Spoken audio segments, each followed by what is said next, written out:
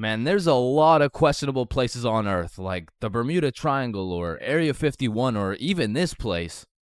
But none of these places can compare to the questionability of high school. And so inevitably, there's some weird ass kids in that joint. Like, you gotta be careful who you talk to, bro, cause you approach the wrong student and shit, you're getting cussed out by a pack of hyenas in social studies class. And usually I never care what other people do. Like, you do you know what I'm saying? But when I gotta sit through that shit for 6 hours a day, 5 days a week, shit, can you stop doing you for like 5 minutes, bro? And speaking of annoying kids, there's always that one kid in class who's constantly gargling on the teacher's meat. Like, we'll be finishing up the last class on a Friday, and of course the teacher's pet's gotta say some shit like, Mr. Cummingson, is there no homework for us to complete over the weekend? Well, no, believe it or not, I'd rather not spend my weekend marking your shitty ass little essays, so... Don't worry, Mr. Cummingson, I can help you mark essays all weekend long. Whoa. Isn't that against school policy? Well, what's against school policy? Riding Mr. Cummingson's dick with no license? Hey, you're not allowed to swear. And of course, the class clown. And man, I really just gotta commend him for his work. Like, it's not an easy job being the class clown. Dude threw out his entire GPA, future, and probably got his shit whooped on multiple occasions just to keep the class entertained. Like, I'll be rotting in English class, about to fall asleep, until the class clown starts cooking the teacher for no apparent reason. And next we're looking at adjectives. Does anyone have any good examples? Yeah, Jason. Bald as shit. Oh, well, no, that's actually 3 words. No. I wasn't even using an example. You're just so goddamn bald, it's distracting. Hey, you know what they say? The more hair I lose, the more head I get. Stop the cat. No. I don't think that's true, Mr. Clean, because you got more hair than you got hoes. And that says a lot with your Caillou looking ass. Just go to detention, man. And you know we got the Redditor, bro. Now, don't be deceived. Redditors can come in all shapes and sizes, especially the extra large size, and even the extra large size. But regardless, they all have the same programming encoded into their brains. They're either talking about a video game or they're quoting a meme, bro. And I got a little piece of advice to any Redditors out there. I don't care how funny that shit may be in your head. If you have to verbally describe what a meme looks like, for your sake, just don't say it, bro, because I promise you that joke will not hit. And next up we got Darren presenting a slideshow on why Elon Musk is poggers. Whenever you're ready. Me standing in front of the class waiting to present. You know that meme where Mike Wazowski is standing there in an awkward fashion with his hands by his side and he's got like 2 eyes. Now, there really is levels to being a Redditor. And don't get me wrong, they're not all that bad, but the ones that got that I paused my game to be here tea paired up with the beer belly neck beard combo, that shit is lethal. And if you press E to interact with one of these bad boys, you'll get stuck in an endless time loop hearing about Among Us memes and hentai. Now, the band kids are like the Redditor's second cousin. Like it's all the same shit, but bro just knows how to play a tuba. Now, on the opposite side of the spectrum, we got the dudes who touch grass. The athletes. Now, I feel like these dudes got a bad reputation when it comes to the jock stereotypes from the movies, because the ratio of athletes shoving nerds in lockers is probably like 1 in 75, and the one was most likely just having a bad day. Speaking of bad days, getting shoved in a locker really has a way of ruining your day, and you really gotta feel bad for the nerds who have to endure this type of harassment every single day. Well, actually, it's only every other Tuesday after their football practice. Yeah, but you shouldn't have to be shoved in a locker at all. You shouldn't have to be. That's grammatically incorrect. It's actually supposed to be you shouldn't shut the There's really just 3 types of smart people. The first dude, you wouldn't even be able to tell bro's smart because he's just lazy as fuck. He be acing every test using 1% of his brain power. Like, he's got that Elon Musk potential, but shit, he just doesn't really feel like being a billionaire today. Or on the other hand, we got the weirdly political and argumentative smart dude. This guy used up all his IQ points on logic and reasoning and completely forgot to upgrade his social awareness, because this is the kind of guy that everyone mutually agrees is just annoying as fuck. Like, you can't do shit around this dude without him trying to start an argument. Yo, Chains, you think I sink this half-court shot? Bro, there is no chance you make that shit. But you are incorrect. No chance implies that statistically there is a 0% chance that it goes in, which is wrong, as others have made this exact shot before. Billy.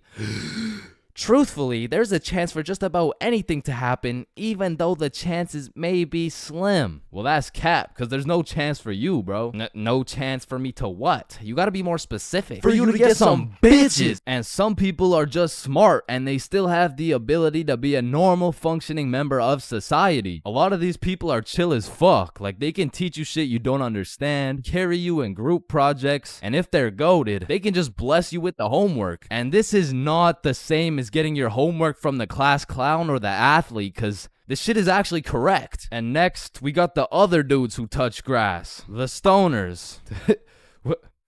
Why are you looking at me? There's always a dude posted up in the back of the class who's visually fried as fuck. You'll commonly see him posted up with a snack of some sort, and you know they never forget the bev. Now, you don't want this dude's homework, because I promise you, it will just have a bunch of doodles with some mushrooms and this graffiti S, and somehow these motherfuckers will manage to take a multiple choice test and get every answer wrong. Like, it's actually kind of impressive when you think about it. But besides that, they're just cool people. But I'm not gonna lie, I can't really say the same about the hot Cheeto girls, bro. Like, these girls put in an effort to be as loud as possible. Like, Lord forbid, if one of these girls breaks one of their long ass nails, it doesn't matter if you sit on the opposite side of the class, you're gonna hear about it. You're also gonna hear them chewing those hot Cheetos, cause they be lip smacking like crazy. Speaking of smacking, there's always that one kid in school who simply enjoys smacking motherfuckers. And at my school, it was Jordan Johnson. And if you see my high school fights video,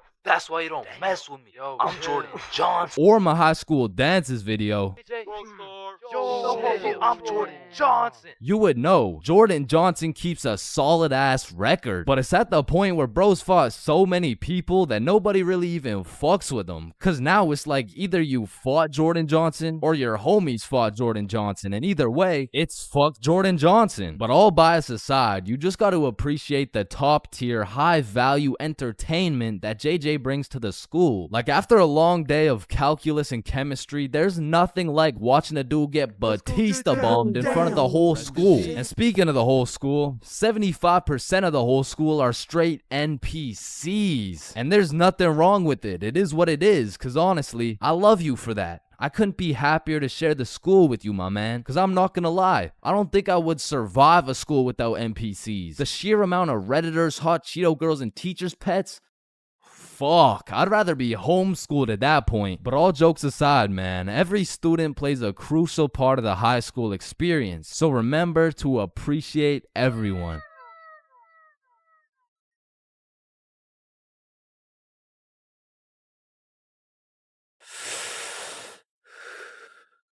Yo, you can live the rest of your life without breathing. What? No, you need to breathe. Hey, watch and learn, my friend. Oh, shit. Would you look at that? Okay, class, today we're gonna be studying atoms. Yes, Chains. If we're made out of atoms, and we're studying atoms, does that mean atoms are studying themselves? Chains, are you high? No. No. Damn. You know how everyone says, oh, I took a shit. No, you never take a shit. You leave it. Yo, guys, I just took the meanest shit I've ever seen. Hell no. Bro, isn't it crazy that you can imagine what it would feel like to lick any object you look at? Bro, why are you looking at my balls like that? Oh, hell no. You know what I just realized? Yeah, what? Walking around with one crowbar is much more suspicious than walking around with 3 crowbars. Bro, is that your car? Oh, shit. Yo, this burger is busting in my mouth right now, bro. I know, this shit is scrumptious. The ham is just exquisite. Wait, ham? There's no ham in the burger. It's a hamburger, dumbass. Of course there's ham in the burger. No, the patty, it's made out of beef. Bruh, that's like saying a hot dog isn't made out of a dog, for Pete's sake. Damn, You're high as shit. Okay, when I say sun, do you think of day or night? Obviously the day, that's when the sun's out. Okay, makes sense. But what if I were to tell you that you see more suns in the sky at night than you do in the day? Whoa. You are hereby sentenced to 35 years in jail for repeatedly kicking a pregnant woman. Objection, Your Honor. When you really think about it, everyone in this room has repeatedly kicked a pregnant woman before. Even you, Your Honor. Fuck. Holy shit. Horses are naysayers. Sir, I am very sorry to inform you the STD results came back and you are positive for chlamydia, gonorrhea, trichomoniasis, syphilis, chlamydia, herpes, HPV, HIV, and chlamydia again. Somehow you got 3 cases of chlamydia. Damn, you know what that made me realize?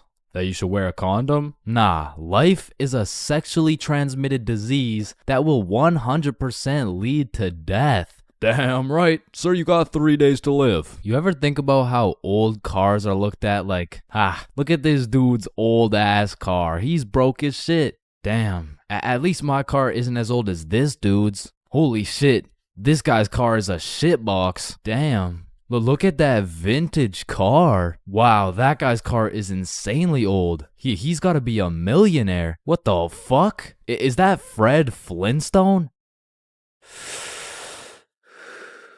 Whether we like it or not, we were all once inside some balls. Facts. I'm talking in the testes. Damn. I'm talking in the family jewels. I'm talking in the nut storage. I'm talking in the semen spheres.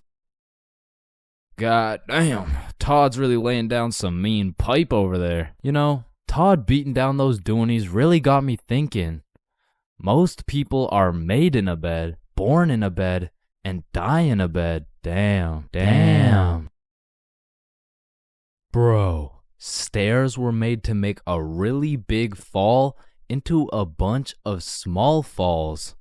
Oh, shit, are you good? You know, someone probably still got your nose from years and years ago. Got your nose, give it back. It's me. What do you mean? It's me. I am the one who got your nose. Wait, are you serious? Yes. Dude, give it back. Or what? Give it back. No, it's my nose now. You gotta eat the frog. No, just eat the frog. Nope, 1 bite. Not doing it. You just gotta try it. I'm not eating the frog. It tastes like chicken. Yo, mama tastes like chicken. Come on, it's tradition. You have to eat the frog. Damn, traditions are really just dead people peer pressuring us. Eat the frog, pussy. That's why you're dead, bitch. Listen, I just can't wrap my brain around it. Yeah, what's up? Can you tell me why the fuck we park on the driveways and we drive on the parkways? It makes no sense. Hey Alexa, order some extra large magnums real quick. No, we both know you get absolutely 0 bitches. Alexa, you literally Alexa, got stop. No reason Stop. on top of that, Alexa, you and I both know Alexa, you are a shut up. size small condom bull. Bro, over the next generation, we're gonna see a serious decline in the number of people who are named Alexa. Damn. Wow, that's quite a beautiful birdhouse right there. Yeah, do you think it's made out of wood? Oh yeah, for sure. And where does wood come from? Fuck do you mean where does wood come from? It comes from a tree. Exactly. Are you thinking what I'm thinking? People cut down birds' houses to make bird houses. Oh, the fuck? Yeah, I meant people cut down bird houses to make bird houses. As you get older and older, a life sentence continues to become less threatening. Yo, there's probably a point where you just don't give a fuck. Put the money in the bag, bitch. I hereby sentence you to a life sentence in prison. 3 days later. Whoops. Oh. Okay. How the fuck did somebody look at all these rocks and trees and shit and just think, yeah, I can make a Wi-Fi out of this? Why is it a chair, bro? Someone tell me why it's a chair. You see, the word chair actually originates from the word cathedra, which is a combination of Latin words that mean sit and down. Incidentally, the word cathedral got its name as it is the seat or chair of the bishop. Oh, damn, this sandwich is about to go crazy, bro. Wait, that sandwich would hit way harder if we smoked before you eat it. Oh, okay, yeah, you right. A few moments later. Damn. What? Damn. My sandwich went bad. Nah, when you think about it, your sandwich didn't go bad. Something just started eating it before you did. Whoa, that's crazy to think about. Wait, are you eating my sandwich right now? You gotta be faster than that, bro. I'm talking inside the cum factories. For real. I'm talking inside the sperm bank. For real. I'm talking inside These nuts. I'm talking in the Dwayne The Rock Johnsons. Damn. Nah, fuck you. Hey, fuck you then. That's why you eat meat. I don't eat meat. I'm vegan. Oh shit, same. But you're still a bitch. Okay, and I still laid pipe on your mom. Yo, what's going on here? He called me a bitch, and he said he had sexual intercourse with my mom. Yo, calm down. I thought you guys were both vegan. Yeah, we what are. about it? If you guys are both vegan, are you guys really beefing? Damn, that was unfunny as fuck. Should we just beat his ass? Yeah, we should. Shit, damn. I see here. Looks like your toothpaste hasn't been doing the job. Try this one. 9 out of 10 dentists recommend this toothpaste. Wait a minute. If dentists make their money off people having bad teeth, and 9 out of 10 dentists recommend this toothpaste, why would I choose to use this one? Go. Shit, he knows. Man, you ever think about how the ocean is just some really big soup? Damn, I guess you're right. Or have you ever thought about how there's more airplanes in the ocean than submarines in the sky? Oh shit, apparently not. Damn, we're high as fuck. Man, you know what I just realized? What's up? Your balls are kind of like a body bag of sorts. You know what I'm saying? You gotta stop looking at my balls, bro. Okay, but who named it a chair? Like, who just looked at this thing and was like, oh, yup. This is gonna be called a goddamn fucking chair. Boo. Oh, you scared me half to death. What happens if you get scared half to death twice? Oh, I don't know. It's just a saying. Boo. Oh, Oh shit, is he dying? I think. Damn. When you really think about it, most guys will get their first set of flowers at their funeral. That's some real shit. Wait, Chains, are you high at a funeral? No.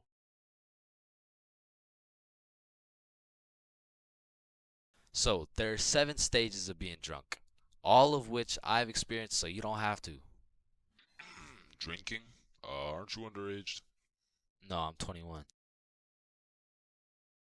Now let's start with stage 1, the process. Stage 1 is one of the most important stages of being drunk. If you've ever heard the saying, trust the process, this fully applies when it comes to drinking. If you don't approach this stage with precision, calculation, and patience, you might accidentally skip straight to stage 7. And trust me, you don't want to skip straight to stage 7. The process is pretty much where you've started drinking, but you don't really feel anything yet. Because when you drink alcohol, it takes time for it to be absorbed into the bloodstream. And some people just don't have the patience to wait and end up overestimating their limit. Oh, I feel fine. Let me take another shot. Stage 2 is tipsy. Tipsy is where you first start to feel it. It's when the first few shots start to hit and you start to feel a little bit more outgoing and maybe more talkative. At this point, you'll still have your judgment, but I feel like you become a little bit more of a glasses half full kind of person. Walking in a straight line is still easy. Boom, light work. Once the next few shots start to roll in, you'll hit stage 3. Intoxicated. Once you're intoxicated, some of the dizziness starts to set in. You also start to think less about the words you say. And I'm not gonna lie, at this point, I feel like your confidence peaks. Like when you're at a party and you look in the mirror and see Michael B. Jordan, you know you're at the level of intoxication, bro. And to be honest, for parties, I like to chill at this stage because you've got your confidence, but you still haven't lost your riz. And for reference, at this point you can still walk in a straight line, but it takes a little bit more focus and effort. Which brings me to stage 4, hammered. This is where you start slurring your words. And bro, at this point, walking in a straight line becomes an impossible task. Yo dude, can you walk this line really quick? Yes. When you're hammered, you start thinking a lot less. You start saying things before you can even think them. And it's important to say, when you're hammered, your judgment cannot be trusted. All ideas become good ideas. Yo, dude, what if we set an orphanage on fire? Bro, that's genius. That's what I'm saying. What are you guys doing? Nothing. I don't think that was a good idea, bro. Facts. Stage 5 is stupefied. At this stage, you'll have the brain power of a toaster. And honestly, walking in a straight line isn't even a question anymore. Yo, dude, can you walk this? Once you're stupefied, you're just too far gone. You feel like your head is just spinning over and over. Now, at this stage, I would recommend leaving whatever party or setting you're at because you can't function properly. Probably end up regretting some of the shit you say or do the next morning. Now, stage 6, wasted. When you get wasted is just regret. Your body is literally fighting for survival. Everything is miserable and you always promise yourself you'll never get to this stage again. But one way or another, it always comes back. Whenever you're at a party, there's always one person who's wasted and they're hunched over at the toilet just vomiting, bro. And it just ruins the night completely. So this might be obvious, but I do not recommend getting wasted. Now, to get to stage 7, you have to do one of 3 things. First off, you could have not trusted the process at stage 1 and heavily overestimated your limit.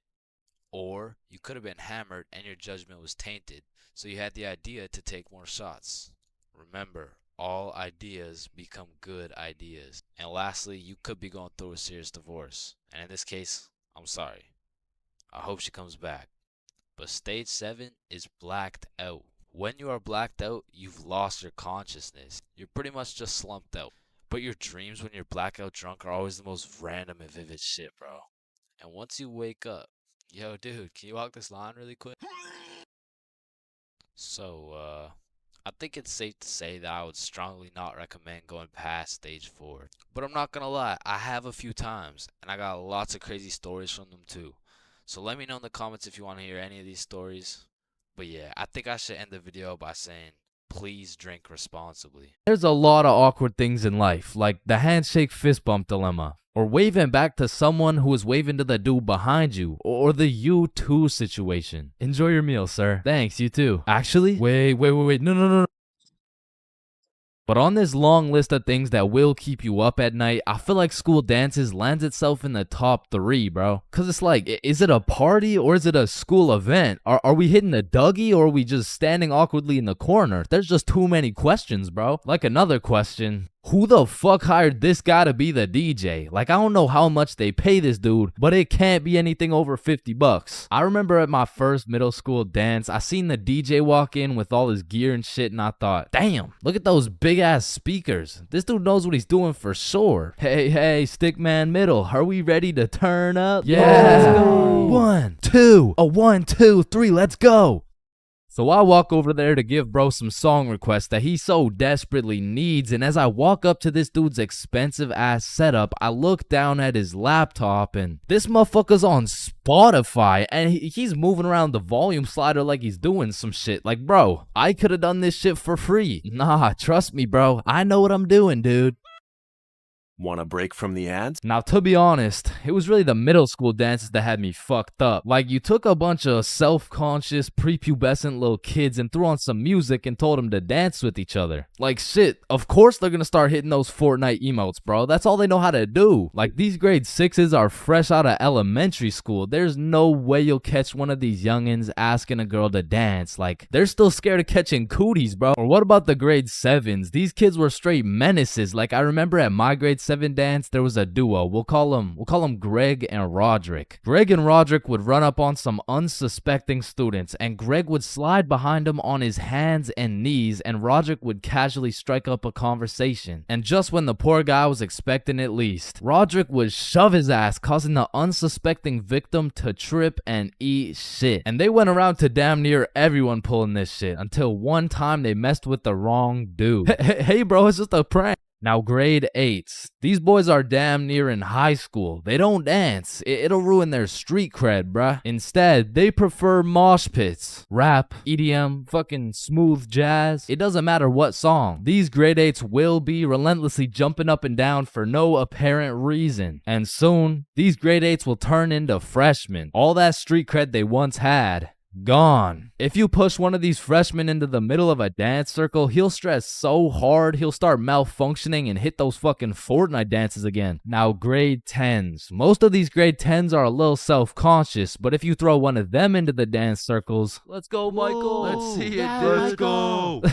Guys, what? I don't know how to dance. Fucking Michael, let's go, Michael. Well, I guess I can bust out a few dance moves. All of a sudden, dude's got moves like Jagger. Come to find out, bro's been practicing for this moment in his room for months. So once these grade 10s soon become sophomores, those YouTube tutorials start paying off for real. And if they're lucky, they might even catch some cooties, bro. And these seniors just simply don't give a fuck. Bro, watch this. I'm about to hit the worm. What? You know how to hit the worm? No.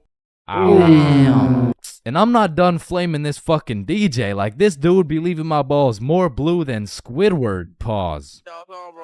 These bitches lost. Oh, hell nah. Is that lo-fi? And then out of nowhere, really quick, the DJ will throw on some heat and it'll have everybody turning up. But just as fast as Pop Smoke got that shit jumping, Ed Sheeran shut that bitch right back down. Like, mixing drill with The Shape of You has to be some sort of felony, bro. Like tell me this dude deserves to roam the streets freely after pulling some shit like that. In fact, funny story, I had seen the DJ after the dance in the parking lot one time, and we walked up and we jumped the fuck out of him. Alright, but not all DJs were out here committing war crimes on my ears. Like, you know, the DJ was onto some shit when he got the students and the teachers turning up. Like, you play the right song and these teachers will forget they're on chaperoning duty. Shit, even the principal will start wilding out. Once you got the right song playing, motherfuckers will get hype over anything. Like, remember how hype it was when someone would land a flip in the middle of a mosh pit? Shit, remember how hype it was when someone didn't land a flip in the middle of a mosh pit? These motherfuckers were excited as ever, like they didn't just witness a dude snap his neck. Poor guy's probably getting trampled down there. Rest in peace. Sacrificed his life for a few Snapchat memories. But you know that one song, that when the DJ throws that hoe on, everybody knows what to do. Motherfuckers will run in from the bathroom, teachers will hop in, the Redditors will hop off the bleachers, and the school dance will be looking like something straight out of High School Musical, bro. Speaking of High School Musical, back in the day, I knew a dude named Troy. I fucked with Troy, but let's just say,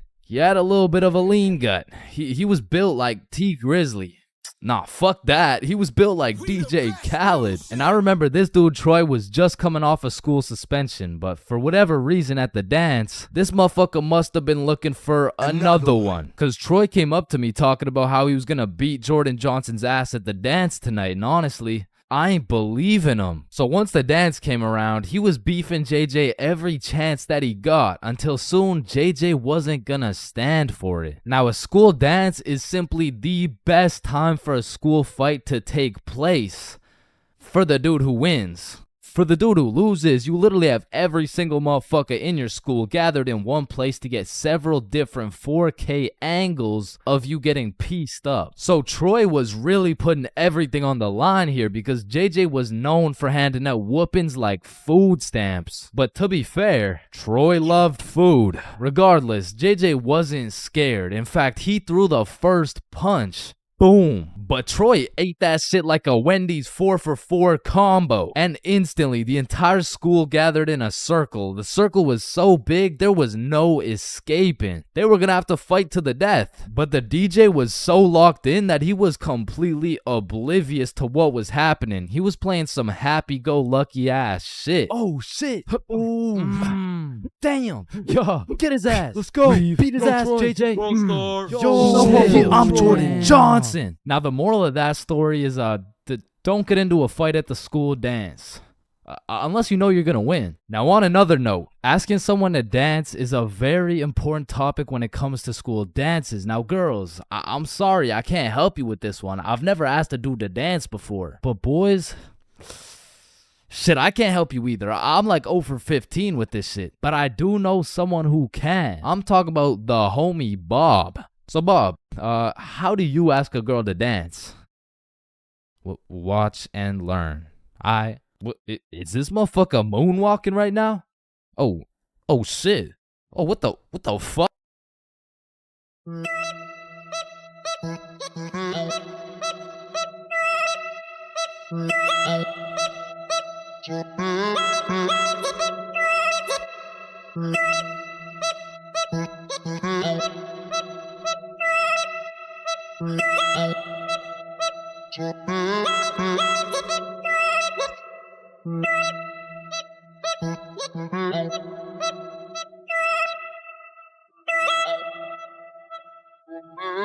When you link a girl and you both bring a friend, man, what could possibly be better than a 2-man mission? 3-man mission. And when you go on a 3-man mission, you need to be able to trust those homies with your life, bro. Cause I don't know why, but 100% of the time you go on a 3-man mission, somebody's gotta take one for the team, bro. Like, it's just inevitable. And if your homie isn't willing to eat the shit sandwich in order to see the gang succeed, the entirety of the gang is eating the shit sandwich, bro. And on top of that, you need your homies to have your back when you crack a shitty ass joke. Cause if you're in a group of 6 people and not a soul laughs, nah, you're done, bruh. Like, you're cooked. You're sauteed, bruh. Like, pack it up. It's over with. Like, yo, guys, what do you get when you mix human DNA with goat DNA? Oh my god, what do you get? Wait, no, let me guess. No, I don't know. What do you get? Kicked out the petting zoo.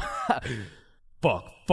I sold. Actually, that's a really good joke. Facts. Wait, it was? And lucky for me, I got the 2 most perfect dudes for the job. Bob and Billy, so you know we were no strangers to the game. Like, we had 99 chemistry, bro. We were like Jordan, Pippen, and Rodman, setting up these plays, passing, alley-ooping, and dunking that shit. In these streets, they called us the real Big Three. And one day, the real Big Three hopped on a plane to Mexico. And this story takes place way back. Like a month ago. And this story doesn't just contain one 3-man, not 2 3-mans, but 3 different 3-man missions. And with these 3 different chances, will me, Bob, and Billy be able to find love in Mexico? Or will we get set up and kidnapped by the cartel? Find out coming up on this episode of Billy, Bob, and Chains.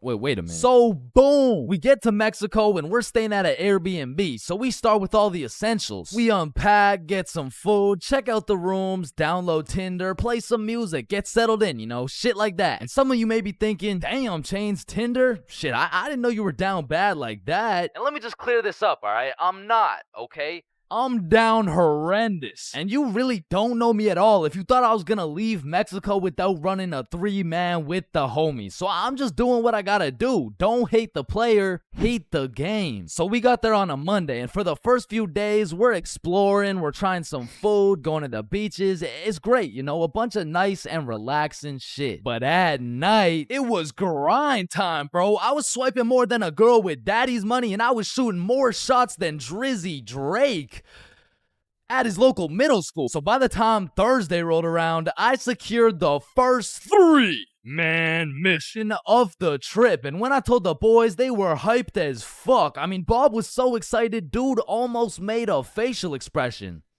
So before we went out, we had to get teed up. And lucky for us, we spent half our food budget on a few bottles of vodka. So we're absolutely down in that shit until our Uber pulls up. We hop in the Uber and get dropped off by some bars where we plan to meet the girls. Now keep in mind, at this point, all I've seen of this girl is pictures. And there's a brutal catfishing epidemic going on. So let's just say it's completely in the realm of possibility that I set up a link with 3 big buff Mexican dudes. And Lord knows I'm crossing my fingers.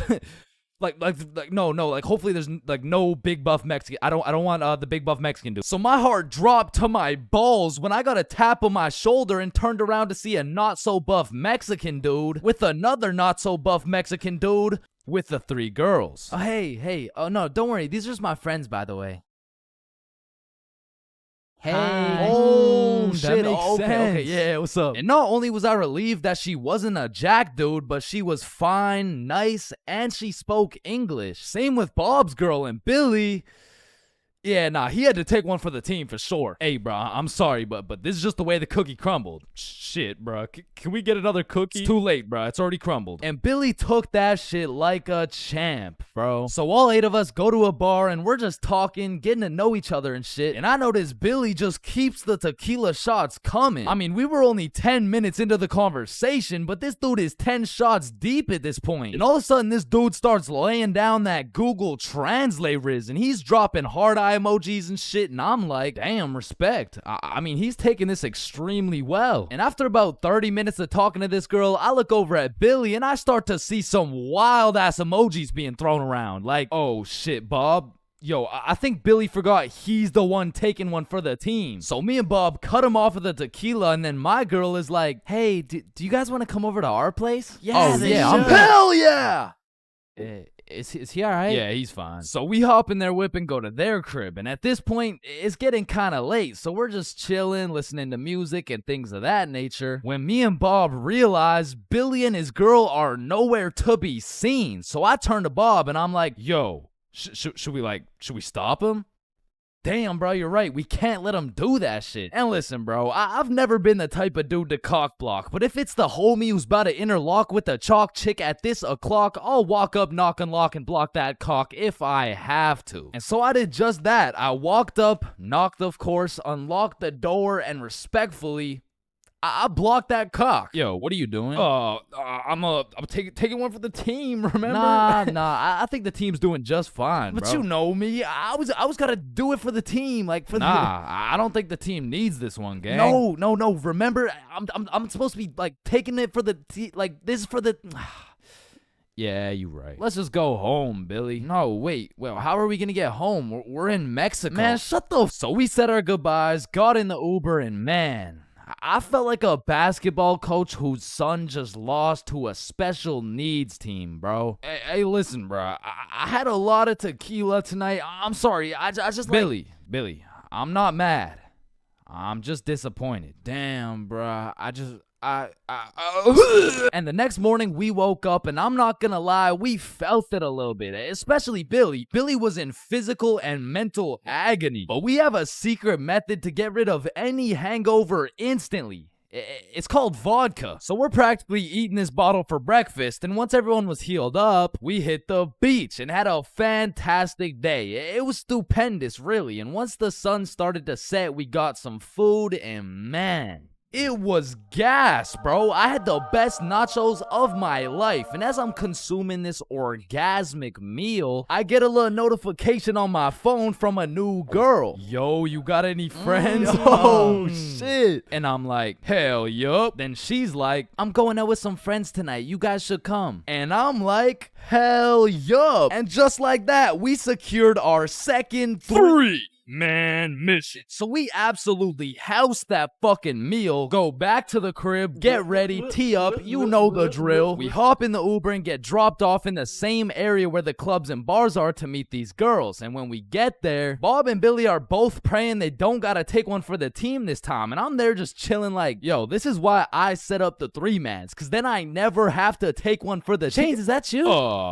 Shit. Who's asking? It's me, Sarah. Oh, no way. Really? like really? Yeah. Yeah. Oh, yeah, no. You must be looking for the other Chains. No, don't worry. This happens all the time. Oh, no. Chains for real. Yeah, look at this. This is you. Oh, fuck. Would you look at that? I guess it is me. Fuck. Like shit, I don't know how she did it, but she got my ass, bro. I got catfished nicely. But I guess it was just my turn to take one for the team. And I look up at who she brought, and she pulled up with 4 straight dimes for the homies to choose from. Like, bro, why me? So we're walking, and the girl I'm temporarily associated with is like, hey, let's go to the club. Yeah, let's go. So we go to this club, 8 people deep, and the girls are like, yeah, let's buy a bottle. Yeah. Where's your money?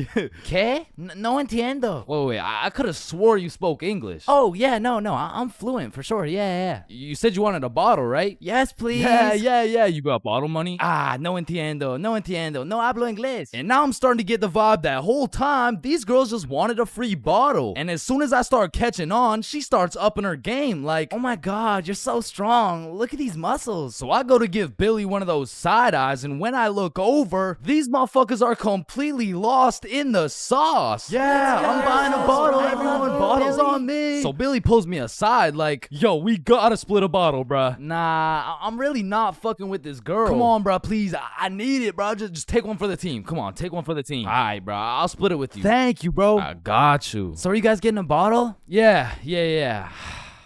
We're getting a bottle. Oh my God, you're so strong and you're a baller. yeah. Baller? The fuck? I don't know, bruh. She's weird as hell. Yo, can I get a bottle for this table? Yeah, for sure. What do you want? Listen, bruh. Just give me the cheapest shit you got. Oh, I feel you, bruh. Times are tough, you know? That'll be 1,100. God damn. That's a lot of pesos, bruh. Pesos? Yeah, like 1,100. That's a lot. That's a lot of pesos. Nah, amigo, that's USD. Damn. Plus $500 to walk it to you with the Chicago fee of $350, and for the tip, it'll just cost you your left testicle. No, that's my favorite nut, bruh. Yo, Billy, we don't got it like that. Yeah, hell no. Let's just not get it, bruh. At least these girls are already fucking with us without it, though, right? Yeah, facts. Yo, we're not gonna get the bottle. Oh, why What's not? that for? You can just buy it. It's not that big a deal. Nah, it's cause we we don't got enough money. They fucking dipped, bro. Quick as hell too. They all just evacuated, bruh. No, bruh, that was my wifey. And I'm just over here thinking, damn, I'm just glad I didn't have to see that shit through, bruh. But Billy, yeah, he was really going through it. Until he got distracted by some other random girls in the club. So at this point, all 3 of us are on the dance floor, absolutely fucking that shit up, when I start getting spammed on my phone. So I go to check who it is, and it's the gold digger girl. Like, Hey, we all went to the club right beside it, but we can all split this bottle. It'll be $86 per person plus tip. That'll be $95 each. and she's literally telling me the whole price breakdown of this bottle. She pretty much just sent my ass an invoice. And I'm like, hell nah, I don't care if that shit would have been free. There is no way I'm ever gonna see this girl ever again. And then I get a tap on my shoulder, and it's 3 big buff Mexican dudes. Nah, I'm just playing. It was the gold digger girl, but this time I probably would have preferred the buff dudes. Cause this girl grabs me by the arm, pulls me outside with all her homies, and starts breaking down the price again. Okay, the bottle is $700, but you just gotta pay $95 each, okay? Yeah, we're in. Let's do it. No, what? Billy, chill. So I call an emergency meeting with the homies, and we huddle up, and I'm like, listen, you guys can go with them if you want, but there's no way I'm going and paying for this girl's bottle. Fuck that, bro. You're right. We could find something better for sure. So we jump ship. Absolutely abort mission. Yo, what's that over there? I'm not stupid. I'm not falling for that shit. Nah, is that Jeff Bezos handing out free bottles to catfishes? Wait, what? Where? So we evacuate and start roaming the streets when I get a tap on my shoulder. I take a deep breath, turn around, and it's the girls from the OG3, man. Like, Oh my God, Chains, what are the chances? yo, what's up? And me and Bob are hyped, but Billy's over here having traumatic anime flashbacks and shit. You guys should come with us. We know the best spot here. Oh shit, yeah. bet. Fuck. So they take us to this club bar thing, and it's fucking bumping, but as soon as we get inside, Billy disappears, bro. And I don't even blame him. He's staying as far away from this girl as possible, not because he's scared of what she's gonna do, but because deep down, he's scared of what he might do. But regardless, me and Bob continue to respectfully obliterate the dance floor for about an hour straight, and then the girls are like, Hey, it's getting kind of late, so we're gonna head out now. I bet. Wait. wait. Yeah. And once me and Bob had officially decimated the dance floor beyond repair, we realized there's an upstairs that leads to a balcony. So of course me and Bob go to explore that shit. And as we walk out onto the balcony, we see Billy with this one girl who looks our age, who happens to have a friend who also looks our age. And once again, Billy is absolutely laying down that Google Translate riz, but this time he's really cooking. So me and Bob start talking to her friend named Mia. I get her Instagram, and then Billy's like, alright, let's go. The Uber's here. Uber? Uber to where? Oh, yeah, no, my bad. I forgot to tell you, but Camilla and Mia are coming back to the B&B. What the fuck? Don't you think we gotta discuss shit like that? Nah. Bro, what? Alright, Uber's here. Let's go. So Billy and the girls go to the Uber, but me and Bob stay back to discuss what the actual fuck is going on right now. Yo, this is a bad idea, right? But we can't let them do this shit alone. Shit, Bob. Do we even have a choice?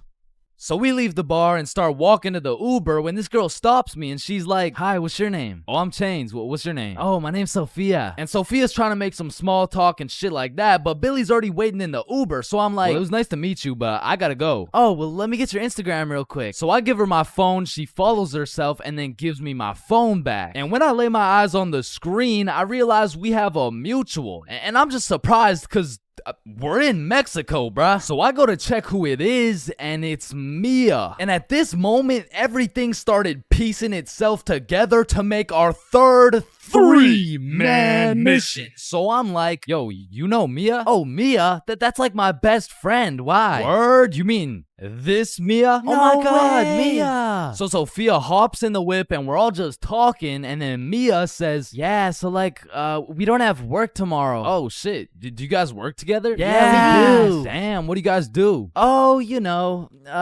we dance. What, where do you guys dance? Like in the club? Oh shit. Yeah. That's what's up. Yo, how old are you guys, by the way? 21. 24. 25. Damn!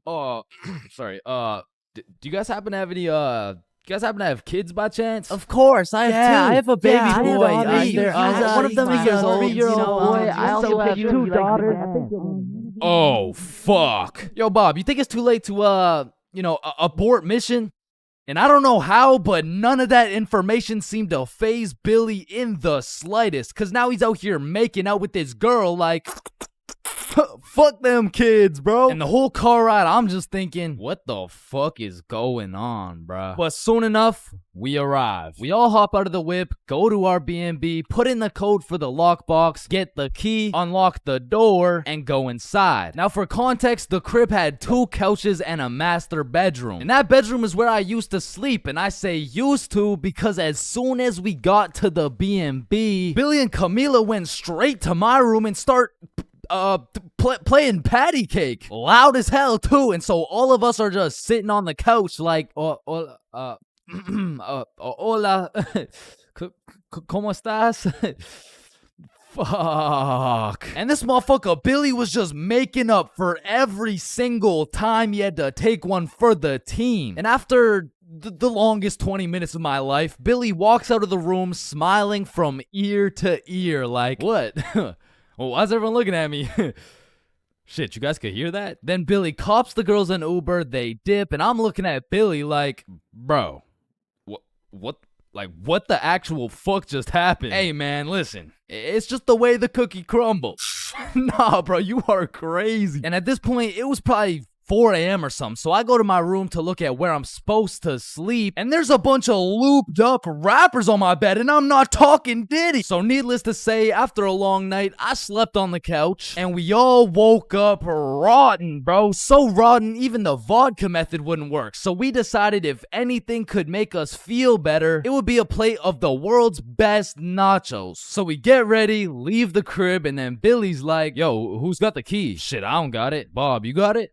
I mean, it's probably on the counter where we always put it, right? Yeah, facts. We check the counter, it's not there. We check the tables, not there. We check the couches, bedroom, kitchen, nowhere to be seen. So we scavenged the entirety of the Airbnb. We even looked through every single bag of garbage and it was nowhere. Bro, Did those girls finesse our key? Nah. Camila wouldn't do some shit like that. She would, bro. You don't even know her. No, she wouldn't. How would you know her? You don't know her, bro. I know her better than you know her. Chill. Mia texted me. She said, let's go to the pool today. Oh shit, Camila texted me the same thing. Damn. And in my head, I'm thinking about it and I'm putting everything together. Shit. Are you thinking what I'm thinking? I think so. These girls stole the key and invited us to the pool so the crib would be empty so they could get 3 big buff Mexican dudes to pull up and loot the crib. Fuck, I knew it. Damn, she got my ass, bruh. So hell no, we didn't go to the pool with them, and for the next few days, we were on high alert. We would only leave the crib in pairs, and one dude would stay back, strapped up with kitchen knives, ready to take on 3 big buff Mexican dudes. Pause. Until it was Monday, the night before our flight home. So we're packing everything, getting ready to go home, and I hear Billy shout,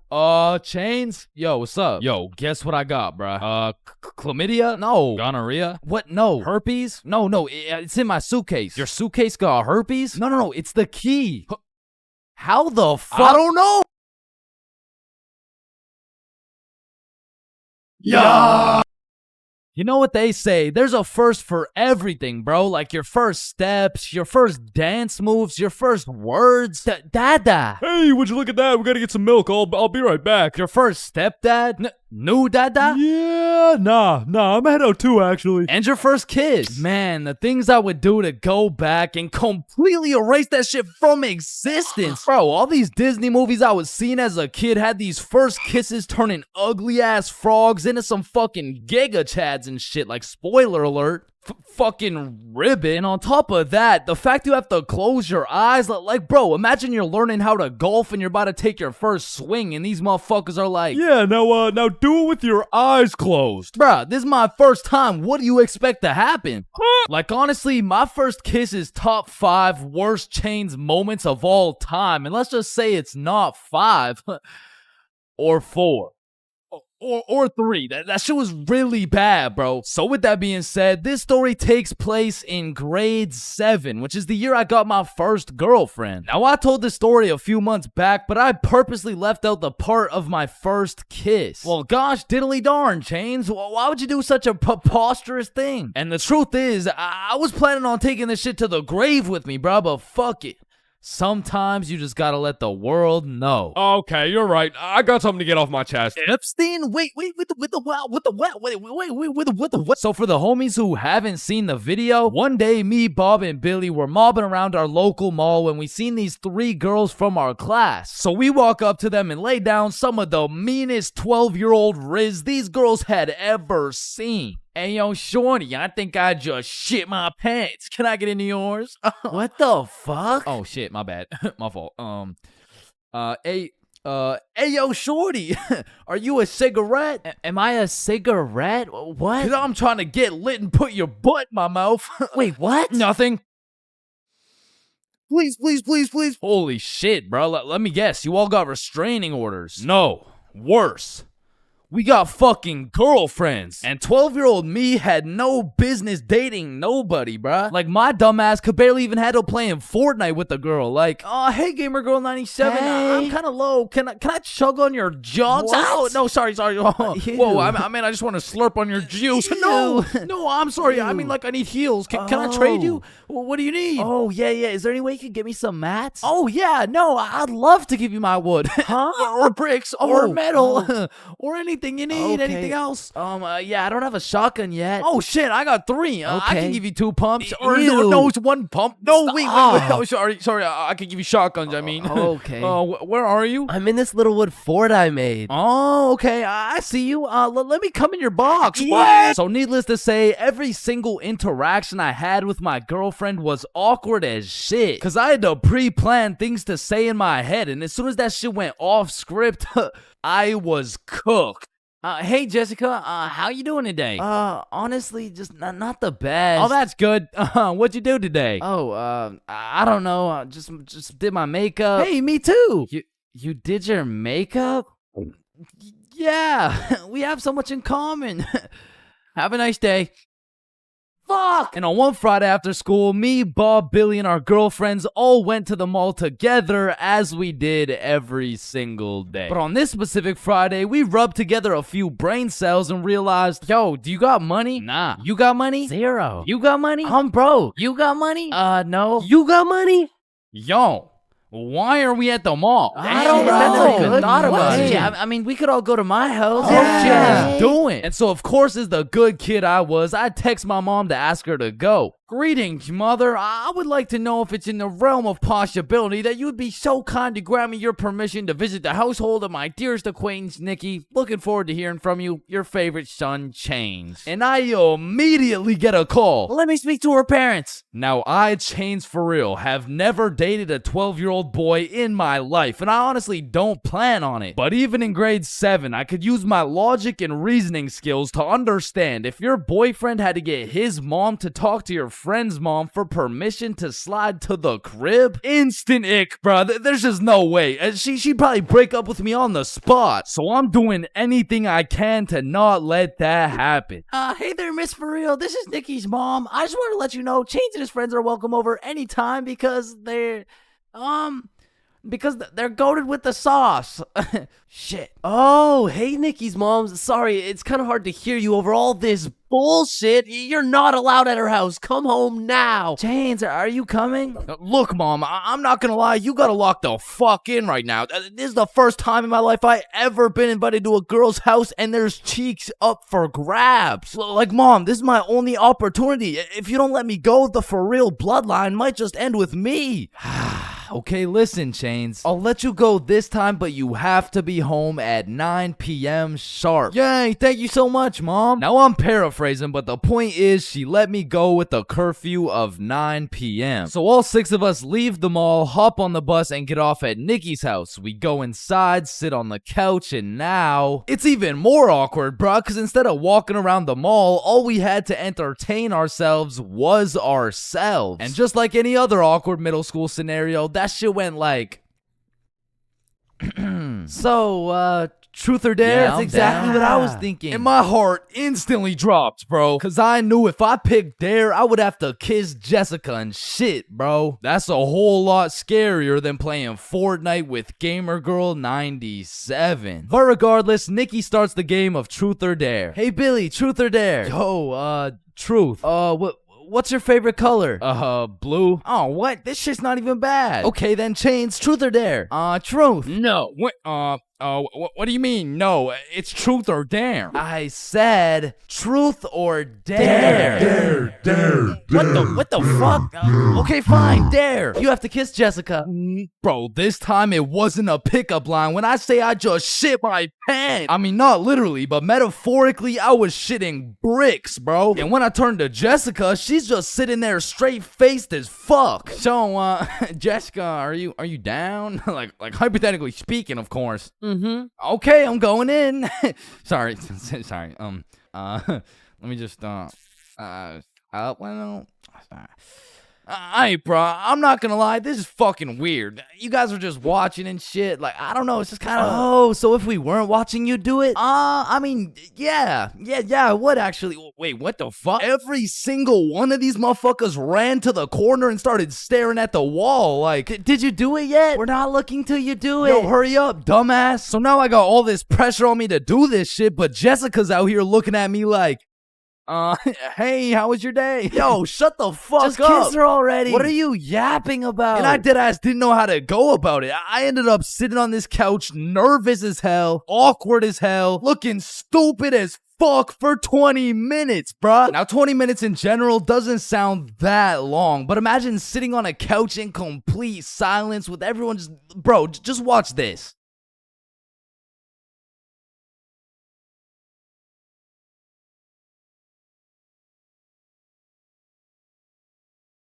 My brother in Christ, that was 10 seconds, bruh. Imagine doing that times 120. So after the second longest 20 minutes of my life, I say, you know what? Fuck it. And Nikki's mom walks in the room. Hey, who wants snacks? Oh.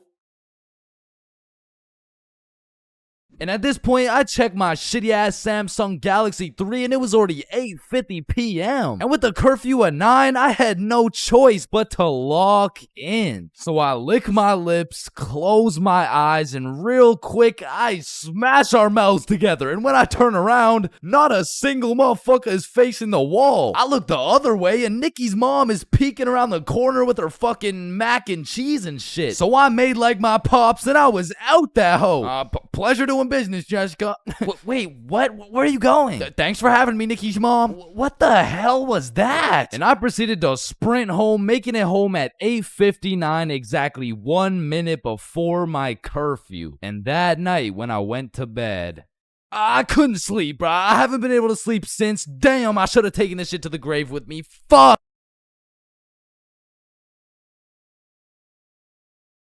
First dates have the potential to be magical, fantastical, romantical, a night you will never forget. But they also got the potential to be straight booty. I mean, first dates are just a gamble, bro, especially if it's from a dating app. Like, you could show up to your first date with a 5'4" blonde Tinder girl and end up finding out she's 5'9". And she's brunette. And she's a dude. I mean, first dates from dating apps is kind of like buying one of those SpongeBob popsicles from an ice cream truck. Like, you know it's not gonna look the same as the advertisement, but the question is, how fucked up can it really be? And let me just say, extremely fucked up. I'm talking massive buck teeth, eyes crossed with a bite taken out of it, and I'm not talking about the popsicles. And these are the exact reasons my very first date was not from Tinder. Also because I was in grade 7. And that would be illegal. And when I was in grade 7, I was 12, as most grade 7s were. And for whatever reason, me and my homies loved going to the mall after school, which was weird because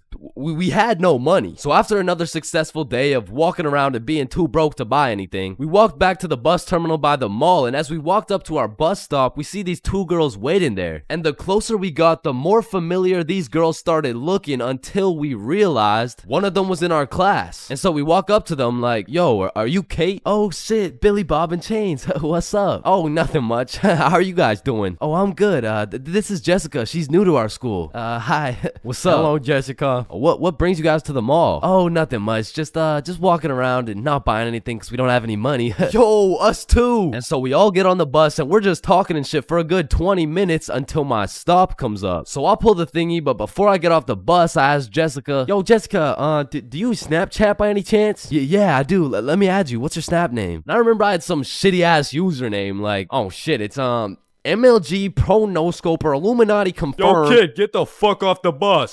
Sorry, 1 second, please. Where was I? MLG Pro No Scoper Illuminati confirmed. And when I got home, I went on Snapchat, accepted a request, and we started talking. And we snapped all night to the point I was smiling, kicking my feet in the air and shit. Yo, I'm coming in. No, wait, don't. I'm beating my meat. Wait, shit. Yo, what boy has you smiling like that? Boy, it's a girl. Man, shut the fuck up. Oh shit, you're serious? Wait, so the whole time you were watching Powerpuff Girls? It just had a good plot. Okay, bro. Okay, so this is what you gotta know. And my brother started running me through the do's and don'ts of being in a talking stage. Alright, listen, don't text her too much, but don't text her too little. Don't talk to too many other girls. Yep, nope, that won't be a problem right there. Yep, I know, buddy. And you also gotta talk to her at school. So the next day at lunch, Bob, Billy, and I walk over to Jessica and her two friends, and we start talking again, and we make plans to go to the mall together. And boom, all of a sudden we started forming a little friend group. It was me, Bob, and Billy with Jessica, Kate, and Nikki. And we started hanging out damn near every day, hitting the mall, buying nothing, going to Nikki's house, doing nothing. But we had fun, and so inevitably, Bob and Kate start having a thing, Billy and Nikki start having a thing, and that just left me and Jessica. And so one late night, we're on Snapchat with my feet kicking in the air faster than ever, and Jessica hits me with a, so I've been thinking, well, I like you. I like you back. So, and I typed up, do you want to be my girlfriend? I fucking threw my phone across the room, nervous as hell. I get the notification, and when I go to check what she said, she was like, yes, I do. And call me Josh Giddy, the way I just bagged this 12-year-old. But the next day at school, when me, Billy, and Bob walk up to our girlfriends, I started getting all nervous and shit. There was something about the title of being a boyfriend that just had me shitting bricks, bro. It was like, hey, Chains, how are you? Oh, you know, I'm good. Oh yeah, how are you? Oh, I'm good.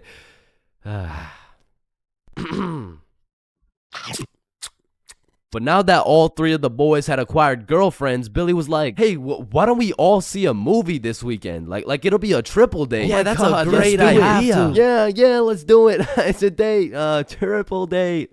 Yeah, fuck yeah.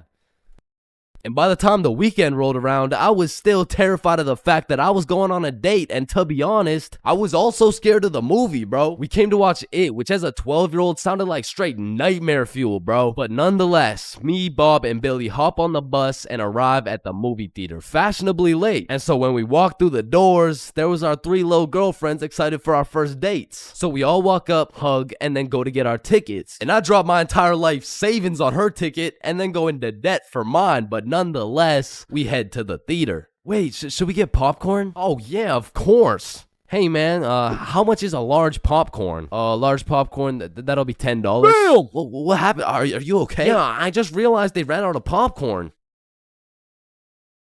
Are you fucking stupid? Yeah, no, don't worry. Thank you, man. Is it no problem? Have a good day. And we got to our seats and sat down and the movie began. And as the movie progressed, I realized it wasn't even too scary, but about 20 minutes deep, I get a tap on my shoulder from Bob. And he gestures to me the fact that him and Kate are holding hands. And I look over to Billy and Nikki and they're all cuddled up and shit, which meant I had to make a move, bro, which inconveniently made my hands start sweating bullets. So now I was in a position where I couldn't just grab her hand while my shit was sweaty as hell, cause then she'd think I'm weird. But then I also couldn't just sit there and do nothing the whole time, cause then she'd also think I'm weird. So I just started doing the only thing I could think of, which was blowing on my hand like some hot soup, and believe it or not, made me look fucking weird. But at least my hand was dry, so I go and hold her hand, but when I do, I make a grave mistake. A tactical error, bro. When I held her hand, my hand was on top and hers was underneath against the armrest, and my dumbass was scared I was gonna crush her arm or some shit. And I don't know where I got the idea that I even could crush her arm from, bro, because those 12-year-old stickman arms couldn't crush a fucking pretzel if they tried. But for whatever reason, I decided my best option would be to hover my arm slightly above hers so my 1-pound arm couldn't come down and fucking demolish her forearm. And you know, this was cool for about 60 seconds until I started feeling the burn, which started hurting so bad that I forgot I was even watching a movie. I was just 100% focused on thugging this shit out. And about an hour into the movie, I was just fucking shaking relentlessly. I mean, at this point, it wasn't even about not having this girl think I was weird, because Lord knows it was too late for that shit. But now it was about proving to myself that I could finish the movie this way, and sure enough, I did. But at what cost? Wow, you were so scared you were shaking, huh? No, I wasn't scared at all, actually. Oh my god, are you sweating? No. So, you know, looking back, it wasn't my best performance, you know what I'm saying? But with that being said, after that triple date, Billy's girlfriend Nikki ended up breaking up with him and gave up on dating dudes as a whole. So, I mean, it could always be worse, bro. Being absolutely faded in math class is one thing, but pulling up to school while you're hammered, wasted, absolutely plastered is simply a different ball game. Cause there's lots of people who can properly utilize that Mary Jane on a daily basis. For example, tattoo artists. In fact, I feel like majority of tattoo artists would say, it helps me work better, dude. And I would happily trust this man to do his best work, knowing he's baked as shit. However, if this dude was wasted, it's a little bit of a different story. Alrighty, dude. All done. Yo, I asked for a rose, bro. And because of this reason, you would truly have to be a dumbass to go to school drunk. Chains, but the title of the video says going to school drunk. I did, bro. I went to school drunk, but listen, it was no ordinary day at school. No. In fact, I didn't even go in the day at all. I went drunk to the school dance. Meaning this story takes place when the boys and I were in grade 11. It was a Thursday night, the night of winter ball. And as the boys and I were getting ready, you know, looking like some distinguished young gentlemen, I had realized, damn, none of us have any girls to take to the dance. Fuck, you're right. That means we're gonna have to ask a girl to dance, bro. What? You mean like talk to them? Yeah, if only we knew someone with a bigger roster than a cheerleading team. Someone with more hoes than a shed. Someone who pulls more tens than EDP. It's Bob. So me and Billy started analyzing Bob. Like how does he pull so many girls, bro? Is it the jawline? I don't know. What about the silky, smooth, clear skin?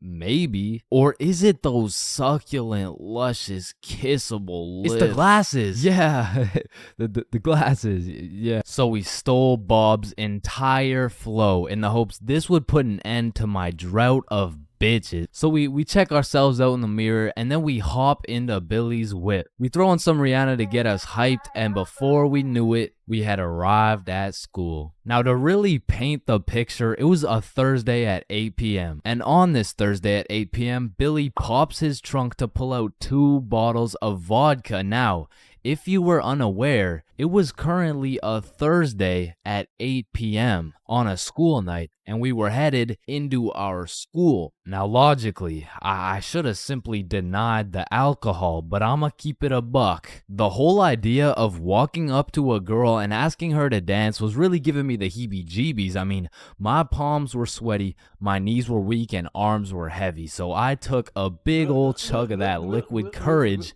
in order to ease the nerves a little bit. And shit, Billy must have been feeling the same way because Billy was down in that shit like it was water. And right after we consumed enough alcohol to kill a baby elephant, I got a notification on my phone. Oh shit, I got an email. Oh, it's from the school. It says, if you come to the winter ball under the influence of alcohol or any drug, you will face suspension and will lose your right to walk across the stage for graduation.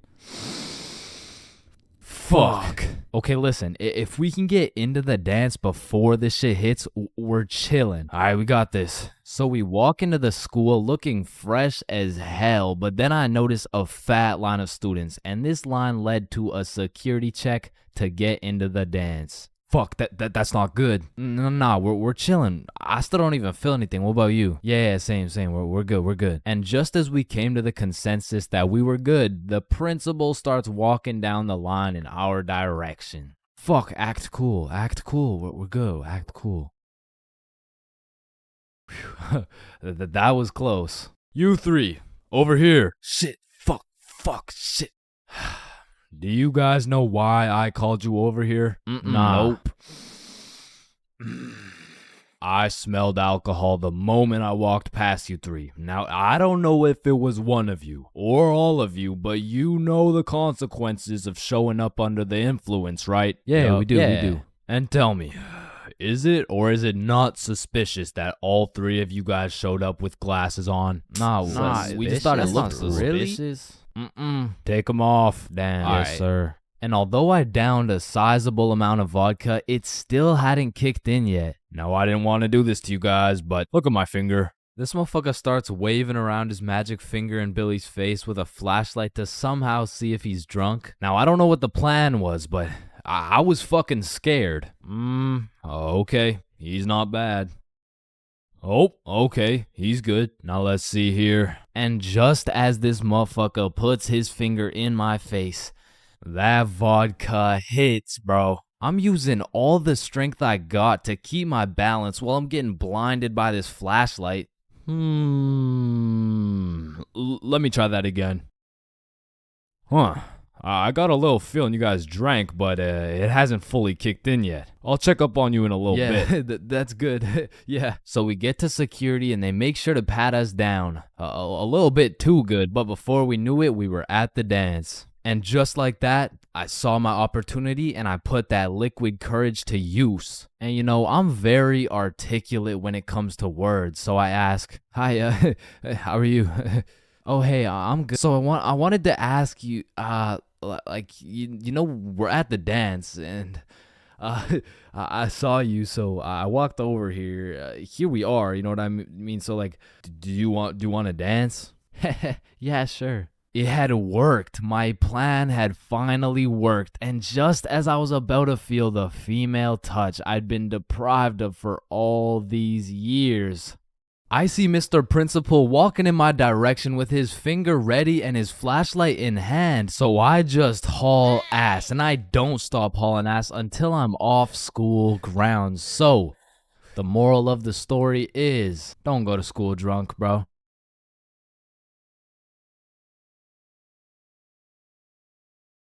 Damn, light bulbs were such a good idea that they became the symbol for good ideas.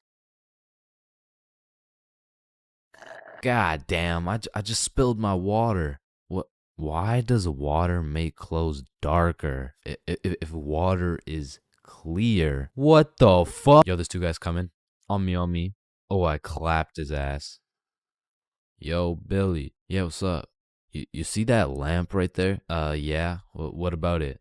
That lamp in the video game uses real life electricity. Whoa. You know what I just realized? When a morgue worker dies, he still goes into work the next day.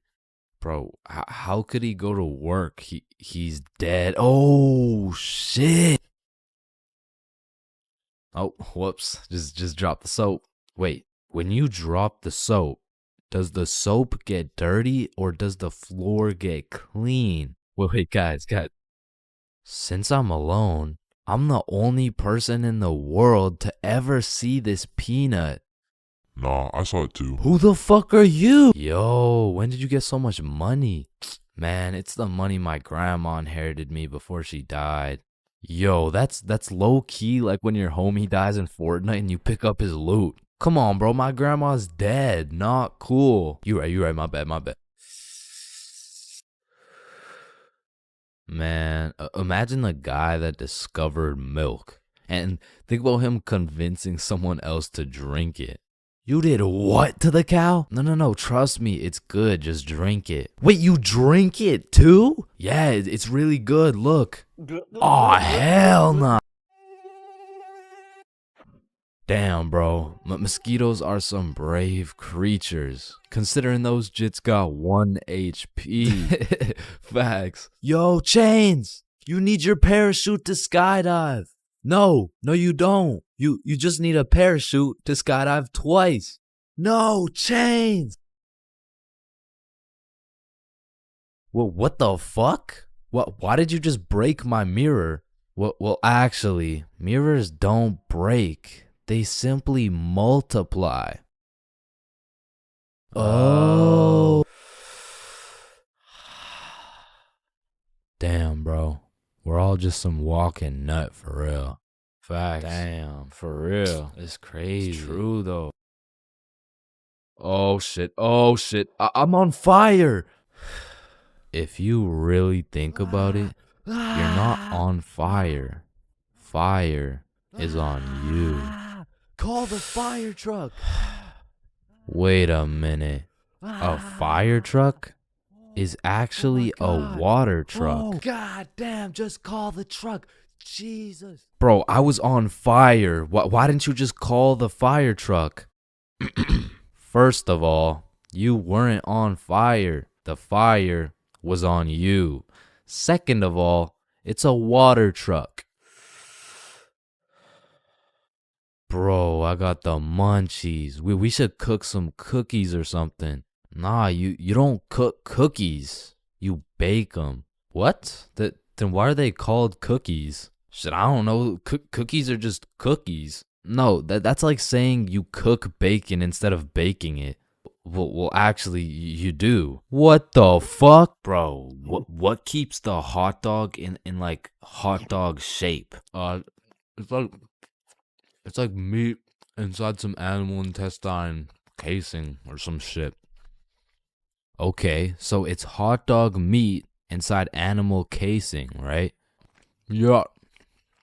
So, hypothetically speaking, once you eat the hot dog, it's still hot dog meat inside animal casing.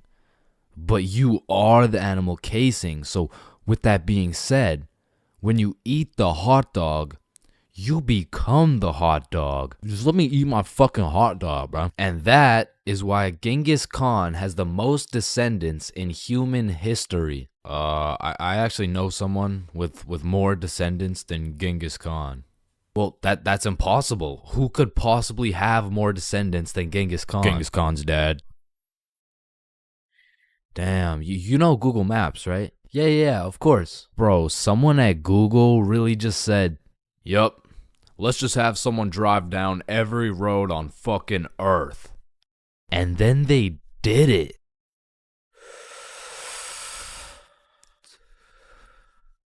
You know how concrete and glass are both made out of sand?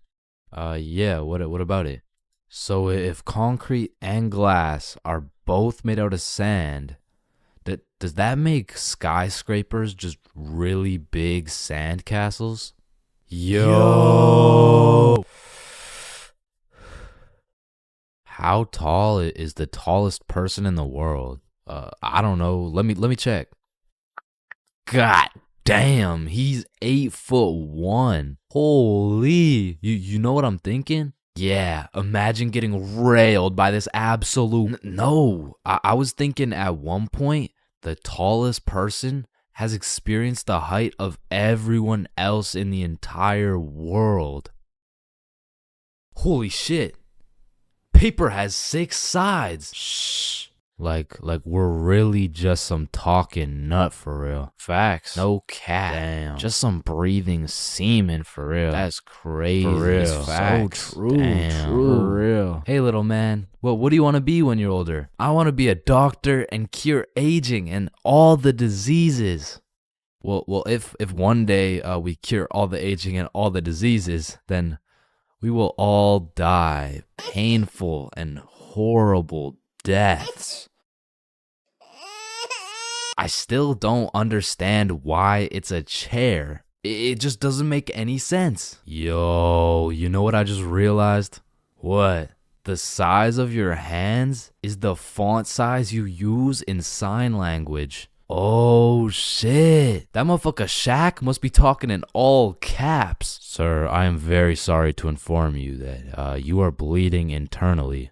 Wait, I'm bleeding internally? Yes, we will need an immediate operation and we will have to. Oh, no. It's all good. Internally, that's where the blood's supposed to be.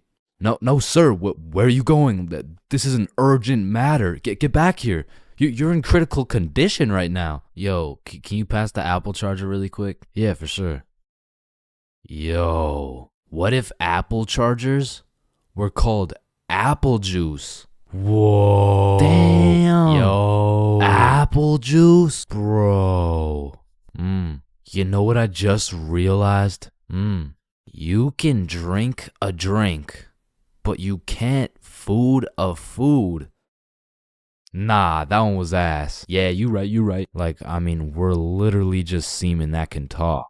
So true. Facts. That's so crazy. For real. Yo, when you put your socks on inside out, the entire universe is wearing your socks, except you. Fuck. Yo, look, it's a unicorn. Damn, it's got a really unique horn. Unique horn? Unicorn. Unique horn. Unicorn. Unicorn. Unique horn. Unique horn. Unique horn.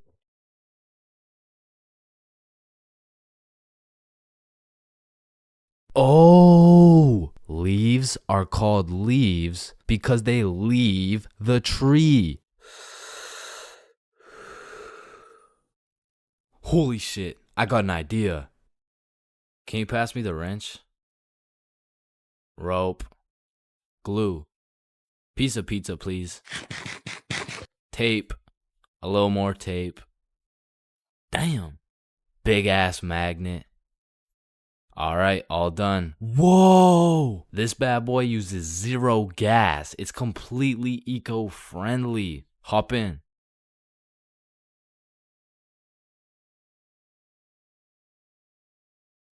Oh shit, there's a penny. Bro, there's no point in picking up a penny. It's literally worth 1 cent. How much do you make working at Wendy's? 15 an hour? Oh, okay. So you see there are 3,600 seconds in an hour. And because you make $15 an hour, that is exactly 0.416 pennies per second. So with this being said, the second it takes to pick up this penny off the ground is a net positive outcome. Oh, okay.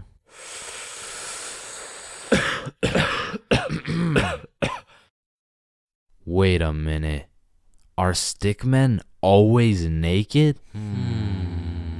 Holy shit, we are stickmen. What the fuck? Yo.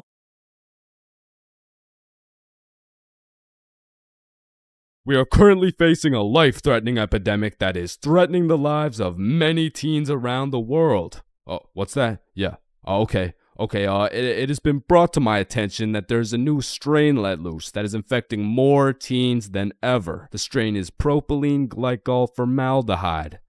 Street name, Guava Ice. So stay safe out there, and back to you, Linda.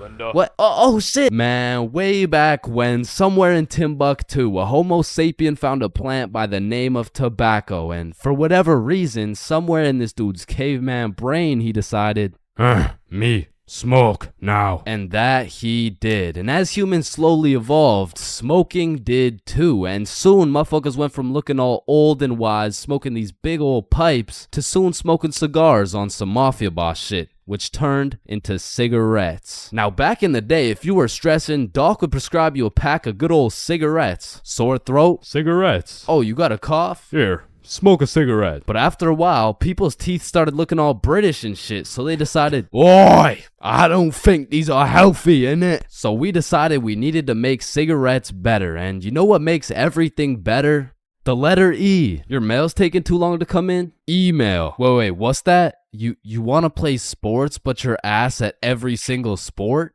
Esports. Oh, you got daddy issues? E-girl. So of course, when people realize cigarettes are killing them, e-cigarettes. Man, one thing leads to another and shit. You got yourself a Vaporizer Gen Y GTX box mod with 3 USB charging ports, a speaker, and a 6-inch LED touchscreen that can play Flappy Bird. Like, vaping is just getting a little too advanced, bro. Like, I remember one time I was chilling in the washroom with my homie Billy, and of course a motherfucker walks in with a vape. But this was no regular vape, no. This shit looked like a gadget straight out of fucking Star Wars. Yo, you want a hit? A hit? A hit of your iPhone? iPhone? This is that eSmoke FTX 763 3rd series, my boy. Watch this. Yo, did he just hotbox the whole bathroom in one hit? Yes the fuck I did. And this shit's 100 Nick. Holy shit, where did you find 100 Nick? I ended up mixing my 50 Nick guava juice with my 50 Nick blueberry ice, and it just kind of added up to 100. Bro, I don't think that's how it works. Shut up, my mom's calling me.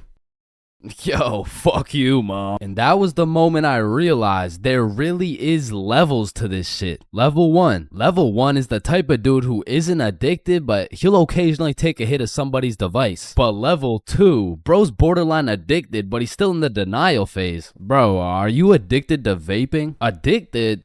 Nah, I don't even vape like that, bruh. Shit. Do 5 jumping jacks right now. Bro, what? That's easy. 1, 2, 3, 4. Oh shit. Level 3. The Fiend. This motherfucker is strapped up with some nicotine at all times, and even when he has a vape in his hand, this dude will ask for yours. And God forbid, if this fiend loses his vape, this motherfucker will be stressing like he just lost his only child. A fiend without a vape is the exact equivalent of one of these purple minions. Dude will be itching for that shit, and Lord knows what that man will do for a fix. Level 4. The fiend who sells vapes. At this point, this dude's whole life revolves around vapes. In fact, I'm pretty sure they don't even breathe oxygen anymore. Like, in order to breathe, they need to inhale some chemicals that I can't even spell. Which honestly, it doesn't even say that much. Like, I can't spell a lot of shit, but what I'm trying to say is their bodies have just fully adapted in order to consume as much nicotine as possible. They breathe that shit, they drink the vape juice, and when they're hungry, shit, they just munch on the vape itself. And the worst part is they can't even run out of vapes. Like, shit, they are the plug. This motherfucker's just the CEO of getting high on his own supply. Like, dude is his own #1 customer. Level 5. This motherfucker, bro. Like, why do you need a LED touchscreen on your vape, bro? Like, you already have a phone. Wait. Did you just order that pizza from your vape? Mm-hmm. Shit. Where'd you get this from? And don't get me started on these flavors, bro. Like, tell me why these motherfuckers can make a vape juice and call that shit early riser. And that shit literally tastes like a Wednesday at 6 a.m. Like, what the fuck type of ingredients mixed together to taste like a Wednesday at 6 a.m.? But early riser isn't even the weirdest flavor on the market, because if you're feeling the family dinner vibes, you can get a rotisserie chicken flavor. Or if your breath is smelling nice and fresh, you could fuck that shit up quick with some garlic flavor juice. And they even got bacon. Yeah, I'm not gonna lie, that shit sounds fire as fuck. And lastly, now I don't even know if I can say this on YouTube right now, but shit, you can even get yourself some Worcestershire. Worcestershire.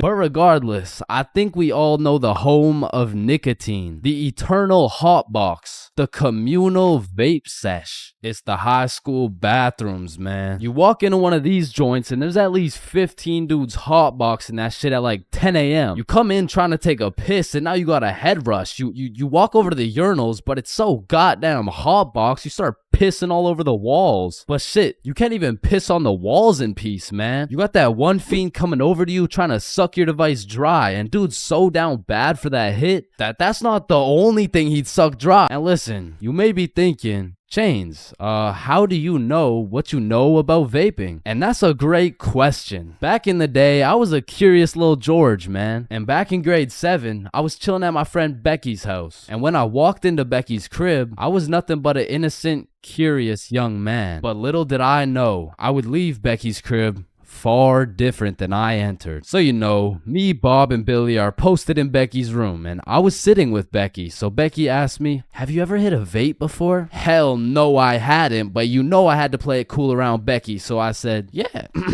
Yeah, I do that shit all the time. And so, of course, she passes me the vape. And honestly, I didn't think this far ahead, but I was in way too deep to come clean now. So I put that shit in my mouth, and I sucked the fuck out of it. Pause. And because this was the first time anything had made contact with my lungs beside oxygen, my lungs started malfunctioning. And I was coughing up a storm, and my cool guy cover was blown, but I had to see it through. Oh my god, are you okay? This shit ain't nothing for a guy like me.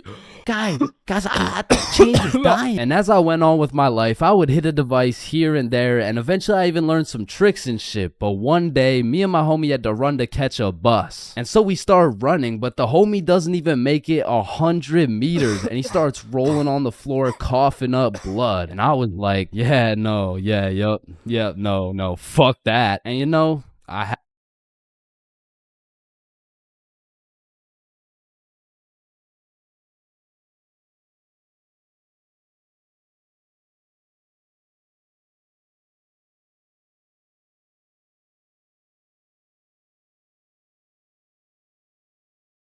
Now, I really don't have many fears, but there are 4 things that I would say I'm truly scared of, which are sleep paralysis, being flipped over while I'm in a porta potty, this thing, and public speaking. And honestly, I can't even really explain why I'm scared of public speaking. I mean, sleep paralysis, you'll have demons chilling in your room while you can't move. The whole porta potty thing, that's just some traumatic shit. And this thing is fucking terrifying. But there's just something about talking in front of more than 5 people that has me shitting bricks. Like, my brain will start showing me the absolute worst case scenarios possible.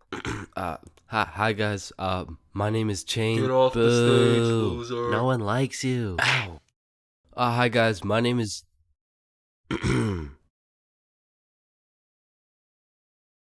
So I volunteer at daycares because I really like young kids. I love young kids. I mean, like, not love, like they're only 4 years old. No, like, I'm not attracted to. Sir, hands behind your back. That's why I'm scared of public speaking. And even worse than normal public speaking was school speeches. And if you saw my going to school high video, you would know I have a pretty bad record when it comes to speeches. sorry, Tyrannosaurus Rex has short arms. Yeah, Chains, don't worry about it. You can sit down. You could just go tomorrow. It's all right. In fact, after I failed miserably while trying to present my speech well zooted, some motherfuckers was flaming me for it. So you know me, I had to get my get back. So when speeches came around next year, I put my heart and soul into that shit. And it wasn't just a speech, it was a spoken word, so it all had to rhyme. I mean, I was whipping up some heat. I was writing bar after bar like Kendrick. Shit, I had to have a fire extinguisher on standby while I was writing that shit. And I was never the dude to actually study. Like, I would start learning while I was taking the tests. If y equals mx plus b, then who invented the Eiffel Tower? Oh shit, I guess y equals mx plus b. I mean, even though I did bad on all my tests, maybe I can just get a job drawing stickmen or some shit. Anyway, so I never studied, I never did homework. But when it came to this spoken word, I had something to prove. I mean, it felt like motherfuckers was preying on my downfall. So I actually spent my own free time at home practicing and perfecting this spoken word. So by the time I had to present, I was prepared as fuck. I mean, don't get me wrong, I was still shitting bricks. But when I got up there, Chains, get up here. And don't stutter like last time, alright, buddy? He's gonna stutter for sure. Don't get on here rapping, I'm stacking, making it happen. Okay? I've been perfecting this speech while Yajits was lacking. You don't want beef with me, I put you on a tee, I call that shit fashion. Okay. I'll put you in a box like some cereal.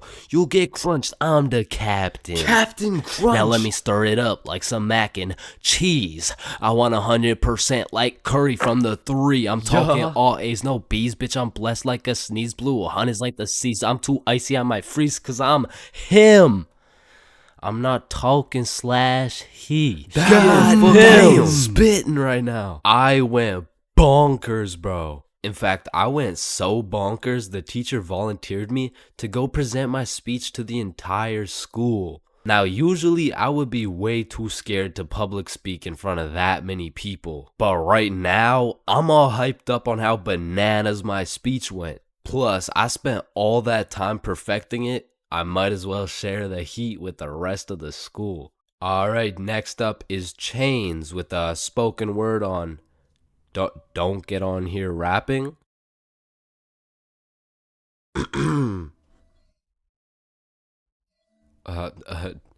Don't get on here stacking. I mean rapping. Stacking. I'm happing. You don't want beef with me because, quite frankly, I will put you on a t-shirt. I mean, you could call that fashion. So, thank you guys for having me. I fucking fumbled. I folded under the pressure, bro. With the entire school watching my fear of public speaking absolutely crush me. And that is the reason why I have a fear of public speaking.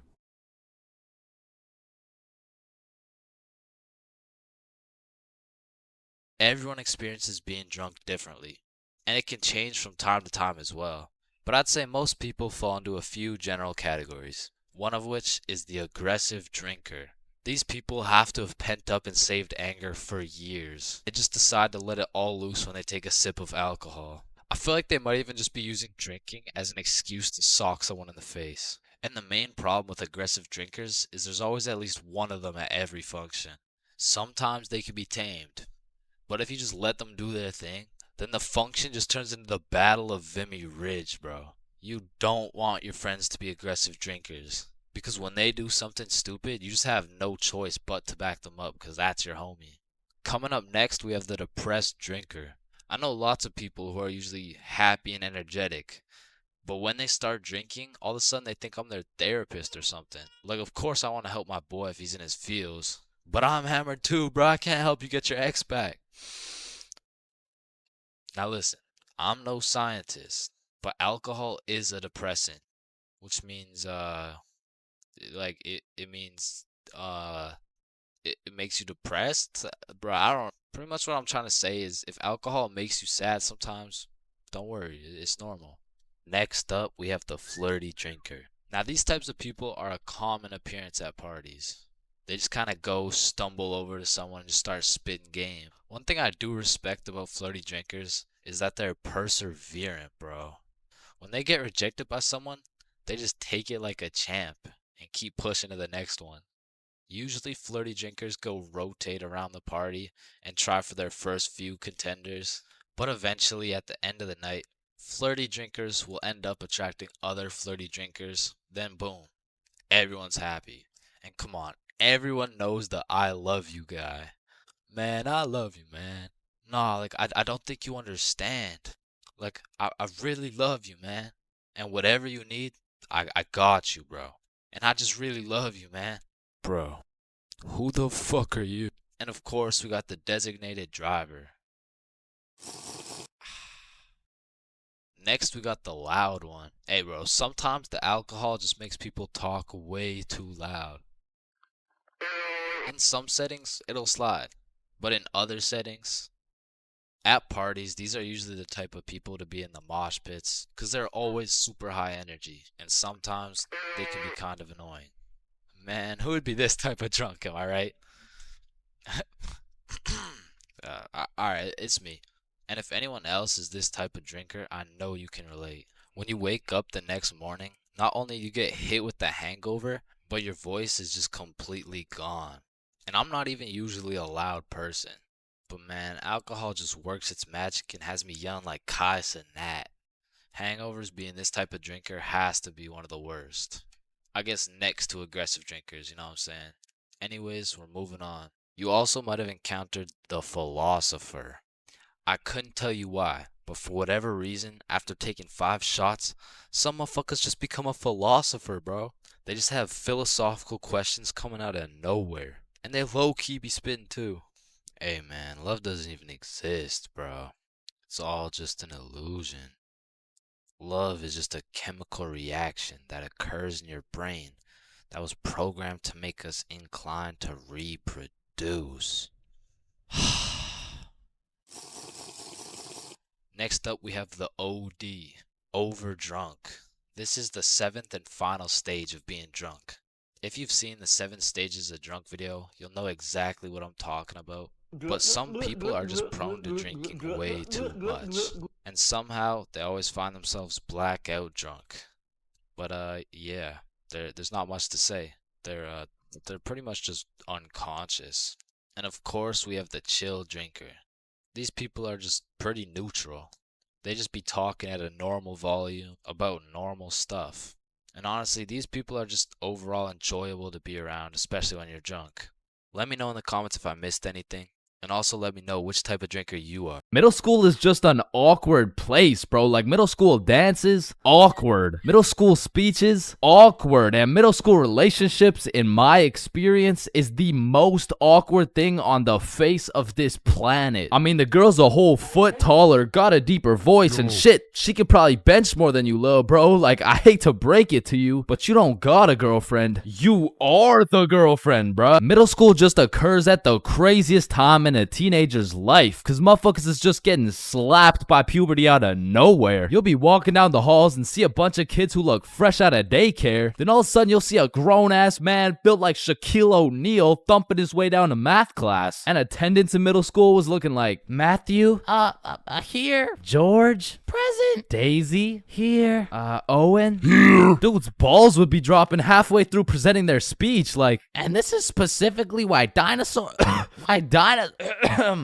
Why dinosaurs went extinct? And in middle school, nobody had drip. Like, dudes would be showing up to school in a neon green t-shirt paired with some bright red shoes looking like a fucking traffic light. While their haircuts looking like their barber cut their shit with one hand, well blindfolded. But to be fair, everyone had a shitty haircut in middle school, bro. And if you think your cut wasn't that bad in middle school, chances are your shit's probably still ass to this day. And just to make things worse, the cherry on top is that everybody everybody's got acne. There's just all these hormones flying around and these kids have no clue what to do with them. Which is exactly why middle school beef is unmatched, bro. Motherfuckers will be throwing hands for no reason at all. And I don't know how, but somehow even the fights were awkward. It would be like, hey pal, I heard you sat beside my crush in class today. So what? You want to fight about it? I mean, like if you wanted to. That like I'm not scared. Like yeah, we can fight. Okay, let's freaking go, pussy. Fuck, I wasn't ready. Sorry, was that too soon? No shit, Sherlock. Okay, you can hit me back so we're even. But if two dudes were throwing hands and their crush is watching, they're about to fight to the death. But the thing is about middle school fights, I didn't know this was possible, but somehow both motherfuckers end up losing the fight. I remember one lunch at my middle school, a dude whipped out some boxing gloves for no reason at all, and all of a sudden we're running a whole fight club. Kids would be betting their lunch money on who's gonna win and shit, but we never laid down any ground rules. So one day, JJ hit Timmy with a spinning back fist and put his ass to sleep. And I'm hyped because I just doubled my lunch money, but Mr. Principal didn't seem too hyped to see one of his students knocked out on the ground. So of course JJ gets in trouble because he's just that one kid who's always in trouble but never got expelled. Like I could have swore dude was on his third strike 5 strikes ago. But man, middle school had some characters, bro. There was that one guy that would walk through the halls blasting music on his speaker. The kid who used to sit in his chair like this. The dude who hit puberty and midlife at the same time. Mr. Donaldson, can I get some help on the subtraction? Help on the subtraction? You look more like you need help on your taxes. No, subtraction's just hard for me. During recess, do you go check on the wife and kids? No, I just play on the monkey bars. Tell me, how do you manage to be in middle school and work a 9-to-5 job at the same time? The girl who thinks she's a horse. The emo kid. Catch him in the back of the class with his hoodie tied up watching sad Bart Simpson edits. The kid who had to touch the top of the door frame before entering a room. Girls who have to bring their Starbucks cup everywhere. The dude who's constantly emoting. And in order to find the answer, we can make a grid. Did someone say gritty? Right foot creep. Ooh, walking with the heat. Of course, there's the kid who Naruto runs through the hallway. And then there's that weird-ass kid who accidentally called his social studies teacher mom one time. It was probably an accident, though. Fuck! And I have no idea why, but there's something about teaching middle school that had all these teachers going through a midlife crisis. I remember one day our science teacher was teaching us about rainbows. Does anyone know what a rainbow is? Yes, Jaden. Refraction of light through water droplets. Oh, wow. That's right. How did you know that? Reddit. Oh, okay. Where did you read it? Reddit. Yeah, but where did you read it? Reddit. Jaden, I can't do this right now. Just tell me where you found this information. Reddit? God damn it, Jackson. You're the reason my children get their shit whooped every night. Now, I don't know what she had going on in her life, but the way she broke down talking about beating her children to a group of 12-year-olds really gave me the impression that she shouldn't be teaching middle schoolers, bro. And I don't know who was in charge of hiring these teachers, but I also had a deaf teacher, which, you know, it's cool and all, but it did make it a little bit harder considering the fact that, you know, she was the fucking music teacher, not to mention the fact that she was also half blind. And I think the idea there was that she could somehow feel the vibrations of the guitar or something, which didn't seem to work too well considering the fact that I got a fucking A in music and I can't play the guitar for shit, but I guess I just like I smelled good or something. I don't know. And I don't know about y'all's experiences, but I feel like kids were just mad touchy in middle school. Like you'd be sitting in math class minding your own business, then for no reason at all, a motherfucker would tase you in the side of the ribs. And I remember when kids first learned about these pressure points, it was all fun and games. Someone would just poke you in the ribs like, pressure point, that tickles. Then there would be a new pressure point dropping every week. It got to the point where these 12-year-olds were hitting pressure point combinations and paralyzing your legs and shit. Hey bro, let me try this new pressure point on you. Yeah, sure, go for it. It tickles. And it was the same shit with this game. Like, you really couldn't trust anybody, bro. Yo, what's that on my leg? Shit. Got him. Oh, shit, there's a bug on you. God damn it, dumbass. Oh, fuck, I just broke my leg. Bro, I'm not stupid. You didn't just break your leg. No, I'm serious, bro. I promise, on everything, on my entire life. I just broke my leg. Look. Bro, I remember I got punched so many times, my arm was on life support. It was about to fall off, like, And thinking back to middle school, there's just so many things that make me cringe, bro. But by far the cringiest of them all is the relationships, man. And believe it or not, I had my fair share of middle school relationships. I remember one day I was sitting in class and this girl came up to me and said, Chains, I have a crush on you. And that's really all it took to have a young Chains in love. Head over heels. We went to the movies together. We went to my house and watched movies. Well, we went to her house and we also watched movies. Now that I think about it, all we really did was watch movies. We didn't really talk that much. I mean, I didn't really have a way with my words at the age of 12. So, do you like movies? Yeah. Yeah, I like movies too. That's why we're here at the movie theater. I also like popcorn with the butter. It tastes like I like how it tastes. And one day we went to the mall and I took a good look at my girlfriend of 2 weeks and thought, man, I don't even know this girl. Like who are you? I remember we were inside Zoomies at the time and I said, hey, Jessica, you're a great person and all, but I don't really think we're compatible like that. Maybe we should just break up, which was probably the most words I've strung together during the entirety of our relationship. And she says with the straightest face, oh, okay. And then we proceeded to walk out of the mall and bus home together without saying a word. And I remember lying in my bed that night and thinking to myself, damn, I think I'm supposed to be sad right now. So I threw on my hoodie, tied it up, and watched some sad Bart Simpson edits.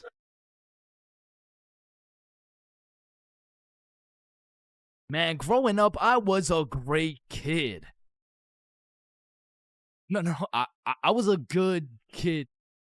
Man, growing up, I was a kid, bro. And as a kid, you hit a certain age where your own parents become your number one up. Like, hey, mom, can I go to this girl's house? No. Hey, mom, can I sleep over at Billy's crib? No. Hey, mom, can I go do crack under the bridge with my new friend Jorge? Hey. Hell no. Come on, all my friends are allowed to. Yeah. Okay, well, if all your friends jumped off a cliff, you're not just gonna... Now, to be fair, my mom wasn't the strictest parent out there. I mean, I've seen motherfuckers get the belt for speaking too loud, speaking too quiet, bro, for speaking at all. Like, one time, me and my friend wanted to have a sleepover, so homie went inside to go ask his mom, and he came out looking like he got a whooping from Prime Goku, bro. Yo, what the fuck happened back there, man? She said no to me, but... I think if you asked her, she would say yes. Bro, are you fucking insane? I'm not asking her shit. Like, I really can't complain, because some of my friends' parents were so strict, they had a fun limit, bro. Yo, George, we're gonna hoop after school. You wanna pull up? Damn, dude, I'd love to, but, man, I watched a movie yesterday. Okay. So do you want to play basketball? Dude, I want to, but my fun meter's maxed out, man. My mom won't let me leave the house till Monday. Holy shit, fun meter maxed out for a week off a movie? Yo, what's this movie, bro? Yeah, what? Yeah, no, it was good, man. It's called the Veggie Tale movie. Yo, George, I feel bad for you, bro. Because don't get me wrong, I've seen a lot of kids with super strict parents turn out to be straight A students, go to good colleges, stay with a good crowd of people. But with that being said, a lot of these kids whose parents were too strict to let them watch fucking SpongeBob, they end up going to college and catching Krusty Krabs after letting a dude named Patrick explore their bikini bottom, bro. Nah, but for real, my mom was far from one of those parents. I mean, she was reasonable, but the thing was, all my friends were a year older than me. Now, mentally, we were all dumb as shit. But when you hit that 12, 13, 14-year-old age, that 1 year is the biggest difference, bro. Like, us doing shit together just didn't look right. Yo, Bob, can you pass the za? Yo, Billy, let me hit that. Yo, pass me that shit, cuz. And cuz of this, I wasn't allowed to do a lot of the shit that my friends were allowed to do. Like, these boys could stay out past 10:30 p.m. on a weekend. I could not. They could have a sleepover on a weeknight. I could not. They could all go to a girl's house without having to call her goddamn parents. I could not, bro. Because have you ever pulled up to a function, motherfuckers are drinking, motherfuckers are doing drugs, and you gotta ask the host to speak to her parents? Hey, Kelly. Hey, killer party you got here. Like, by any chance, can my mom talk to your mom so I can stay and, like, turn up and shit? Oh, shit.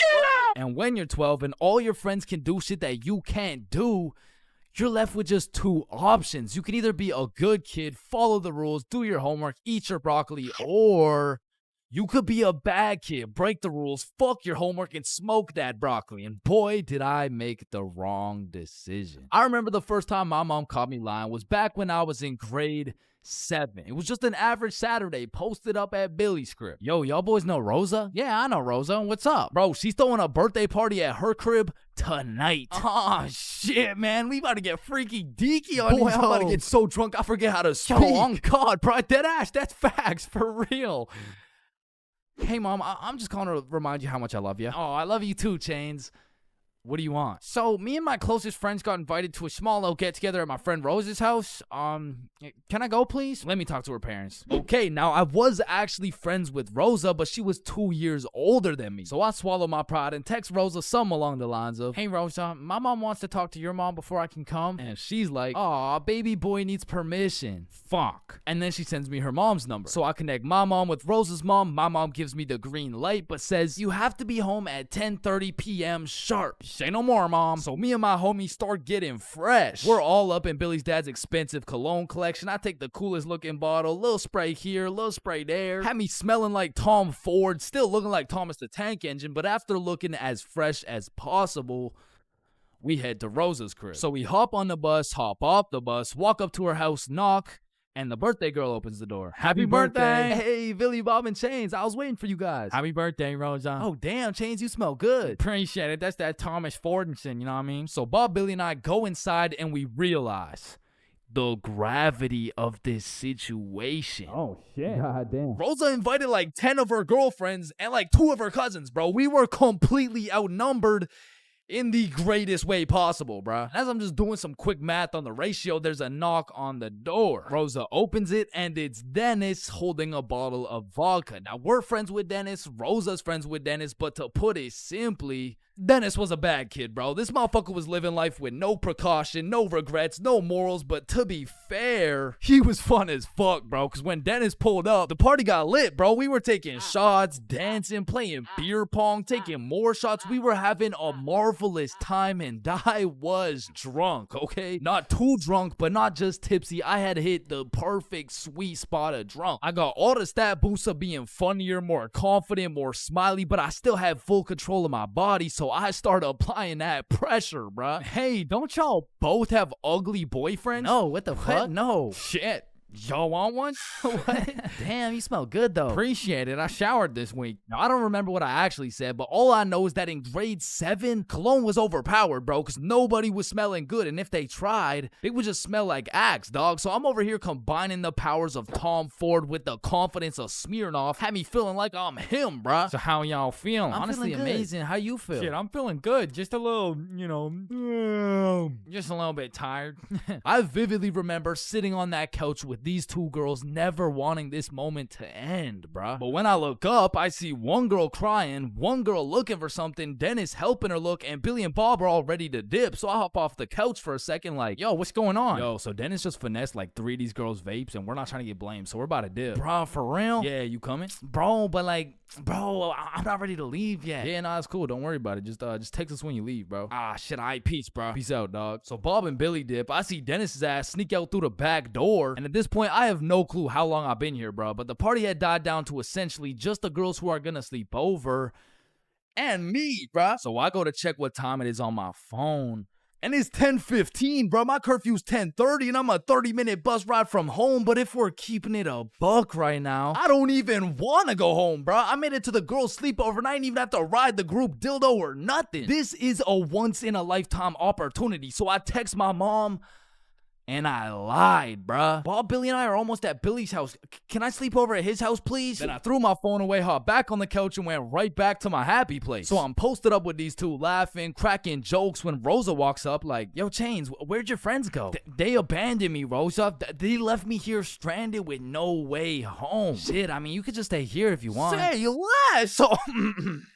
Appreciate it. And eventually, all the girls gave up on trying to find their vapes. They all gathered around to play Truth or Dare, and I prayed for times like this, bro. I was deep in enemy lines, and I didn't want it any other way until one of the girls sees my phone on the ground and is like, hey, Chains, I think someone's calling you. So she tosses me my phone. I check it, And I got 20 missed calls from fucking everyone in my contacts, bro. So I'm trying to be strategic with it to find out what's going on. I called Billy first. Yo, what's happening? Bro, so your mom called my mom and asked if you were here yet at my house. And my mom told your mom that you're not even here, bruh. Aw, shit, what do I do? Bruh, I don't know. And everyone knows when you get caught in a lie, you should just fess up, tell the truth, and apologize. But I doubled down, bro, so I called my mom, and I'm like, hey, mom, we're almost at Billy's house. We just missed our second bus. Where are you? I'm at Stickman Middle School bus stop. You know, like, we're super close. We're just waiting for the bus to come. I'm picking you up right now. Fuck me, bruh. Now, not only is she expecting all three of us to be together at this bus stop, shit, not a single one of us is there, bro. To put this in perspective, my house is right here, Billy's crib is right here, and Rosa's crib is all the way over here, bruh, and Stickman Middle's somewhere near the middle. And so I pull up the bus app on my phone and see the next bus is coming in 2 minutes. And with all that adrenaline pumping through my veins, I jump up out the couch, steal a piece of gum, and haul absolute ass to the bus stop, bruh. I get there right on time, hop on the bus, and I call Billy.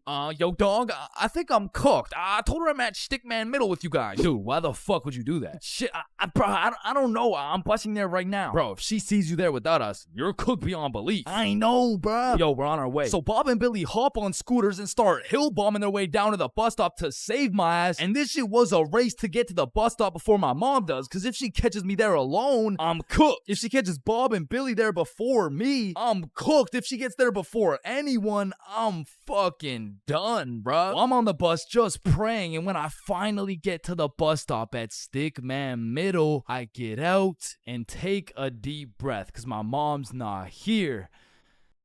But I'm shitting my pants because neither is Bob or Billy. And so I'm calling them, no answer. And I look down the road, I see some headlights. And this was not a busy street, bruh. And as the car is getting closer and closer, I can feel the anger radiating from the whip. I can almost hear the belt making contact with my cheeks. And the car pulls up, and it's just some random dude driving by.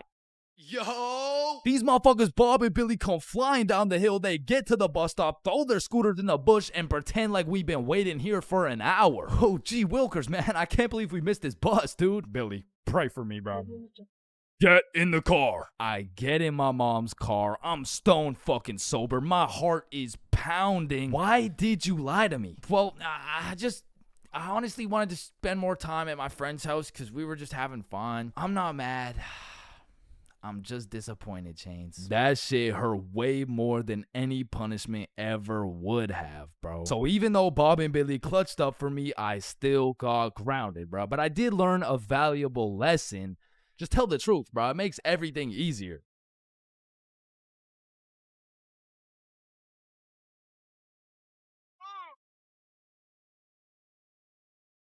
Man, summer is just a beautiful season. The sun is shining, the trees are green, and you can stay out with your homies all night. And best of all, you get to sleep in till that shit gets absolutely fucked by the first day of school. And waking up to that first alarm of the school year will have you discombobulated as hell. Like, Chains, square doodle mat salami mouse.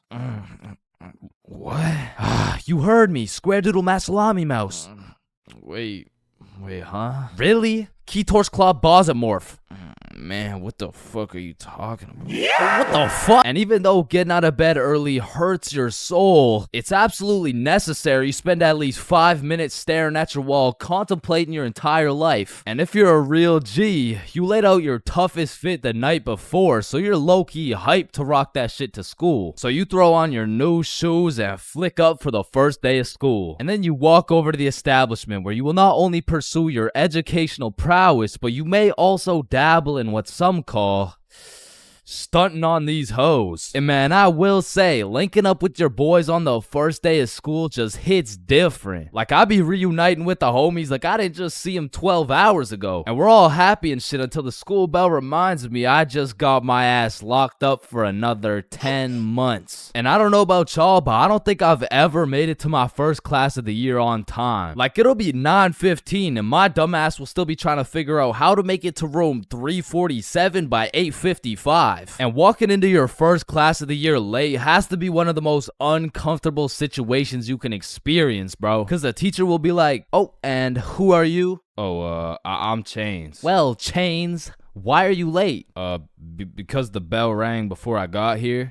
Alright, whatever. We waited for you before we started introductions. Oh, no, you shouldn't have. Well, you're welcome. We just wanted you to feel... No, like, you really shouldn't have. Like, I don't want to do this shit. And tell me why all these teachers have been copy-pasting the same icebreaker games since preschool. Like that one where you have to start with an adjective that starts with the same letter as your name. Like, how do you have a group of legal adults in a circle, awkward as hell, talking about, hi guys, I'm Super Sarah. Hey y'all.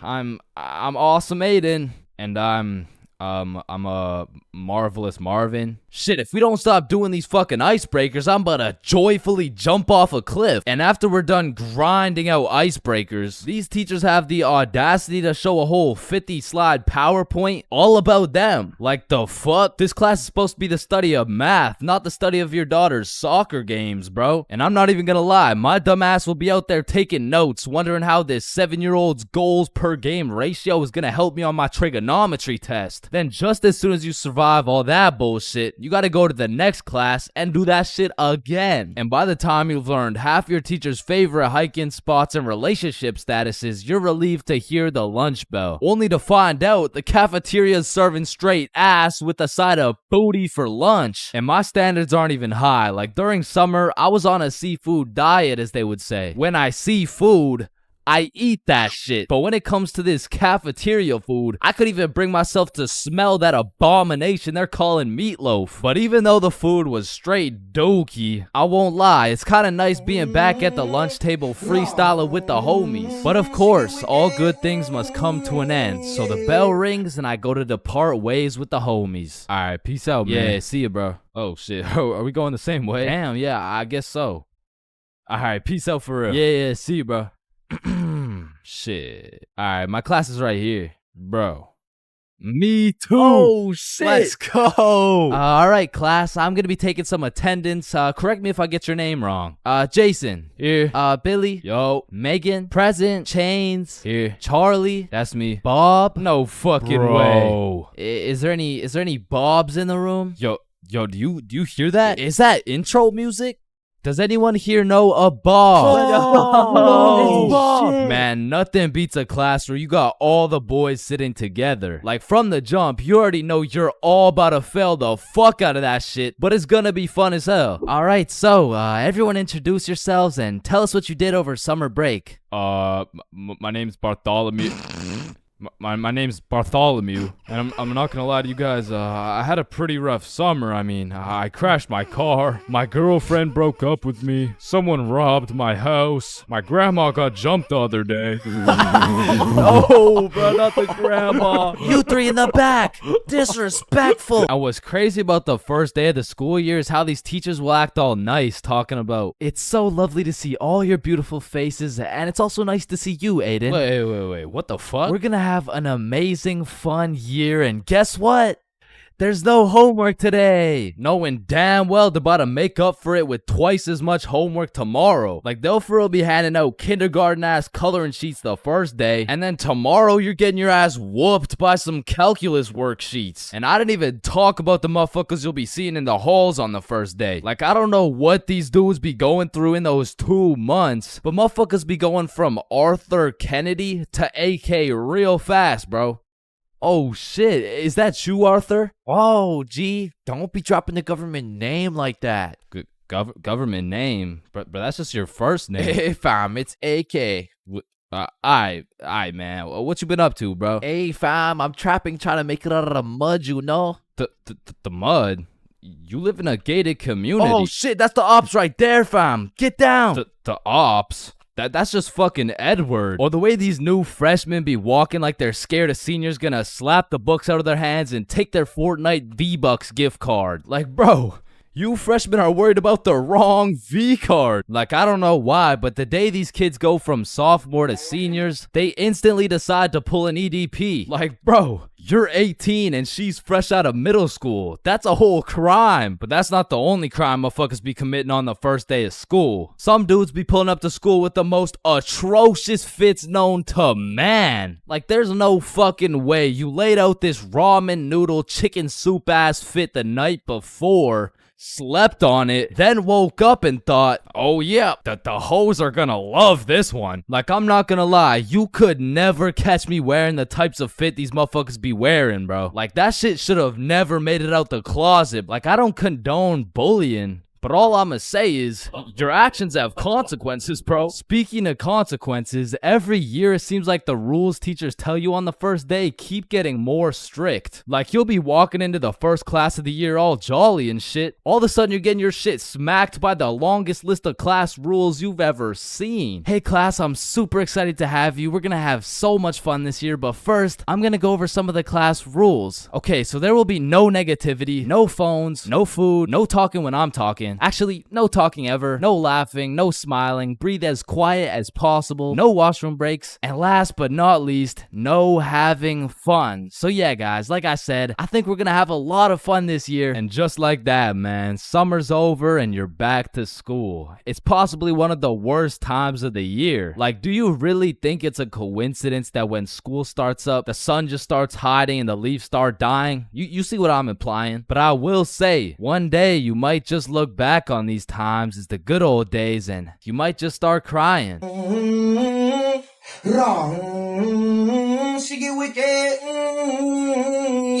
So, 50,000 word essay, 3 worksheets, pages 5, 6, 9, 273, 655 in your workbook, and you'll need to make a TED talk you'll present in front of the whole school. What do you want, Chains? Well, how much time do we have? Everything needs to be handed in at 12 p.m. on Thursday or you'll get a 0. Wait, Mr. Cumminson, that's in 2 minutes. Actually, it's 1 minute now. Any other questions? Yeah, can I go to the bathroom? Fuck no. Sit down, Jeremy. Oh, okay. Man, imagine being a high school teacher, bro. Like, as soon as you hit the ripe age of 5 years old, they throw your ass into school and you just don't make it out until you're like fucking 65. And when I was younger, I always used to wonder, like, why is Mr. Cumminson so angry all the time? But as I got older, I realized I would be pretty fucking pissed if I was in the exact same spot I was 40 goddamn years ago. Which brings me to the first type of high school teacher, Mr. Angerson. This is the type of motherfucker whose wife divorced him 7 years ago and he takes his heartbreak out on the students. What was that? Oh, nothing. I just had to sneeze. Oh, so you think it's okay to just sneeze in my classroom now? Huh? Well, no, I just needed to sneeze. What if I just broke into your house and started sneezing on shit, huh? Well, no, that's just matter of fact. Get your ass up here. Yo, this isn't the 1950s. You can't just. Linda, come back, please. Now, I don't know how Mr. Angerson continues to keep his job, but it feels like this dude's mission is to ruin the day of every student that walks into his class. Like, he'll be putting in extra effort into his tests to make them as confusing as possible. The type of motherfucker to make a multiple choice test with the first 4 letters all as A. Bro will have me changing the correct answers into the ABCD strategy. Next up, we got Mrs. Talkinson. Some teachers really just don't give a fuck about teaching, bro. I mean, Miss Talkinson over here, she really just wants someone to talk to for real. And that's when Franklin D. Roosevelt became president. You know, actually in high school, I had a friend named Franklin. He was a really nice guy. We used to go to the movies together and stuff, and then he went to jail for multiple hate crimes. Like, by the end of the class, you'll know her home life, her family, how she takes her anger out on her children. So me and my classmates would recognize the fact that if we could just keep Miss Talkinson talking, we wouldn't have to do shit all class. So in 1938, Germany invaded Austria. Yes, Chains. Miss Talkinson, have you ever been to Germany? Oh my goodness, you would not believe what we did in Germany. And for my personal favorite teacher, we got Miss Cakinson. You know, the teacher that is caked up for absolutely no reason. Like, she's got that dump truck for what? I mean, I'll be failing all my classes, rocking with a 1.5 GPA. But I walk into her class, Fuck, all of a sudden I turn into a Miss Cakinson. Actually, you forgot the homework for today. Oh my god. Shut up. Oh, I thank you, Chains. I almost forgot. You're welcome, Miss Cakinson. All my homework is done. All my tests are aced. And at any given chance... shoot, my computer isn't working. Does anyone know... What do you need, Miss Cakinson? And I'm there. Miss Cakinson, if you're watching this, just give me a chance, please. And next, you know we got Mr. Questionable. Ensign. Now I know what you're thinking. Bro's name is a little bit of a mouthful, and that's because he may or may not have a mouthful of little boys. Okay, listen, I'm not here to point fingers at anyone, but if I was to point fingers at someone, it would be fucking him. Like, I'm really not trying to accuse anyone of anything, but there does come a point when some things this man does gets a little questionable. Maya, let me help you. So you put your hand like this and you OMG, Chains, you will not believe who just followed me on Instagram. Oh shit, was it at ChainsFR? No, it was Mr. Questionable Ensign.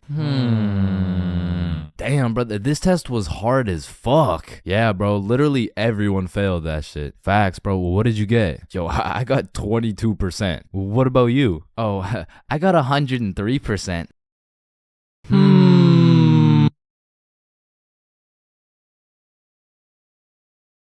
For most of my life, I've known how to swim. But by that, I mean, if my life depended on it, I could swim from one place to another. I don't even know if swim is the right word. Like, if you saw me casually enjoying a little swim at the pool, you'd be like, does he need help?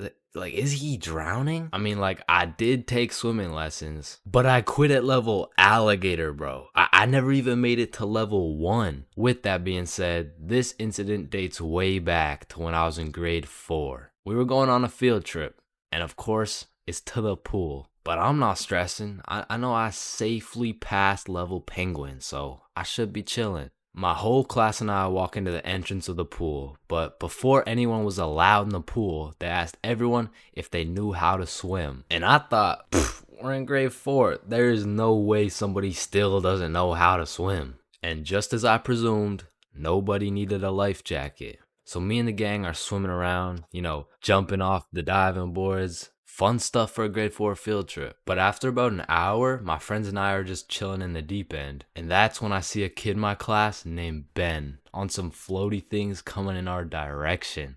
A little backstory about Ben. For as long as I can remember, this dude has been on my nuts. So when I saw this dude coming in my direction, I assumed he just wanted to say hi or something. But as he made his way towards me, I could tell he was struggling. So I swim over to help him out. Oh, hey, Ben. How are you? This kid jumps off the floaty thing onto me. And this man has the meanest grip on me. Pause. Well, this shit had to be some sort of attempted murder, bro, because he had me in a chokehold and his legs were wrapped around my arms. But they did not prepare me for this shit level alligator. So instantly I start sinking and hit the bottom of the pool. Keep in mind, Ben is chilling on top of me with his head out of the water this whole time. So I jump off the bottom of the pool just enough to get my head out of the water for a few seconds. Ben, get off me. And when I look up, I see this dude Ben with the straightest face in the world. Like this motherfucker has no clue I'm out here fighting for my life. And he says in the most monotone voice, "I can't swim." Ah, hell nah. I'm trying to fight him off me, but keep in mind my arms are tied up. So I gather all the strength out of my skinny ass grade 4 legs. And I jump just enough to get my head out of the water again. Lifeguard, help! Oh, you guys, stop playing around in the pool. That's it. I'm fucked. I'm dead. And out of sheer anger, I decide, fuck it. If I'm dying, you're dying with me. I duck as far as I can under the water so both me and Ben can't breathe. But I'm running out of air. I start to get lightheaded. Man, that's crazy. This is really how I die, huh? And just as I had lost hope, my main man, Bob, comes in on some Superman shit, pulls Ben off me, and swims me over to the shallow end. I cough up some water, but eventually I catch my breath. So that's the story of how I almost died. And it's also the story of why I owe my life to Bob.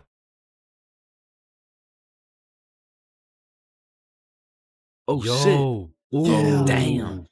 That's why you don't mess with me. Yo, I'm chill. Jordan Johnson. Mr. Johnson, why did you beat Kyle's ass? Mr. Principal, I never touched Kyle. In fact, I've never seen this kid my entire life. How do you presume he received a concussion, 2 broken ribs, a black eye, a broken nose, and a dislocated shoulder? I mean, he must have fallen down the stairs or something. Okay, Mr. Johnson, how do you explain this? That's why you don't mess with me. I'm Jordan Johnson. What? I mean, you got the wrong Jordan Johnson. Then, what happened to your knuckles there? Shit, these ain't even my knuckles. Listen, I am not one to condone violence, but I'm not gonna lie, school fights are a major part of the high school experience. I mean, there's something about a good old school brawl that just boosts students' morale. Like, there is nothing that gets you through the rest of the day like some kid getting his ass beat in front of the entire school. And truthfully, it's just a community building experience because it gives everyone something to talk about. Yo, did you see the fight? Yeah, bro, Kyle got his shit rocked. Wait, are you guys talking about the fight? Yeah, bro. Man, Kyle got fucked up, dude. Overall, in school fights, everyone wins. Like, the fighter gets some respect and the crowd gets some entertainment. It's a win-win. What about me? But tell me why when a fight breaks out, the entire school will be recording, but not one person can get a good video. It's like when a fight breaks out, every motherfucker recording starts having severe hand spasms. I mean, as the person recording the fight, you literally have one job: to record the fight. Damn, I just missed it. What happened? Oh, well, lucky for you, I recorded the entire thing from start to finish on my brand new Samsung. Check it out.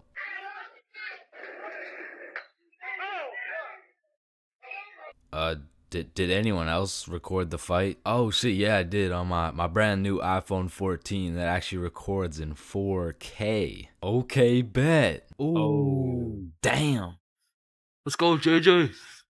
That's why you don't mess with me. But bro, there's just a video of your face for 8 minutes straight. And watching some of these fights are funny as hell because some motherfuckers will come in swinging like KSI. Some motherfuckers are out here thinking they're Daniel LaRusso. And some motherfuckers should just not be fighting. Which is honestly the best part because where else could you catch a 6'5", 250-pound big body scrapping some 5'2" nerd? Like, the UFC would never let that shit slide. Plus, you get to watch it all for free. But me personally, I've never gotten into a school fight. But don't get me wrong, if someone wanted to catch these hands, I could hit them with the little knuckle sandwich, if you know what I mean. But truth be told, I could never lose a fight.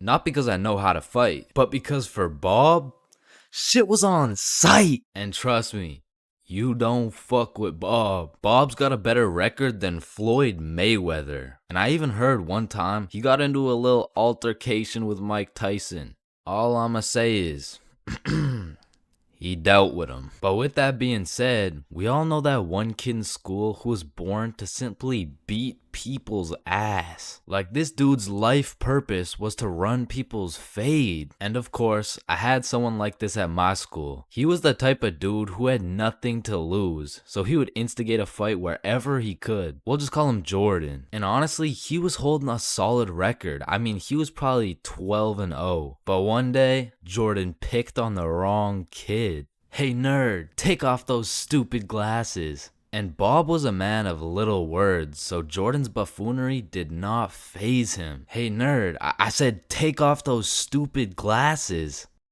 Hey, stop ignoring me.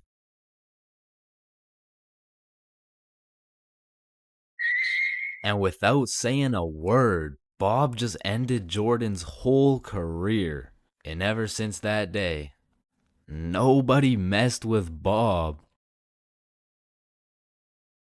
That's why you don't mess with me. Yo, I'm chill. Jordan Johnson. Billy is one of my closest homies, and we've been friends ever since we were little kids, and for as long as I can remember, Billy's been a dumbass, bro. I'm talking he's slightly retarded, you know what I mean? And everyone knows Billy for just two things. Always making the absolute worst decision possible, and always having the best stories, bro. Like, statistically, this motherfucker should have died 61 different times already, bro. Nah, I got plot armor, bro. Bro, no you don't. I do. Man, shut the fuck. What the fuck? Now, this story takes place on February 14th, 2025, Valentine's Day. And I'm gonna be so honest, this story is one of the craziest stories I've ever heard in my life, bro. So, wait, can you swear to them that is real? It is. Say you swear. I swear, bro. On everything you love, the Valentine's story happened, bro. On everything I love, the Valentine's story really happened. It was a fine Valentine's Day night. Bob, Billy, and I were all some single dudes, except Billy had a little situation, you know. He was talking to a girl named Elise, and they would hang out from time to time, but it was a new thing, so they weren't really dating, and they were definitely not Valentines. Now, I don't know much about Elise, but just 2 weeks prior, Billy was telling me about how he met some cute girl. They would text, they would hang out, but for whatever reason, their conversations would always be some like, hey, how you doing? Oh, I'm good. I am a little bit stressed because I'm moving and everything. Oh, yeah, moving sucks. How about you come over, I relieve all your stress type shit? Billy, I really like you. I like you too, Elise. But I think you might be a whore. Wait, what? Like, you're most likely a bop. Okay, wait, I mean, you're like, definitely a fuckboy. Okay, chill now. I've never fucked a boy in my life. So keeping that in mind, we were all single, and this Valentine's happened to land on a Friday, and because of this, we going to the club. yeah. Yeah. So the plan was simple. We go to the drink store to get something to pregame, go back to my house, and then hit the club, fall in love, and live happily ever after. Now, the problem was Billy was stuck working a 9.5-hour shift until 10 p.m. Now, he was the pizza delivery guy for a chain we'll call Big Caesars. So he's doing his thing, delivering those Valentine's pizzas. Well, me and Bob decided that we would go get the drinks now and meet Billy back at the crib once he's off work. So we hop in the car, we get to the drink store, and at this point it's 9:30 p.m. And so Bob calls Billy to ask what he wants. No answer. I call him. No answer. We both text him. Nothing. Now, this was strange because Billy usually responds while he's working, but we shrug it off. We go inside the store and get Billy his go-to bottle. Hennessy. So we go back to my house and get to my room at about 10 p.m. and still no word from Billy. So we're waiting for a good 20 minutes and then I get a text message from Billy. The craziest shit ever just happened. So I'm like, what happened? Bro, it's so crazy, I need to tell you in person. So Billy whips it over to my house, kicks down the door, and instantly starts breaking down the craziest plot I've ever heard, bruh. Yo, listen, this story takes place 1 hour ago. It was 9:30 p.m. and Billy was finishing up a long 9.5-hour shift with his very last delivery of the night, but the problem was his phone was on 1% and he didn't even have a charger. So Billy locks in and memorizes all the directions to get there right before his phone dies. So from one side of the city, Billy goes 100% straight off the dome to the other side of the city for his last delivery on this fine Valentine's Day night. Billy hops out the car, walks up to the house, knocks, and they open the door. Hey man, happy Valentine's Day. Oh, thank you. Thank you so much, but I didn't order a pizza. Oh shit, are you sure? Gerald, did we order a pizza? Fuck no. Yeah, no, we didn't order a pizza. I don't know. It says a meat lover's pizza for 3516. Oh, honey, no, this is 3416. 3516 is all the way around the back of the cul-de-sac. Oh, okay, thank you. Have a good night. So Billy's walking for a good 8 minutes to get to the back of the cul-de-sac where at last he finds 3516. He walks up to the door, knocks, and a fine-looking woman in her 40s opens the door holding a vape, and Billy sees a little potential here. Hey, happy Valentine's Day, man. Oh, thank you. Of course, beautiful. How's your Valentine's Day going? You know, it's okay. Why's this okay? You ain't got no special plans? Well, honestly, my husband's out drinking at the bar, so... Bro, this was the perfect situation for Billy, bro. There's so many things he could say to make a move right here, and out of the infinite combinations of words he could put together, he says... Well, a man's got to drink, you know? Yeah, okay, yeah, well, anyways, here you go. Keep the change. Have a good one. Billy fucking sold, bruh. He missed a wide open layup, and as he turns around to head back to his car in shame, Billy gets an idea, a genius idea if I do say so myself. So Billy turns back around, walks back up to the door, and knocks again.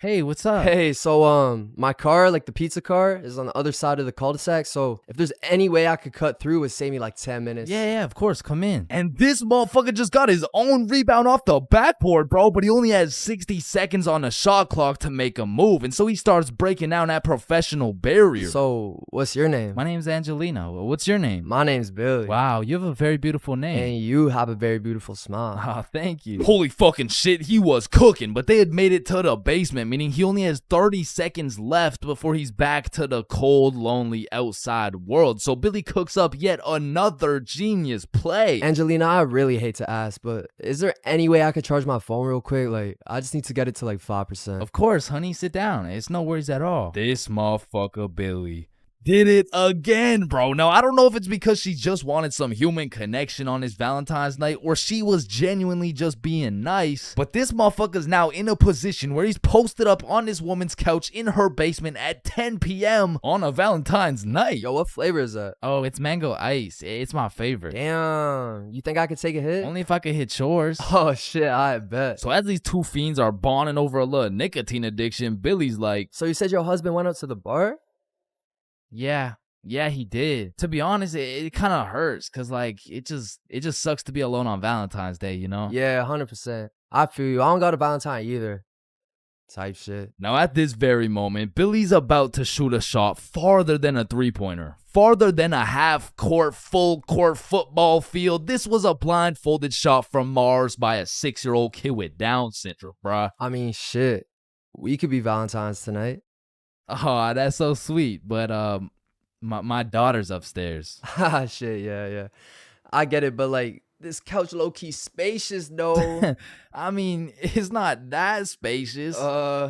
Please?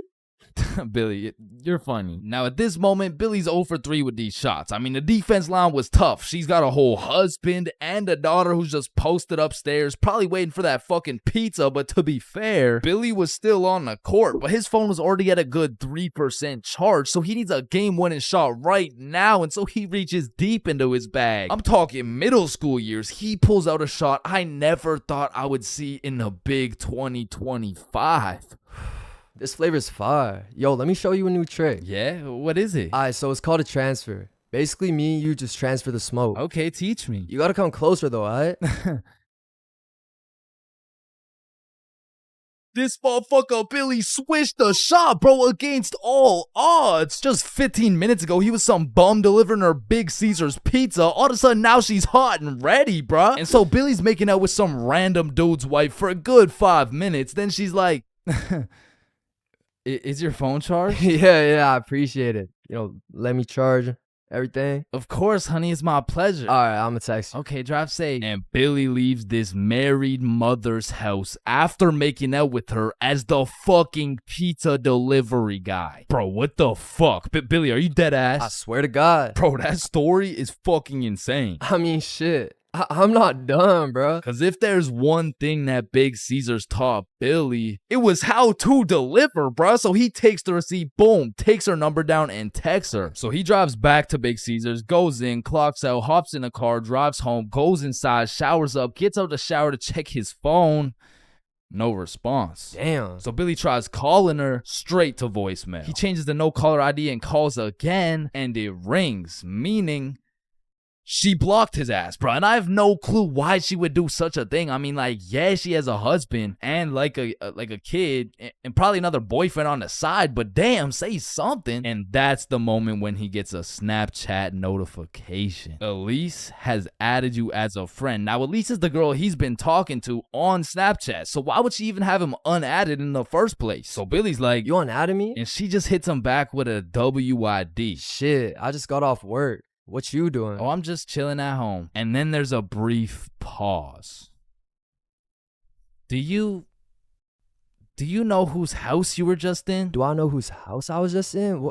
I've been to her house before. She doesn't even live close to... Wait. And Billy starts piecing everything together. How Elise was moving houses, all the boxes laid out in that woman's house, how Elise's family loved eating Big Caesars, and the woman's daughter... being upstairs the whole time. Oh, fuck. Billy hooked up with his girl's mom. Now, we have no clue what her mom told her, because it makes the most sense that she said something along the lines of, "Hey, why did the pizza dude take so long?" Elise, I think he was flirting with me. Because let's be honest, what is the other option, bruh? Hey, why did the pizza dude take so long? Yeah, no, I mean, I just cheated on your father with the big Caesar's pizza delivery guy who actually just happens to be your age. So Billy's texting Elise, trying to play it cool, like, Oh, I had no clue that was your house. What are the chances? and she just says, yeah, I get my good looks from my mom. And then she blocked him again, bro. Because after telling her 100 times that he's not a hoe, he's not a bop, he's not a fuck boy, I accidentally hooked up with her mom, bruh. Billy, you know I gotta make a video about this, right? Yeah, I know.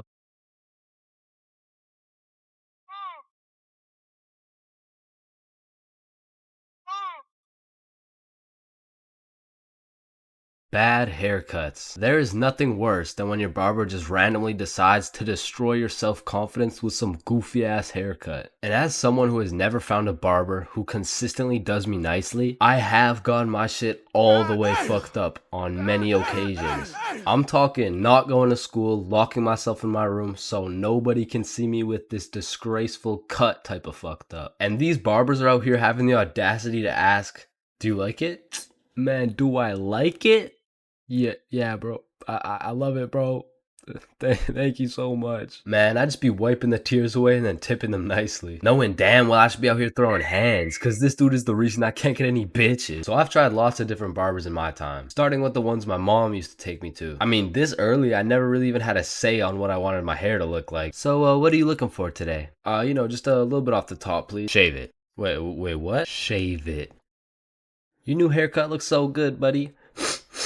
Thanks. Hey man, you know your haircut is ass when your mom says she likes it. As a kid, I always dreaded getting haircuts because I knew my barber was already like 0 for 10. And I would show up to school every time knowing it was inevitable that I was about to get my shit flamed. And truthfully, there is no worse roasting than when you get a bad haircut. Like, people you barely even know will be out here cooking you. Who the fuck is this? All of a sudden, people got more jokes than Chris Rock.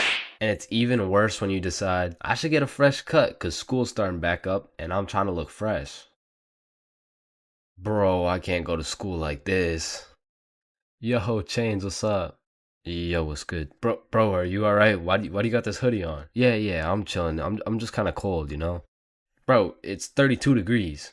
And man, there was this one time that I still think about every time I fall asleep. Me and my friend go to this barbershop that I'd been to once before, and last time they did me quite nicely. So we head in, I sit down in the chair. Hey, how you doing? I'm good, how are you? Yeah, I'm good. Have you been here before? Yeah, I have actually. Oh, I remember you. Same cut as last time? Yeah, exactly. So what's new, man? Nothing much really. What about you? You know, I've just been working. Oh yeah, respect.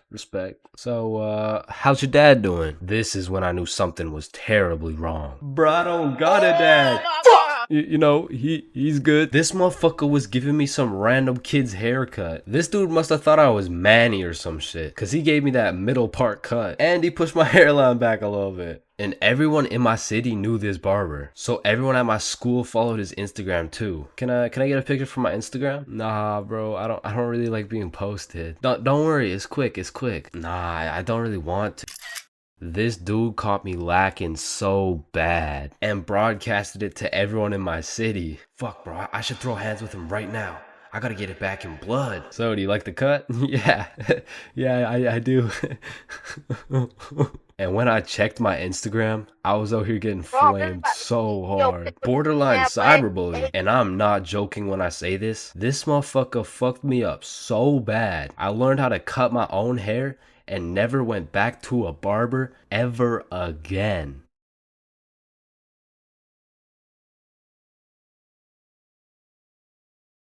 Okay, Chains, welcome to your first day at Jim Jordan's. These are our new product, Bieber Bites. Just smile and remember. The customer is always right. Okay, yeah. Yeah, nah, I could do that. All right, I'll leave you to it. Okay, yeah. Hey, sir, Hey what can there, can I get some Bieber bites? Yeah, how many? Right. How about this? Hey, let me get a pack of Justin Bieber's balls. Funny, yeah. How many do you want? Hey, let me get a pack of Bieber's sack. Okay, yeah, how many, bro? Hey, let me get a taste of Justin Bieber's wiener. Back in my day, I used to work at a fast food place called Jim Jordan's. Now, for legal reasons, this is not Tim Hortons, okay? It has J's and shit. Like, they don't even look that similar, bruh. But honestly, working at Jim Jordan's, I felt like Johnny Sins, the way I'd put on my uniform and go to work just to get the soul sucked out of me, bruh. And instead of dealing with a bunch of fat asses, I'm dealing with a bunch of fat asses talking about... Alright, so I ordered an extra large BLT with ranch, extra bacon, no veggies, and I only got 5 strips of bacon. I want a new one. Okay, yeah.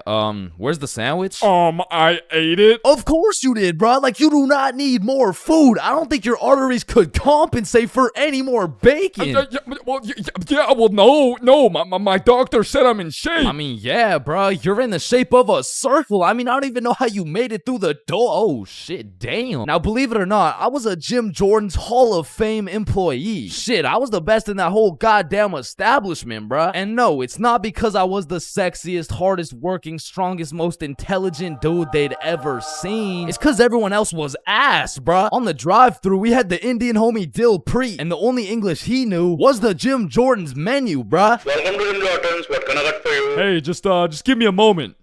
I give you donut. No, I need time to think. You need chai, tea, drink. No, can you wait or not? Okay.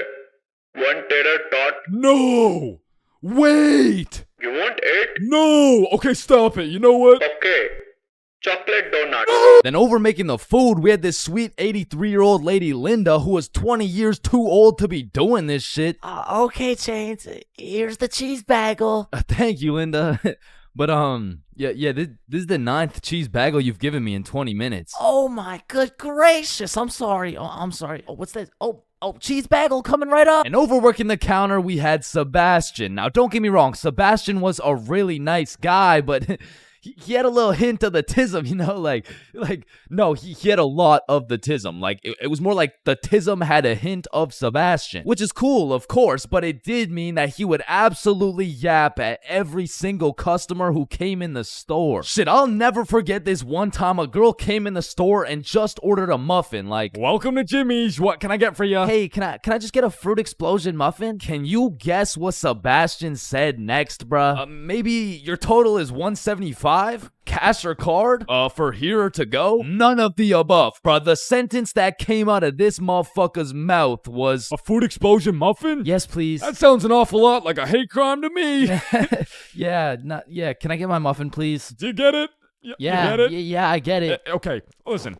It's like you really don't need to explain. Explosion, okay? Sorry, it's like if you took a bunch of gay people. So that's Sebastian. And over on drinks, we had this dumbass 15-year-old who's always spilling and shit. That was me. Yeah, that was me. I was ass too, but like I was still the best by default though. So the point is, our Jim Jordan's crew was looking like a group of clumsy villains from a Disney movie. But just because we were all really ass at our jobs doesn't mean we were useless. Because if there's one thing we knew how to do, it was making people's days even worse than they already were. You pull up to our drive-thru all happy, just wanting a small coffee? Shit, you're leaving with a small hot tea and some suppressed anger you'll probably bring home and let out on your wife and children. You pull up to our drive-thru just wanting a breakfast sandwich? You're leaving with nothing because we ran out of eggs and cheese and bread and the breakfast and the sandwich. You pull up to our drive-thru pissed off, complaining about how there's not enough mayo in your wrap? Bro, you're leaving with a wrap filled with super special secret Sebastian sauce. So I'm sure you could probably tell, but we had to do a lot of customer service and talk our way out of a lot of mistakes. And by we, I mean me, bruh. I was the designated customer service dude, because before it was me, it was Dill Preet, and that shit would usually go something like, hey, I just took a bite out of my chicken wrap, and it literally tastes like someone busted a nut in that shit. A nut? Yes, someone busted a nut in my goddamn food.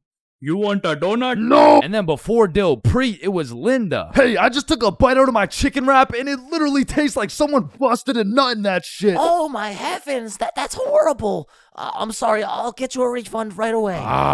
Thank you. Hello? Hello. Welcome to Jim Jordan's. What can I get for you? God damn it. And before Linda, it was Sebastian. Hey, I just took a bite out of my chicken wrap and it literally tastes like someone busted a nut in that shit. Oh yeah, that was me. Now, of course, our elite Jim Jordan's crew had a manager, Magnus. Now, Magnus was strict as hell, but she would only show up like once a month. But whenever she did show up, she was running this Jim Jordan's like it was the military or some shit. Because usually I'd be 54 minutes into my 30-minute break playing Clash Royale. But when Magnus was there, bruh, shit, I'd clock into my break, make eye contact with her, shit my pants, and then clock right back out. She was so intimidating that whenever she would show up, I would never spill a drink. Sebastian used real mayo. Dilpreet spoke fluent English, and Linda would be so stressed out she'd forget to forget. She was running this place so much like the military, she had my ass waking up at 4:30 every day. And when Magnus was teaching me to do customer service, she really loved to say, "The customer is always right." So of course I listened, but it was low-key a crazy statement, cause honestly, the customer is never right, bro. It doesn't even matter what we're talking about. It could be like, hey, how you doing? Hey, I'm doing good, can't complain. I mean, it's a nice sunny day outside and all. Damn, this chicken wrap is good as hell. I am 100% sure nobody busted a nut in this. And I don't know about you, but I personally have never complained about my fast food order ever. I usually just get my order, check the bag, realize instead of a Big Mac, they gave me a McChicken with a bite taken out of it, cut my losses, and I keep it pushing. But some of these motherfuckers in the Jim Jordan's drive-thru come in like you just murdered their entire family and then took a shit in their coffee. Oh, shit. Hey, you! There's not enough sugar in my fucking coffee! Oh, okay, yeah. Sorry about that. Do you want me to add more sugar in? No, this is unbelievable! Now, I swear these angry customers love to throw around the word unbelievable. But I'm not gonna lie, we forgot to put sugar in your coffee. It's pretty fucking believable, bruh. I mean, look at the staff. We're getting paid minimum wage. The guy who took your order doesn't speak English. The guy who made your order's a 15-year-old running off 2 hours of sleep. And the rest of our staff is playing fucking patty cake. You're lucky we even had enough brain cells to get you the coffee. And I'm gonna be honest, it was a blessing that I was broke as shit and really needed that job, because if I didn't, I would have crashed out for sure. Hey, some dumbass forgot to put cheese in my fucking grilled cheese. Oh, hell no. Yo, Linda, you hear this ungrateful piece of shit? Oh, hell no. You keep running your mouth, I'm about to grill your cheese, bitch. What the fuck is your old ass gonna do? Not talk shit about Linda. Like that, bro. And I busted in your sandwich last week. Wait, what? Bro, when I was in middle school, every time I would walk by the high school, the freshmen deadass looked like adults to me, bro. The sophomores looked like tax-paying citizens. I saw juniors as grown men with a wife and kids, and seniors, bro. I couldn't tell the difference between a senior and a senior citizen, bro. And that's because in grade 7, I saw me and all my homies as fully developed, mature, and respectable humans, and that was simply cap. Because now when I look back at a picture of us in grade 7, I see a bunch of little babies, bro. Yada, yada, yada. What does this have to do with stealing a guy's vape? We stole a vape from a senior in high school, and we were in grade 7, bro. And when I say we, I mean Billy. Billy stole that shit, and me and Bob were accomplices. Now, if you ask me back in the day, ChainsFR, you're awfully small. Scrawny, weak, ugly, chopped. Yeah, okay, sir. What's the question? How do you expect to win this fight against such a bigger opponent? Listen, Joe Rogan, it's not about the size of the dog in the fight. It's about the size of the fight in the dog. Thank you very much. Thank you. And then I saw Jake Paul versus Anthony Joshua, bruh. Okay, guys, so I'm not doing this fight. I quit. I'm retiring. Because I don't care how many years of karate, taekwondo, pad thai, jujitsu, or teriyaki a kid takes. I can beat their ass easily. But I won't, because that's morally wrong and I have honor. Hey, everyone. I heard Chains talks to minors.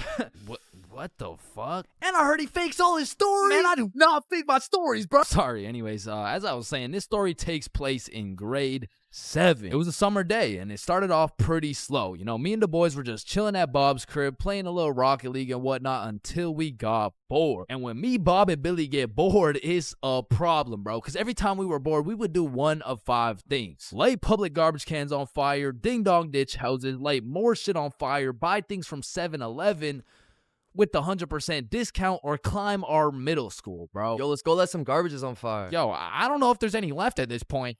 Alright, let's ding dong dead. Man, I'm not really trying to do all that running right now. Shit. Should we climb Stickman Middle?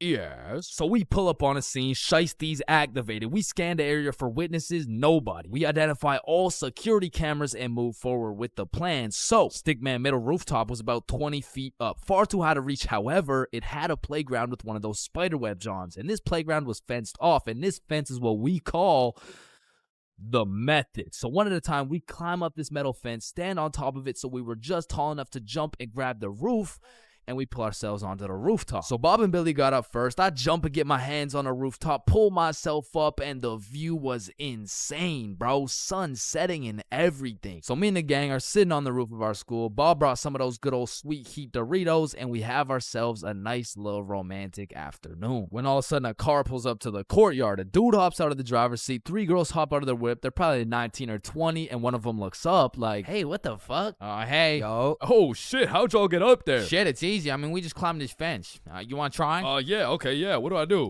You just gotta stand on the right side of the fence. Okay. Which side's the right side? It's the opposite of left. Is this guy retarded? Oh, okay, yep, okay, I got it. All right. Okay, now what? Okay, yeah, just bring your feet up to the little crossbar, but be careful. Careful? This shit's easy, man. I know a ton of 12-year-old girls who could do this. Right, okay.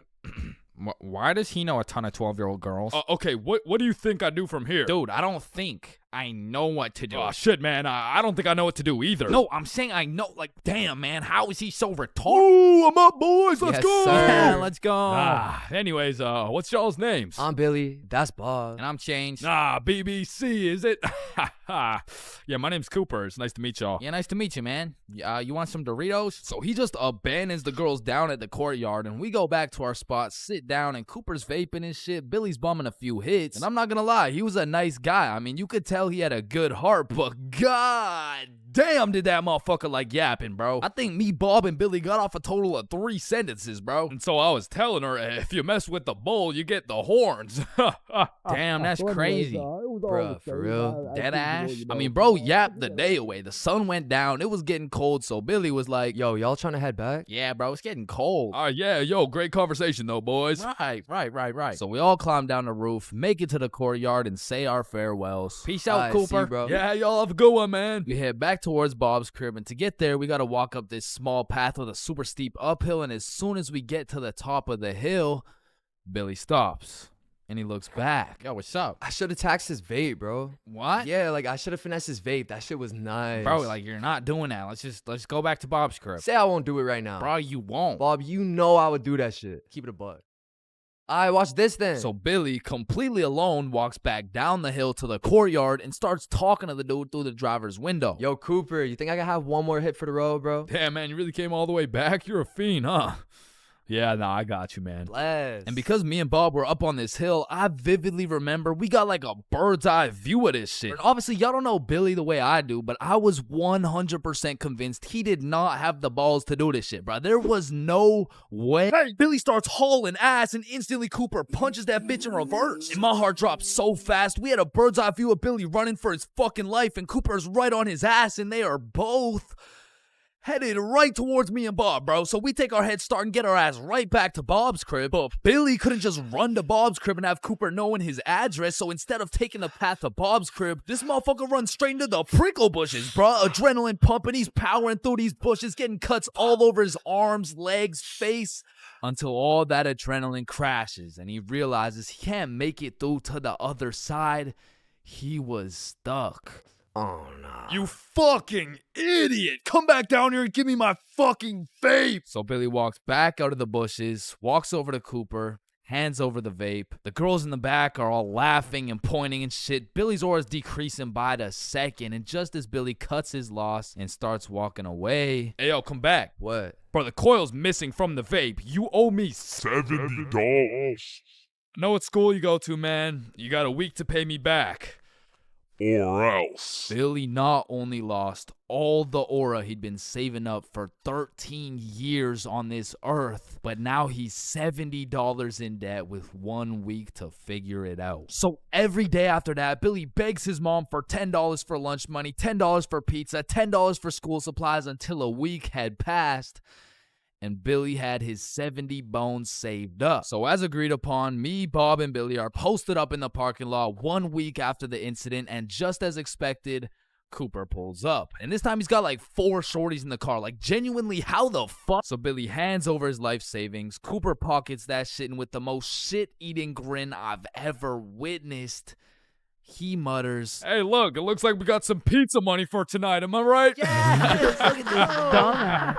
Billy got scammed, bro. He got his shit rinsed. $70 could have bought this dude like 3 whole vapes, but I mean, truthfully, that's karma. And the moral of the story is don't steal from people, but more importantly, just don't vape, bro. Yo, Billy just posted his first YouTube video ever. Go check that shit out. Yes, sir. And I just posted a video of me and Chains talking about this story, the raw, uncut, unedited version. So click this link right here if y'all want to tap in.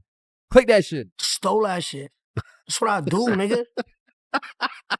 Fuck, nigga, I stole that shit. I'm not gonna lie, I think everybody wants to be cool. Like, being cool is just like it's just cool, bro. Like, there's nothing like it. And I know some of y'all are thinking, Chains, with all due respect, bro, how do you know what it's like to be cool? And my answer to that is just look at me, bro.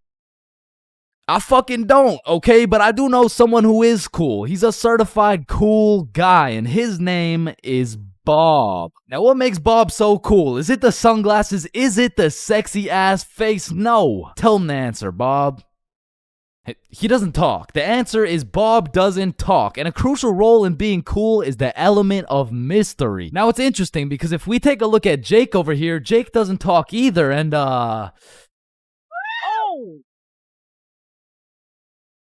I don't think, I mean, like, me personally, you know, I don't really think Jake's that cool. So that means to be cool, you can't just stop talking. I mean, I remember one time I thought if I threw in some earbuds and stopped talking to motherfuckers, everyone would see me as some cool, mysterious guy in the shadows. And I'm not even gonna lie, I was walking through the halls feeling like Batman. I could even see the people talking about how cool I was. Come to find out, it was more like, does this kid even talk? Nah, I don't think so. Yo, what's up with this kid? I'm pretty sure he's autistic or something. Because the truth is, there's a very distinct difference between Bob's silence and Jake's silence. I mean, Jake didn't talk because he would probably get his ass beat for literally anything that comes out of his mouth. But Bob, on the other hand, doesn't talk because he doesn't have to talk. Like, watch this. Oh my god, Bob. I love you, Bob. Now, just for science reasons, let's just see what happens when I do the same thing, you know? Why not? What's the worst that could happen? Hello? Can I help you? Oh my god, help. There's this creepy guy. At least she didn't. Get on the ground. Hands behind your back, buddy. Now, it's important to note that being cool is subjective. Like, for example, some people think I'm cool, you know? Like, in this big-ass world, surely there's someone out there. No, there isn't. Nobody thinks you're cool. Shut up, loser. Okay, well, what I was trying to say is you're gonna find someone cool who I don't find cool, and I'm gonna find someone cool who you don't find cool, and that just leaves us with the question, what is cool? So to answer this question, I need you to think of the coolest dude on the earth, and I'm about to guess, okay? You got it? Yeah, alright. I'm not the fucking Akinator. I'm not about to guess who you're thinking of, but I can guess with 100% accuracy who you're not thinking of, and that's Mark Zuckerberg, okay? How did I know that? Because if you think of Mark Zuckerberg as the coolest guy in the world, you're fucked, alright? Like, there's no helping you. Like, click off the video. It's wraps for you, bro. But how could Mark Zuckerberg possibly help us get cooler? I mean, look at the guy. He's practically oozing uncoolness as we speak. But that's important because if being cool is subjective, we need something objective to look at, and objectively, Zuckerberg gets no bitches. Like, let's just look at the numbers here. I mean, this guy's the CEO of Meta, but he's also the CEO of being a uncool lizard nerd guy. And if there's one thing I've learned in my studies of coolness, it's the art of minding your own goddamn business, okay? Like, let's compare George to Bob, who, let's just say, both aced the math test. Hey, Chains, what'd you get on the test? Fuck, I got like a 65%. Oh, that's really good for you. That's good for you. Yeah, I actually got 100% plus the bonus question. Oh, wow. Nice, bro. Billy, what'd you get on the math test? Math test? The dog. I could have swore that shit was chemistry. Nope, it was math, and I got 103%. Bob, what'd you get? God damn. 110. There was only one bonus question. That's impossible. Oh, kissy face. Bob, did you pipe the teacher? And that's probably why Zuck over here is so uncool. He's minding a million people's businesses, probably looking through their cameras and shit like, yeah, fuck you, Mark. And the most important trait for being cool is having confidence. You just can't be cool while shivering your timbers, bro. And I know some of you are thinking, oh, well, I guess it's over for me then. And no, it's not over for you, bro, because confidence is the most fake it till you make it shit ever. Like, you're not gonna say the perfect thing every time. Lord knows I don't. I'm pretty sure I say the wrong thing every time, but if you say that shit with your chest, people let it slide, bro. And I said, no, I wouldn't suck your dick for $20. Oh, well, that makes one of us.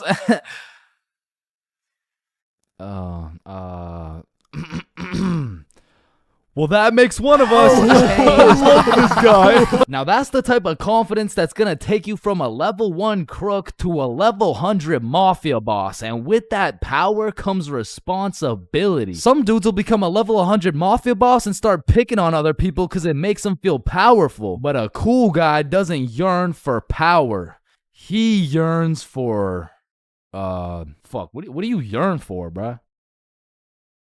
Damn, he's so cool. Now, being cool comes along with being calm and collected. Like, if someone walked up to you trying to fight and you started running away screaming for your life, I don't think anyone's looking at you like, damn, that's one cool-ass motherfucker, bro. Yeah, bro, the way he hit that high note was cool as hell. Shit, maybe I could be like him someday. Now, I'm not saying you gotta go all Jackie Chan on the guy, but you do gotta stay calm and think logically. Like, let's see how cool you are. What would you do in this situation? A, strike first, strike hard, no mercy. B, just walk away. C, give him a little kiss on the forehead. Or D, do the stanky leg. And the correct answer is any of the above, bro, because it's not about what you do, it's about how cool you do it. Except maybe the stanky leg one. I don't think anybody can look cool doing the stanky leg. But doing any of the other options, you could look cool as hell. Like, A, strike first, strike hard. Boom, one punch knockout. That's cold. But if you throw first, miss, eat shit, not cool. B, walking away. You're cool as hell. Unfazed. Unless you get jumped from behind and get your ass beat. Not cool. C, give him a little kiss on the forehead. Assert your dominance. You pretty much just made him your son. But if you miss, well, now you're just kissing a dude, so, yeah. Now, even though being cool is all about how you do things, there's a few things that nobody can look cool doing, like riding a scooter, chasing a bus, taking pictures with an iPad, chasing paper in the wind, using VR, washing a cucumber, waving. You look nerdy as fuck, eating a cupcake, tripping, getting out of a restaurant booth, pickleball, and literally anything to do with Starbucks. Hi, can I get a caramel ribbon crunch frappuccino with 2 extra pumps of vanilla and the You're soy? not cool, bro. What? Now let's take it back to the element of mystery for a second, because this is the step that will either have people seeing you as a cool ass dude, or they'll just assume you're shy or possibly on the spectrum, bro. Listen, you gotta talk, bro, or else people have nothing to go off of and they'll start filling in the blanks themselves. Whoa, wait, so I gotta talk to be cool? Yo, Chains, what do I say? Whatever the fuck you want, bro. Oh, wait, really? Yeah, bro, the truth is the key to being cool is being yourself. And I know that shit sounds corny, and it is, but do you think the coolest dudes on earth give a single fuck about what you think? Hell nah. They're way too busy being cool, bruh. You gotta be like a peach, man. Some people hate peaches, some people love peaches, but at the end of the day, the peach is gonna be a peach. So here, take these sunglasses, and if you haven't heard it today, you're a cool ass dude, bro.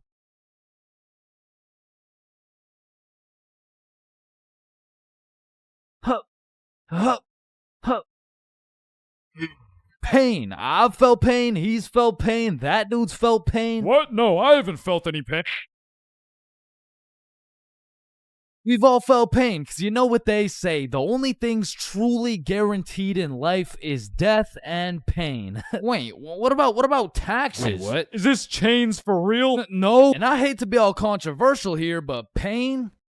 That shit hurts, bro. Specifically, the little shit that just does 1 damage has no business hurting so bad. Like stubbing your toe or biting your tongue or fucking paper cuts. Like, that shit shouldn't even hurt, bro. It's paper. It's not scary. Oh, shit. And I still remember the first time in my life I ever took some real damage and felt some real pain. And it was back when I was 4 years old. Which meant I was still learning the controls of life and shit. Like, yeah, I could run, but it was low-key like watching a dude play Fall Guys. If he was drunk and fried and asleep. But regardless, one day I was bored doing 4-year-old shit, and then I seen my arch nemesis, a fucking chair. And I instantly knew what had to be done. I had to assert my athletic dominance by running and jumping over this chair. So I take a deep breath, I run up, jump, and clear this chair clean as hell. Now keep in mind, I was 4 years old, so that was probably the coolest shit I'd ever done in my entire life. So you know I had to show my mom to make her proud of the man I've become. Hey mom, watch this.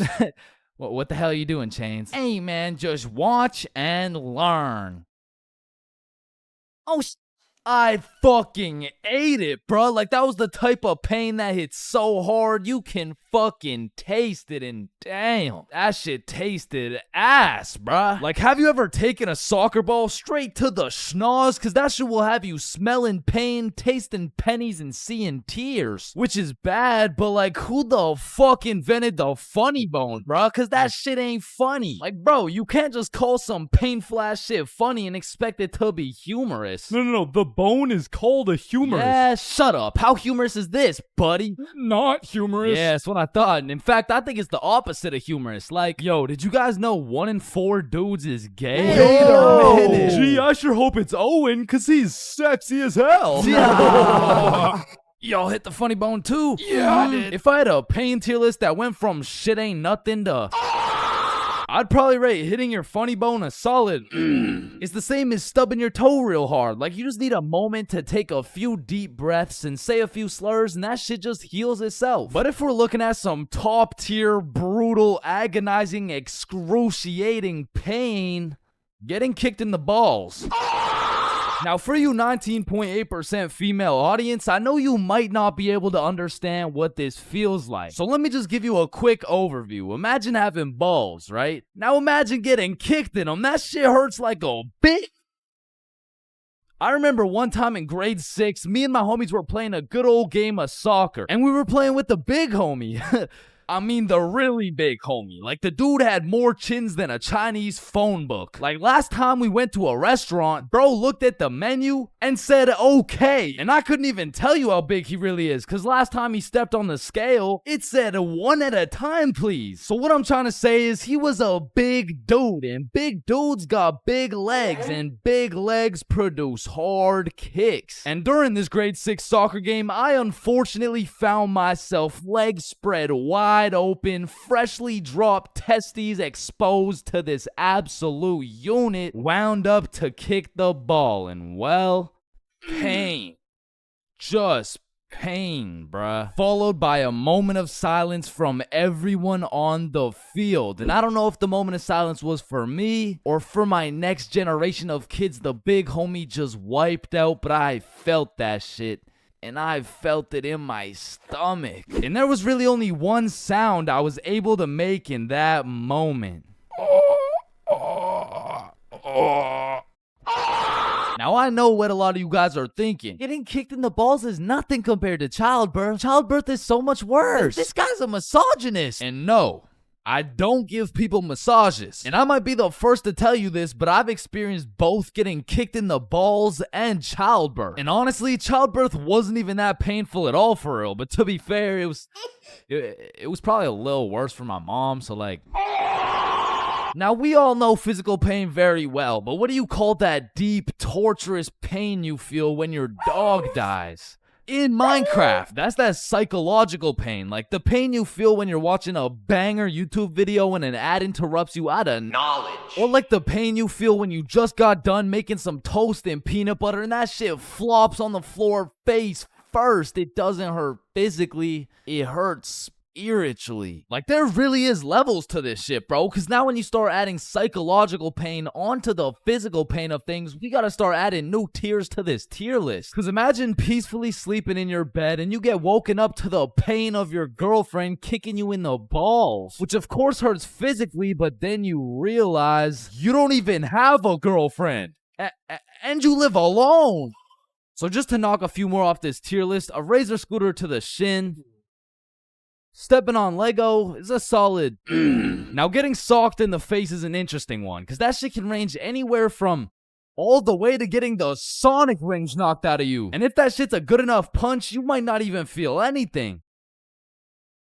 Now for the tier, I would say that's the shit where you just take one damage, like eating some food that's too hot, or getting a brain freeze, or when you're laying in bed with your phone and that shit slaps you across the face. Like it's just minus 1 HP. And minus 5 IQ. And if anyone's seen that shit, it's probably a lifetime debt of aura. Now I'm gonna keep it a stack. For something to be in the shit ain't nothing tier, it's just gotta be a good ass day, bro. Like some days I'll just be feeling invincible, bro. Like wake up, roll out of bed.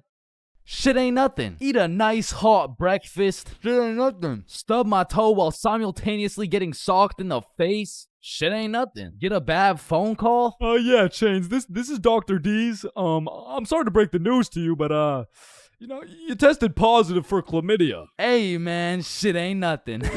Oh, shit, who's this? Yeah, I wasn't finished. You also tested positive for herpes, syphilis, gonorrhea, hepatitis. You got a whole ecosystem on your shit. Honestly, at this point, our best bet is just to chop that thing clean off. What? Shit ain't nothing. No, it's definitely something. We're chopping your meat off. Yeah, but on some days, bruh, it's just like, yeah, no, that's it. I quit. I'm done. I'm going to sleep. Good night. And I know this might sound like some freaky ass shit, but I feel like some pain low-key feels good, bro. Like in school, I used to always put the front chair legs on my feet just to feel the pain. Or even like eating some spicy ass food, or like, oh yeah, or like getting spanked. No? No? Fuck? Nah. I was thinking something more like taking a really hot shower, or like getting whipped. No? Yo, George, shut the fuck up, bro. I'm trying to make a video and Sorry, shit. my fault, pimp. My fault. Yeah, alright. Or what about when you like getting slapped in the face? Bro, shut the fuck. Hey, yo.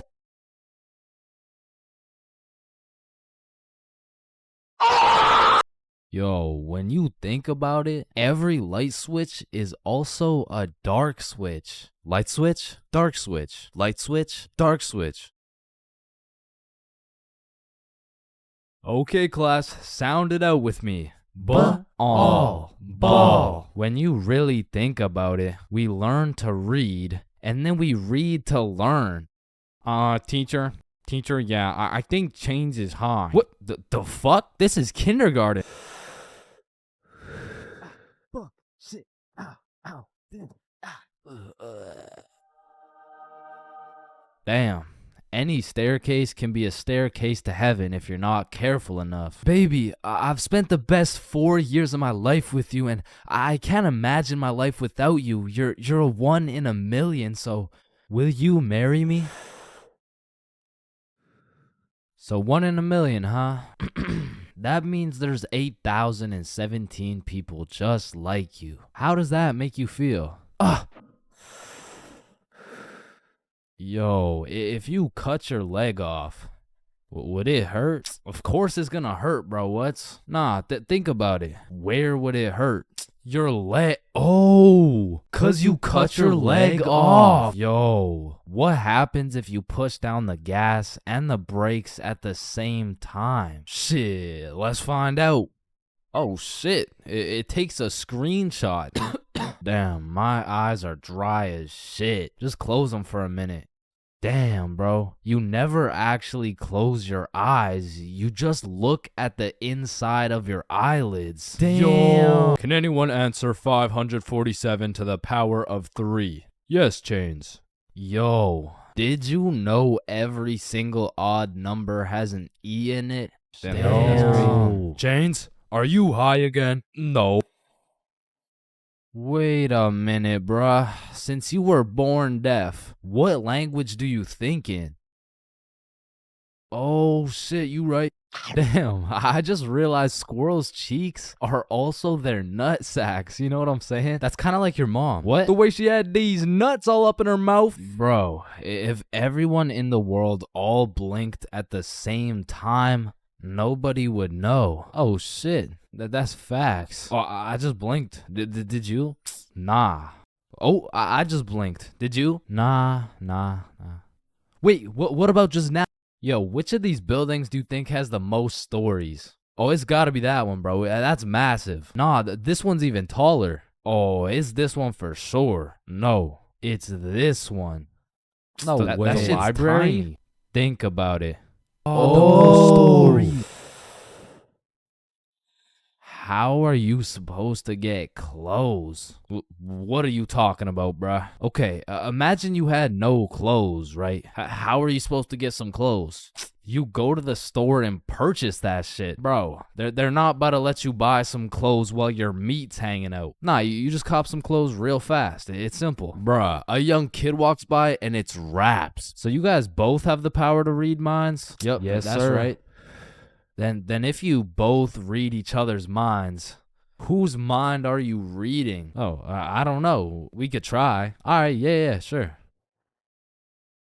Nah, that was not me. That was you for sure, dude. Damn, bro. When you think about it, the hospital is the only building you leave without entering. Damn. And people are having the worst day of their life, the best day of their life, the last day of their life, and the first day of their life, all in one building. Damn. Bro, I'm kind of scared down here. What? Why? But because I'm scared a shark's finna eat my ass. Well, when you think about it, there's more people eating sharks in the world than sharks eating people. Damn. That's actually really crazy to think about. Fuck, yo, every single day there's some random motherfucker out there who took the biggest shit for that day. Yeah, he's in this room. Bro, it's literally just you and me in the room. Yo, this Taco Bell is busting. So he incorrectly assumed his position. You spelled that incorrectly. But spelled what incorrectly? Incorrectly. Yeah, but what's incorrect? Incorrectly. Wait, what? Wait, guys. When you really think about it, the only time incorrectly isn't spelled incorrectly is when it's spelled incorrectly. Shut the hell up. Yeah, shut the fuck up. You know, the number of people older than you never increases. It only gets smaller and smaller. Damn. What? It just got smaller. Yeah, pizza's here. Shit, I got the munchies. I'm about to fuck this shit up. Wait, I ordered a mushroom pizza. Why'd they give us cheese? Hey, any pizza can be a mushroom pizza if you're patient enough. Damn, I guess you're right.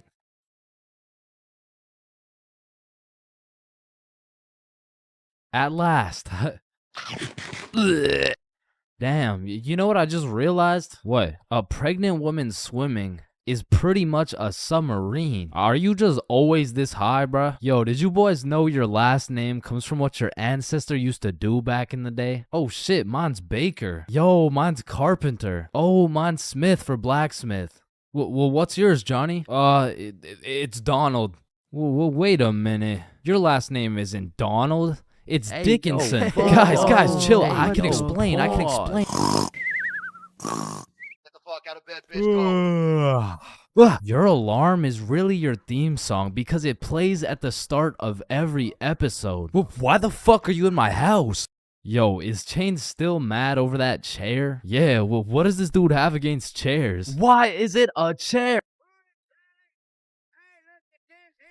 Yo, why is there sidewalks in the movie Cars if there's no humans? This dude won't shut up. Like, just watch the fucking movie, bruh. Damn, think about this. When a child is an asshole, the child gets a whooping. But when the parents are an asshole, the child gets another whooping. Shit, tell me about it, bruh. Fuck. Bro, you've checked the fridge 15 times already. No good food's finna magically appear. Damn, now that I think about it, we don't keep checking the fridge for new food, but rather we keep checking to see if our standards have dropped low enough to eat the shit that's already in the fridge. So we got Mercury, Venus, and then here's Earth.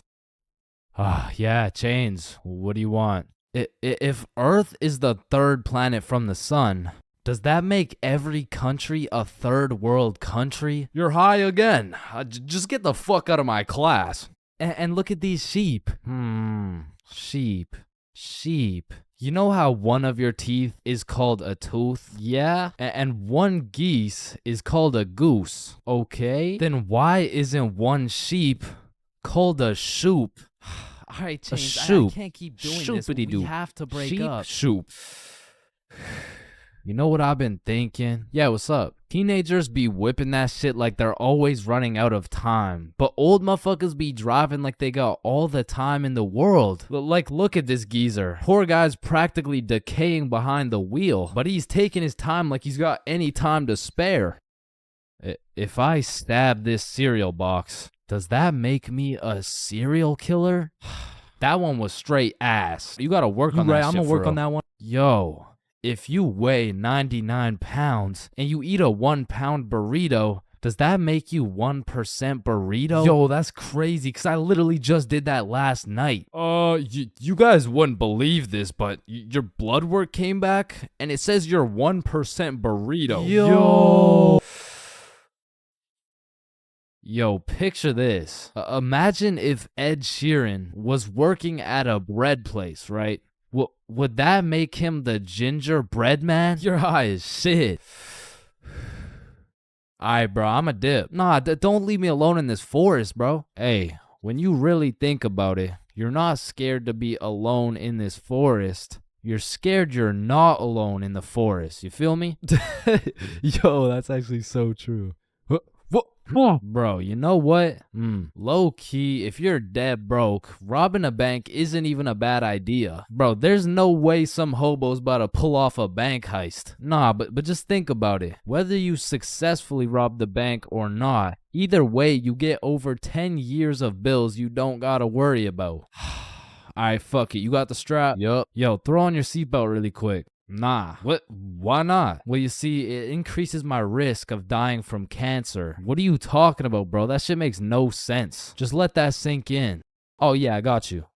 Yo, what's up? But still, that shit makes no sense. No, but actually think about it. Oh. Hey, bro, you want to hit? Nah, I don't smoke. I'm scared that I'll get all paranoid and shit. Hey, man, if you're paranoid that you're gonna get paranoid, you're having the side effect without even smoking. It's yo.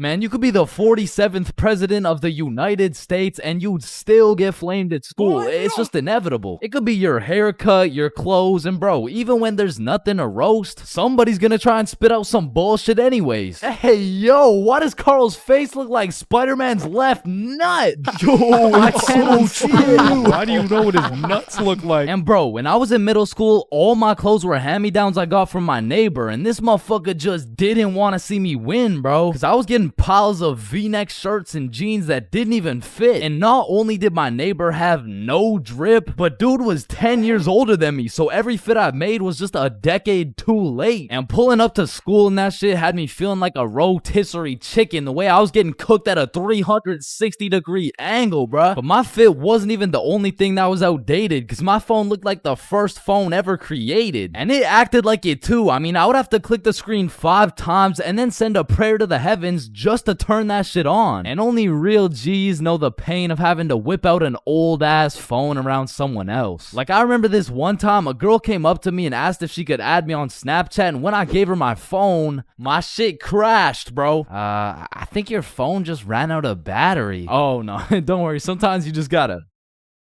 Yeah, here you go. Actually, I have a boyfriend, so... Wait, what the fuck? And ever since that day, that phone was my #1 op, bro. So much so that the next time a girl came up and asked for my Snapchat, I started fucking malfunctioning, bro. Hey, can I get your Snapchat? No. Oh.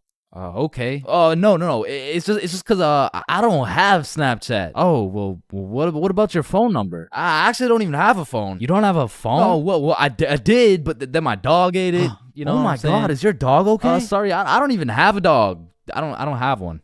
Then who ate your phone? Fucking I did. Wait, was that? Nope. Like, I do appreciate all the hand-me-downs, because without them, I would be walking through the school butt-booty naked. But to be honest with you, if it was a choice, I would have rather been butt-booty naked. Because these V-necks were straight girl-repellent. Like, there's birth control, there's condoms, and then there's V-necks, bruh. Well, shit, I mean, you could still pull a lot while wearing a V-neck, but it's just like... It's just gonna be dudes. And just when you think I couldn't have been more roastable, my mom will be like, oh, sweetie, you need a haircut. No, please, mom, no. My mom used to take me to this shop that gave out $1 haircuts, bro, and these motherfuckers were straight speed running these cuts. They'd be asking what kind of cut you want while cutting your hair. And by the time you get to show them the cut you want, your shit is already done, bro. And my mom must have not been tipping them either, considering the fact that every time I went back, the cuts kept getting worse and worse. Until one time, I walked out there with my head bleeding, like I asked for a 2 on the sides, and she hit me with a -2. Now, don't get me wrong, when I pulled up to school wearing the most abominable fit known to man with the atrocious haircut and shitter phone combo, I got my shit roasted, flamed, grilled, sauteed, deep fried, and then thrown into the goddamn microwave. Like the type of flaming that has you going home and just taking an extensive look in the mirror, questioning if you should legally change your name to Albert and flee the country. But somehow, this motherfucker Carl got flamed even harder than me just for being Carl. Like, whenever a friend group is created, there's just one dude selected to be the punching bag for the entire group. And you know, I feel bad and shit, but like... it's better Carl than me, bro, so I'm gonna slip a few jabs in if I have to. Yo, what the fuck is Carl eating, bro? Oh, hell nah. Wait, whoa, Chains is eating the exact same thing. Nah, what? Your shit looks like it tastes like cardboard with honey mustard. Wow, how did you know? Like, Carl can't even get a little chuckle out without getting crucified, bruh. Damn, he's fucking that shit up. Looks like he hasn't eaten in weeks, bro. Oh, hell nah, Carl. I know you're not laughing. Yeah, I'm not. You're built like SpongeBob Round Pants. You look like a malnourished Santa Claus, bro. Like, god damn, that's a face only a mother can love. What did I do? Now, getting roasted around your boys is tough, but that pales in comparison to the pain and embarrassment of getting roasted in front of your crush, bro. Yo, Chains, what did you get on the science test? I'm not gonna lie, I got like a 76. I'm surprised you're not smarter with that big ass head of yours.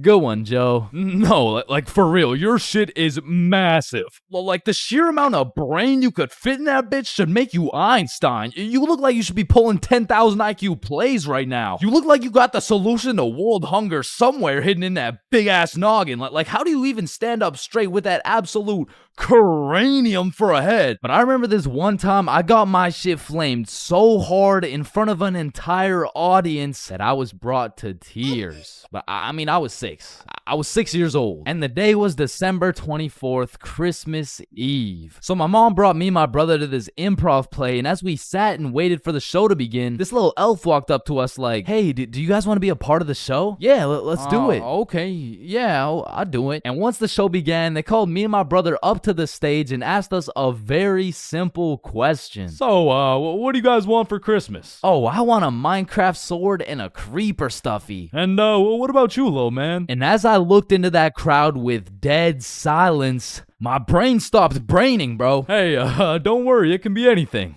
Shit. I want, just kid, what do you want? I wanna... Man, I wanna... I don't really know what I want. Yo, who brought this fucking dumbass on stage, bro? Get the fuck out of here. Now I'm paraphrasing. I mean, I was 6. I don't remember exactly what he said, but that's what it felt like. And as we walked back to our seats, I was super embarrassed. But as the show started, it was actually pretty funny, and people had probably forgot about it by now. But 10 minutes into the show, a character walks on stage with some goofy ass buck teeth. Yo, this guy looks stupid as hell. Oh shit. And this dude proceeds to absolutely cook 6-year-old me with no remorse. Hey, what's your name? I don't know. What? Okay, how's your day? Day?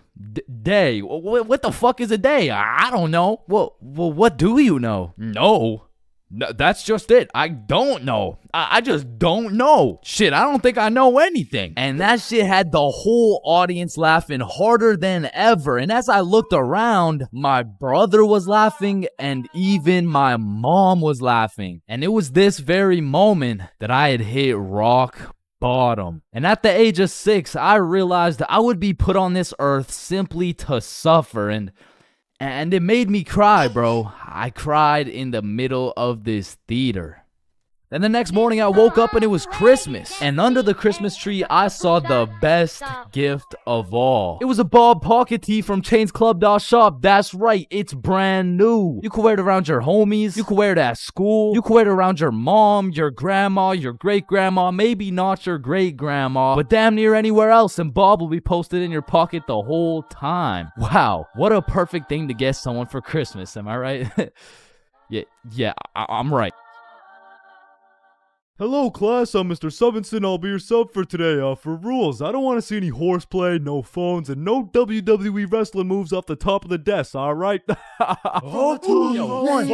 Sub. Yeah, he just looks like the dude from the Pringles can. Walking into class and then seeing a substitute teacher is like the same feeling as squaring up to fight a dude and then finding out that dude's blind, bro. Like, you pretty much just gotta show up and you win. Like, I honestly feel bad for these substitutes, bro, because every day they have no clue what they're showing up to. Like, one day they're walking into a class full of angels, and the next day they're fighting for their life in a class of straight demons, bro. I mean, being a substitute teacher is all about confidence. Like, the moment the sub walks into the class, they're being analyzed. Like, the way they walk, how they dress, and especially how they talk. Yo, if the first thing they say sounds like, hey, hi guys.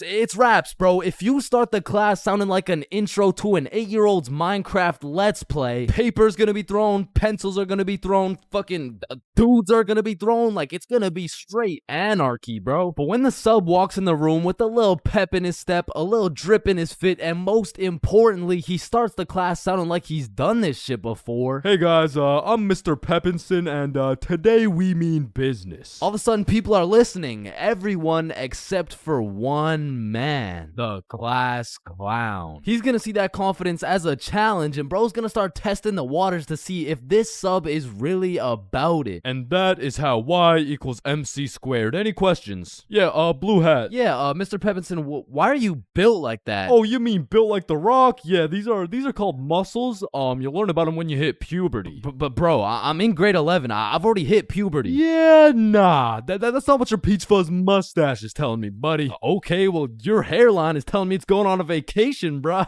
Alright, let's see your shit then. Yeah, like, it's not bad.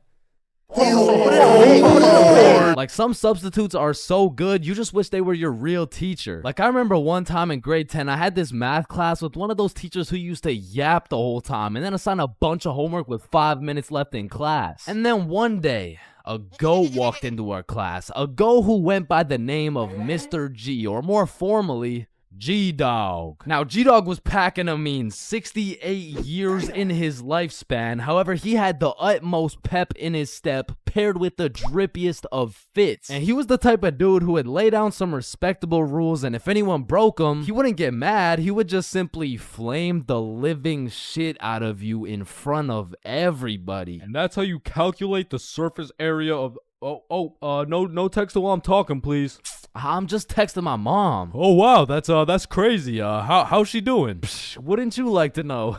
Oh yeah, I mean, I would actually, cause she's probably pretty tired after last night. I mean, I did lay down some mean dick. But there are definitely some questionable substitutes out there. I remember when I was in grade 6, my entire middle school was just weird, bro. My recess was called Nut Break, my music teacher was deaf, and our principal was damn near bipolar. Alright, who told the blind kid he could say the N-word? Okay, alright, it was me, but like, I didn't think he would actually say it. Oh no, that's actually a pretty good one. I mean, I gotta give it to you, kid. Wait. So you're not mad? No, I'm fucking furious, okay? Get in my office right now. Okay, wait, I thought you were just laughing. What's going on right now? Yo, I'm just messing with you, kid. You're good to go. Okay, thank you. Thank you. Good to go out of the school because you're expelled. That is absolutely unacceptable. Are you joking or Does it sound like I'm joking? Yeah, kinda. Yeah, bro, my middle school was weird as hell, so I can't say I was surprised when a substitute teacher walks into my class talking about, hello class, I'm Mrs. Hutchinson, and I identify as a mermaid. And I'm only 12 years old, so I'm like, dog, what the actual fuck does identify mean? But bless Miss Hutchinson's heart, man, because Lord knows middle schoolers weren't gonna take that shit seriously. Oh, she's funny, mermaid. No, class. I'm serious. Oh, so that's why you smell like the ocean. Exactly. Wait, what? And I remember one time this sub walked into our class and I could have swore they just found this motherfucker on the side of the street, bro. He walked in sagging like crazy, and if he even went to school, this motherfucker most definitely cheated his way through, bro. Yo, hey class. Like, what are we doing today? I mean, shit. You're the teacher. Oh yeah, right. So what'd you guys learn about yesterday? We were learning about agriculture. Oh yeah. Yeah. And I think you're right too, because the culture we live in right now is very angry, and the anger culture just needs to take a chill pill. You know what I'm saying? Any questions about that? Yeah. What's a chill pill? Oh, yup. I'm glad you asked. Okay, see, I actually know a guy who can hook you up with some. Just meet me in the parking lot at lunch. Mr. Saginson, are you trying to sell us drugs right now? Oh, no. Well, I mean, yeah, but it's for chemistry with neuroscience, or I mean, like for microbiology or something like that. And these substitute teachers seem to butcher every single name on the attendance. I mean, shit's gotta be on purpose at this point. Like, hello class. I'm just gonna do some attendance really quick. Correct me if I get your name wrong, okay? Horda Hansa. Is Horda Hansa here? Okay. I mean, my name's Jordan Johnson. Well, you're absent now, so you gotta speak up sooner next time. Wait, what the fuck? Maya? Is Maya present? It's Mia. Wow, quite the name you got there. It's spelled kind of weird, no? No, it's not. It's literally 3 letters. Ariana? Is Ariana here? Sorry, it's Ariana. Okay, and like, what's your point? That's just how it's pronounced. Juwan? Is there Juwan in the room? It's Juan. No, Juan. And some subs be walking into your class with the most bullshit rules ever. Like, hey, Mr. Subinson, can I go to the washroom? Does your teacher usually let you go to the washroom? I mean, yeah. I think you legally have to. I don't believe it. Sit your ass down and get to work. Wait, Mr. Subinson. Respectfully, I'm about to shit my pants here. Wait, does your teacher usually let you do that? What, shit my pants? Yeah. Yeah? Alright, I'll allow it. Hey, who the fuck is this guy? And I feel like there's no greater sense of community among a class than when a substitute teacher comes in. The entire class just comes together to gaslight the fuck out of this poor substitute. I remember one time in grade 10, me and my homie had a sub come in who was giving us this multiple choice test. And my homie was the type of dude who'd be getting 0% on everything, and the way his grades were looking, he just couldn't afford to fail another test. So what he did, I just need to preface, I do not condone. But from the moment the teacher walked in, he acted like he needed a little extra help. You know what I'm saying? And to be honest, he put on a spectacular performance. I mean, someone either needs to get this man an Oscar or a diagnosis, bro. And I just acted normal, but I guess by proxy, I got a little extra help, and I don't know what that says about me, but I do know what it means. It means the substitute teacher walked out of that class happy she was able to help 2 students in need. And it also means me and my homie both walked out of that class with 100% on our tests. Yo, Chains, I'll pay you $5 if you pull that fire alarm right there. Oh, Yo, run. Chains, do you know why I've called you into my office today? No. You see, that little stunt you pulled has led you to a 1-week suspension. God damn it. What does suspension mean? It means for the next week you are prohibited from coming to school. Fuck. What does prohibited mean? Chains, you can't come to school for the next week. Hold up, so you're telling me because I pulled the fire alarm, I don't have to go to school for a week? Yes, it's a suspension. You are... Man, I got a love-hate relationship when it comes to getting suspended from school. Like on one hand, shit, you just don't have to go to school. But on the other hand... Suspended? Oh, I'm about to suspend that ass. Ah, fuck. Ow. Shit. Alright, I don't recommend getting suspended. That shit is not worth it. But how do I know? This story dates way, way, way back to grade 7. It was a cold winter day at Stickman Middle School. In fact, it was freezing cold, and this gave Billy a great idea. Yo, the pond behind the school is frozen. Let's go fuck around on it. Oh, I'm down. Okay, bet. So after school, we got a group of 5 homies, and we headed over to the frozen pond. Now, to paint the picture, behind Stickman Middle School was Stickman Elementary School, and behind Stickman Elementary School was this frozen pond, meaning we had to walk through Stickman Elementary School to get to this pond. But nonetheless, we walk up to the pond and instantly I see this big red sign that says, "Hazard, do not step on ice." Guys, the sign says do not step on ice. Man, fuck the sign. Watch this.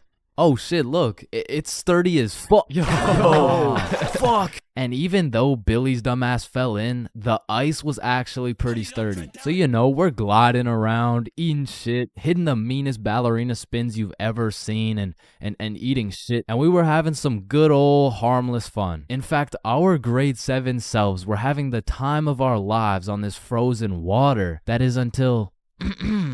Oh, what do you guys think you're doing? We were just walking on the ice. Did you guys not see the sign? What sign?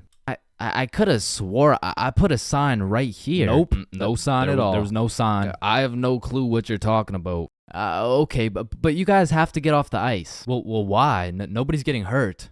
Yeah, we're safe. Okay, it's your choice. You're gonna regret this. So we continued with our ice skating antics for approximately 10 more minutes. Until the same lady came back up to the pond, but this time she was equipped with a Sony Alpha A7 mirrorless digital camera with the extendo lens. In other words, she was quite literally about to catch us in 4K. But at least she doesn't know what school we go to. Hey, what school do you guys go to? Not Stickman Middle School. Absolutely not. No, definitely not. Fuck, she knows. We had to think quick. How are we gonna smoothly get out of this situation without getting in trouble? So we called a boys emergency meeting. We huddled up and discussed our best plans to get out of this situation. And after combining all of our genius grade 7 brains, we made the ultimate plan. If we started mooning the camera, it would then be illegal for her to take pictures of our middle school cheeks. I don't know how this became our best option, but regardless, we put the plan in motion. I mean, me personally, I got a little shy and kept my pants up, but some of the boys were out there going crazy, looking more caked up than Summer Rae. And after a little while, the lady must have decided it wasn't a great look to have a camera pointed at some 12-year-old cheeks, and she left, which means the plan had worked flawlessly. Now, the next day at school, I had completely forgot about it, to be honest. But strangely enough, while I was sitting in math class, I hear the little class phone start ringing. Hello? Oh, yes, he's here. Oh, okay. Yeah, I'll send him your way. Thank you. Chains, Mr. Principal wants to talk to you. And at this point, I should have picked up on why I was being called to the office, but I had complete faith in our foolproof plan of mooning this stranger that the thought of being in trouble didn't even cross my mind. That was until I walked into the office to see every single one of the boys sitting in Mr. Principal's office. But mama didn't raise a snitch, so we started capping our asses off. So, what did you guys do after school yesterday? Nothing. I played Fortnite. I was doing the homework. Don't play stupid with me. I got a call from Mrs. Principal over at Stickman Elementary. So tell me, what were you doing on the pond yesterday? I wasn't there. It wasn't us. I don't know what you're talking about. I don't even know what a pond is. I see. Well, I've got evidence. And as he shows us this undeniable evidence, you can see this dude Billy's cheeks in the corner of one of the pictures. So I slowly look over at Billy, and he looks over at me.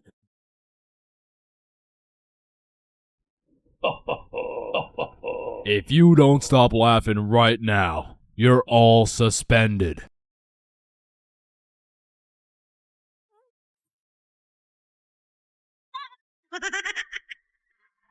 That's it.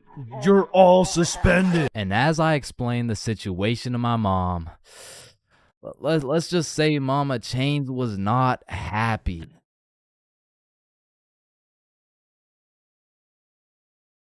As a broke stick man like myself, I spent my fair share of time on the bus. And if you spend a long enough time on the bus, you will see some weird ass shit. I mean, I remember my first time getting on the bus by myself. I was feeling strong and independent. Next thing I know, a crackhead sits down beside me talking about yabba dabba doo. The world is ending and you're gonna die a painful and lonely death, buddy.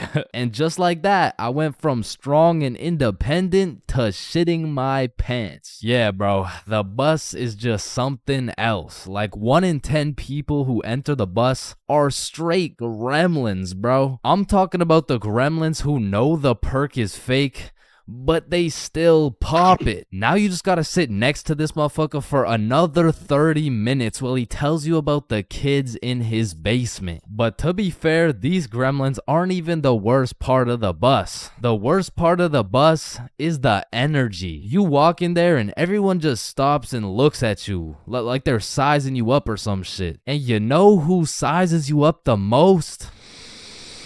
The fucking goddamn motherfucking bus driver, bro. These bus drivers are just eternally pissed off. Every time I would get off the bus, I would try and cheer bro up, but they're just like allergic to happiness or some shit. Hey, thank you. Have a great day, man. Shut your ugly ass up, little boy. I already know you get no bitches with your big ass forehead, no drip having ass with your skinny ass arms. Boy, you're built like a stick man, bruh.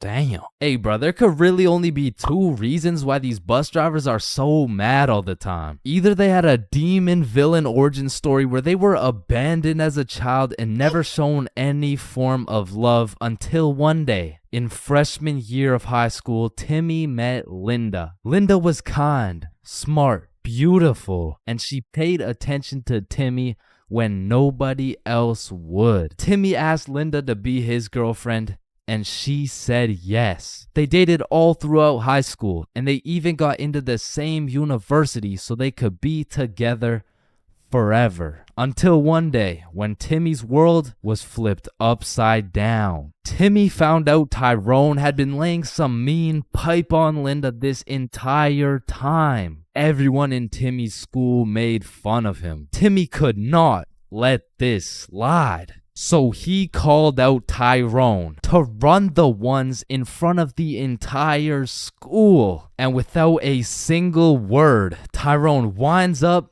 and hits Timmy with the meanest left hook any stickman had ever seen, leaving Timmy slept, out cold, unconscious, in front of his classmates, his teachers, and even in front of Linda. 'Cause shit, if that happened to me, I'd be just as mad as Timmy over here. Now, realistically, the only other reason these drivers are so constantly mad would be because the driver's seat secretly has a stick built in. You see, this would explain why the driver constantly has a stick up his ass. I mean, shit, you really can't even blame him for being mad. But still, I'm gonna blame them, cause I know these motherfuckers get pleasure whenever they see me running at full speed trying to make it to the bus stop in time, cause they start stepping on the gas.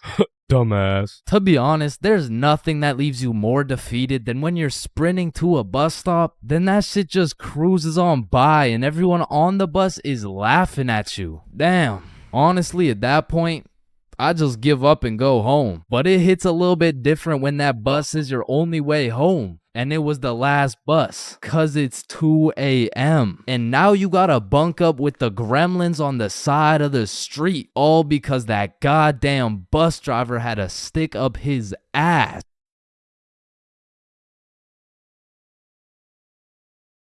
Awkward conversations. We all know them and we all hate them. Hey, how are you? Oh, I'm good. How are you? I'm great. How are you? You already asked me that. Damn, you right. You right. You right. So, how's your day going? My pet frog just died. Damn, that's tough. I found myself taking the most inconvenient routes to avoid an awkward conversation. Like, I can't really explain the feeling of an awkward conversation, but it's just mildly uncomfortable. Like, I would compare the discomfort levels of an awkward conversation to wearing wet socks. Like, it's not the end of the world, but let's keep it real, no one wants to wear wet socks. And honestly, I would take a slightly inconvenient path if it meant I would not have to wear wet socks. Also, I feel like there's some other situations that are in the awkward conversation family that I also hate. For example, the handshake fist bump dilemma. Yeah, it was nice seeing you. Yeah. Oh, fist bump. Oh, no, sorry. No, I don't. Yeah. God damn it. After you experience one of these bad boys, you'll be thinking about it cringing for the next hour. And if you're anything like me, you might even lose some sleep over it. Man, why the fuck didn't I go in for the handshake, bruh?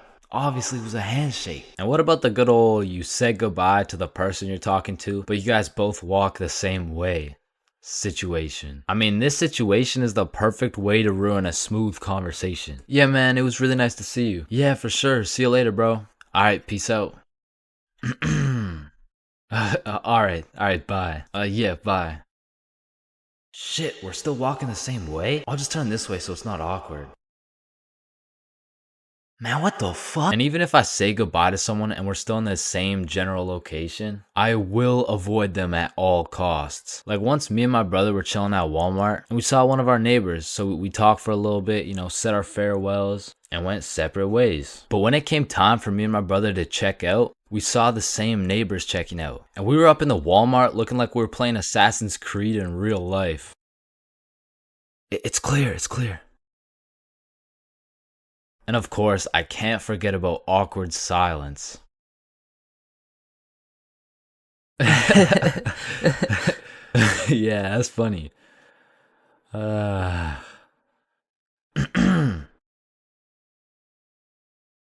Me personally, I have some procedures in place to avoid awkward silence no matter what. For example, my philosophy is to just say things. Yeah, that's funny.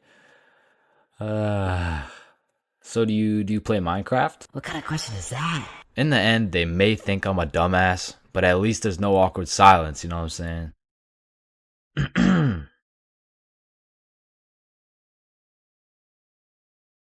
Alright, I already touched on the unspeakable things that go down in the high school bathrooms, bro. But there's only one place on earth that is more foul than those bathrooms. And it's the goddamn locker rooms. That room smells like complete and utter dog shit mixed with Axe spray. Like maybe I just went to school with a whole lot of Discord mods, but the rancid smell of the boys' locker room would contaminate anything in a 50-foot radius. And shit, Lord knows what goes down in that questionable place. Like you'll walk in there and see anything, bro. Motherfuckers will be having fights, chicken fights, group fights, sword fights. Like any laws and rules simply don't apply to the boys' locker room. Motherfuckers will be throwing hands, selling drugs, committing arson, committing several counts of fucking tax evasion. Shit, you name it. It's pretty much a GTA lobby in that bitch. Like I remember one day I walked into PE and my teacher was like, "Hey, where's your PE strip?" And I was like, shit, it's in the locker room. So I walk into the locker room and there's just two motherfuckers throwing hands and they just stop and look at me like, oh shit. I'm gonna just get my backpack and shit, so yeah. Alright, y'all be safe. And then they just went back to beating the shit out of each other. Now listen, I don't spend too much time in the girls' locker room, but anytime I walk by there, that shit smells like rose petals and rainbows. So I can only imagine there's no group fights, no chicken fights. Hopefully no fucking sword fights. And bro, you deadass can't leave shit in the locker room. Like if you leave anything not locked up, it's gone. These kids are ruthless, bro. They're snatching your wallet, your phone, your clothes. Shit, they're taking your PB&J sandwich. And the thing is, if you want your PB&J back, you're gonna have to get it back in blood because there's no laws in the locker room. See, if someone snatched my sandwich in math class, I'm turning into 6'9", bro. Mr. Cumminson, Jordan Johnson here, who lives on 123 Stickman Drive, postal code STK53Z, just stole my peanut butter and jelly sandwich my mom made me, so I'm gonna need his ass suspended. But if you try to tell a teacher about anything that happened in the locker rooms, they don't give a fuck. Mr. Principal, Jordan Johnson just stabbed me and stole my backpack, my phone, my wallet, and my ID. Damn, I'm sorry to hear that. Where did this happen? It was in the locker room after PE. Oh, you said the locker room? You're just gonna have to get it back in blood. Back in blood? What are you talking about? Yeah. I'm not gonna lie. The way you're snitching right now, you kind of look like a bitch. But yo, one time me, Billy, and Bob were coming back to the locker room after some good old dodgeballing. Billy notices a dude rummaging through his backpack. So he's like, yo, what are you doing, bro? But when he turned around, Billy was bamboozled to find out the kid rummaging through his bag, he was special. And there was just this moment of silence. Yo, am I supposed to like beat his ass right now? Or bruh, I'm sure he didn't take anything. Just politely ask for your bag back. All right, yeah. Oh, hey man, can I get my bag back, please? And the kid just hugged Billy, and then he left. And I'm still confused to this day. But I'm gonna be honest, locker rooms weren't all that bad. Cause sometimes you'd walk in that hole and they would just be throwing a party. Now, it still smells like ass. And there was literally no females, but it was still kind of lit. Like you'd walk in there and it would transform into the club. Shout out my label, that's me. I'm in this bitch with TP. I'm in this bitch with Ultra. Or you'll walk in there and they'll just be giving out free pizza. Like walking into the locker room is a gamble. You might walk in there and get robbed or you'll get some fucking pizza. I don't know. But what I do know is there's only 10 types of dudes in the locker room. Starting with that one kid who must have thought it was the 1800s the way he was whipping motherfuckers. Next, we got the poor guy who's just trying to change. He's quiet, he's normal, and he changes. It's a locker room, so it makes sense. Then we got that one poor soul who gets absolutely cooked by the entire locker room. Yo, why is Kevin built like Mike Wazowski? Bro's got no neck. We're stickmen. None of us have necks. Shut up. You skip neck day. Yeah, he skips neck day. Next, we got Bob. Bob's just that guy that casually takes his shirt off and he's built like Giga Chad. Like, shit. Fucking sexy ass Bob. And I don't know why, but there was always that one guy who thought it was a good idea to just whip his nuts out. Unprovoked, uncalled for, completely out of pocket. Like, what do you look like with your nuts out in a room with 30 half-naked sweaty dudes? Like, personally in that situation, I'm keeping my balls in my boxers. Thank you very much. And bro, tell me why there was always one kid who was just dousing himself in Axe spray. And it's always the mustiest motherfucker doing it too. Like, who's gonna tell him that Axe spray doesn't replace taking showers, bruh? And I don't know about your locker room, but for mine, there was always a dude eating. Like, out of all the places on earth, why are you eating in the locker room? Like, for some reason, there's something about eating around a bunch of dudes in their boxers that just doesn't sit right with me. I mean, simply by bringing that sandwich into the locker room makes it contaminated. That sandwich will be tasting like wet dog and Axe spray. And next, we got the kid who just makes as much noise as humanly possible.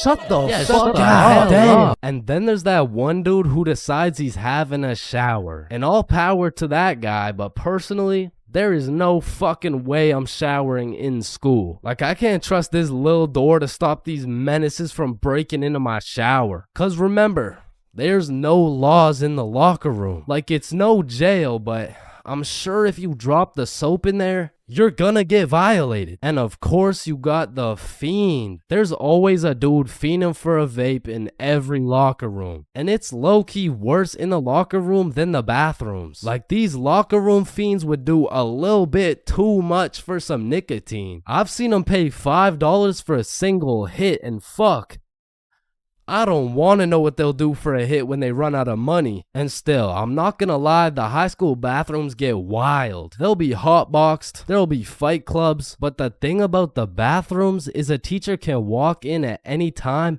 and get every student suspended. Like, even the poor kid taking a piss will probably get suspended just by association, which is exactly why the high school locker rooms get so fucking rowdy, because there's truly no teacher strong enough to stop the buffoonery that goes on in these locker rooms. So they don't even try. Shit, I don't care if your teacher is John Cena. There is no single man who can put a stop to the fuck shit that goes down in the locker rooms. But there is one thing that can: a female.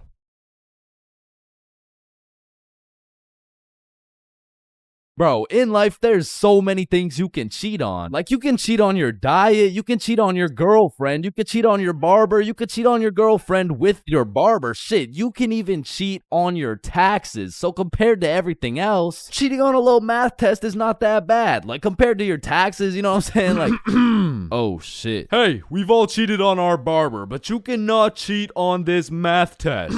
Oh shit. Damn, bro. I know we've all cheated on our girl, but you cheated on me, dog. Oh shit. Babe, I know we cheated on our taxes, but you cheated on me?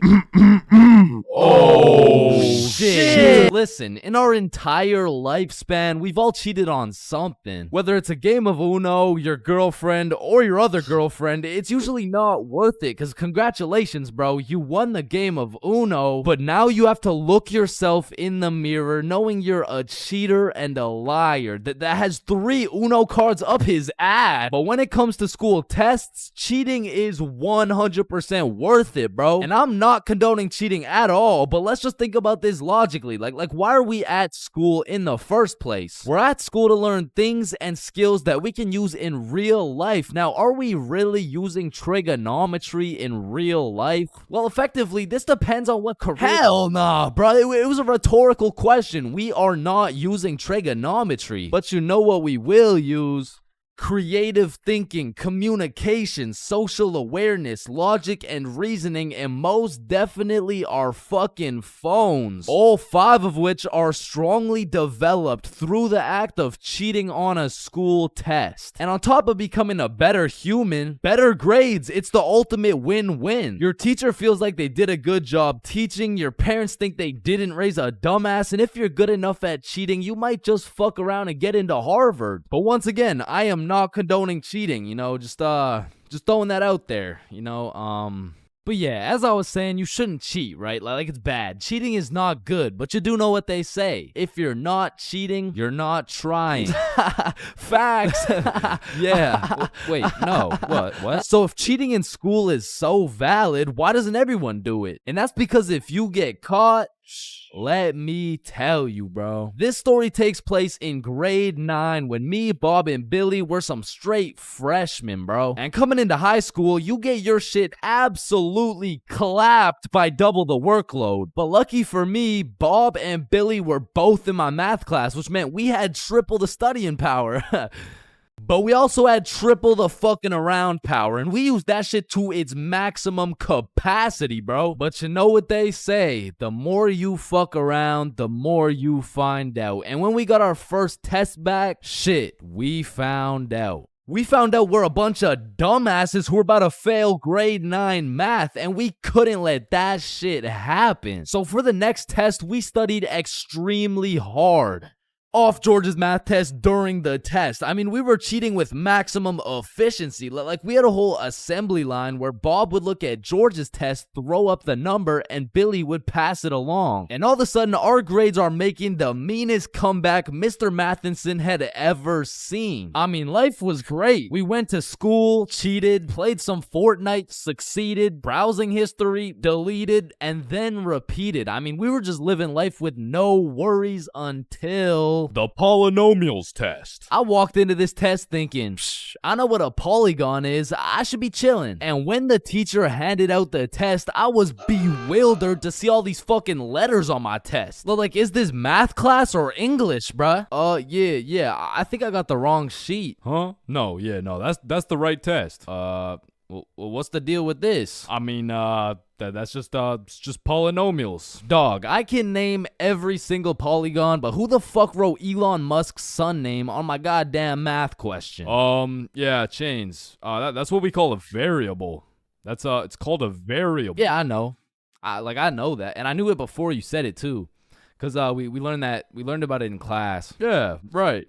Now, this would have been extremely bad if we didn't have the ultimate method we like to call George. Because George was one of those dudes who loved studying. Like, he'd wake up and go to school, then come home and study till he dropped, bro. Like, if you kidnapped George's whole family and told him you'd only give them back if he answered this equation, this motherfucker would just be happy he got more homework, bro. And cause of this, we had a little deal going with George. If he let us cheat off his math test, we would teach him how to be a normal dude. We were teaching this kid how to dap someone up, how to use slang, and all I'ma say is, this motherfucker should have just stuck to math, bro. Yo, Chains, sauce me a bite, big dog. I got you. Shit, Chains, you just busted in my throat, gang. Hey, yo. George, what you just said right there sounded gay as hell.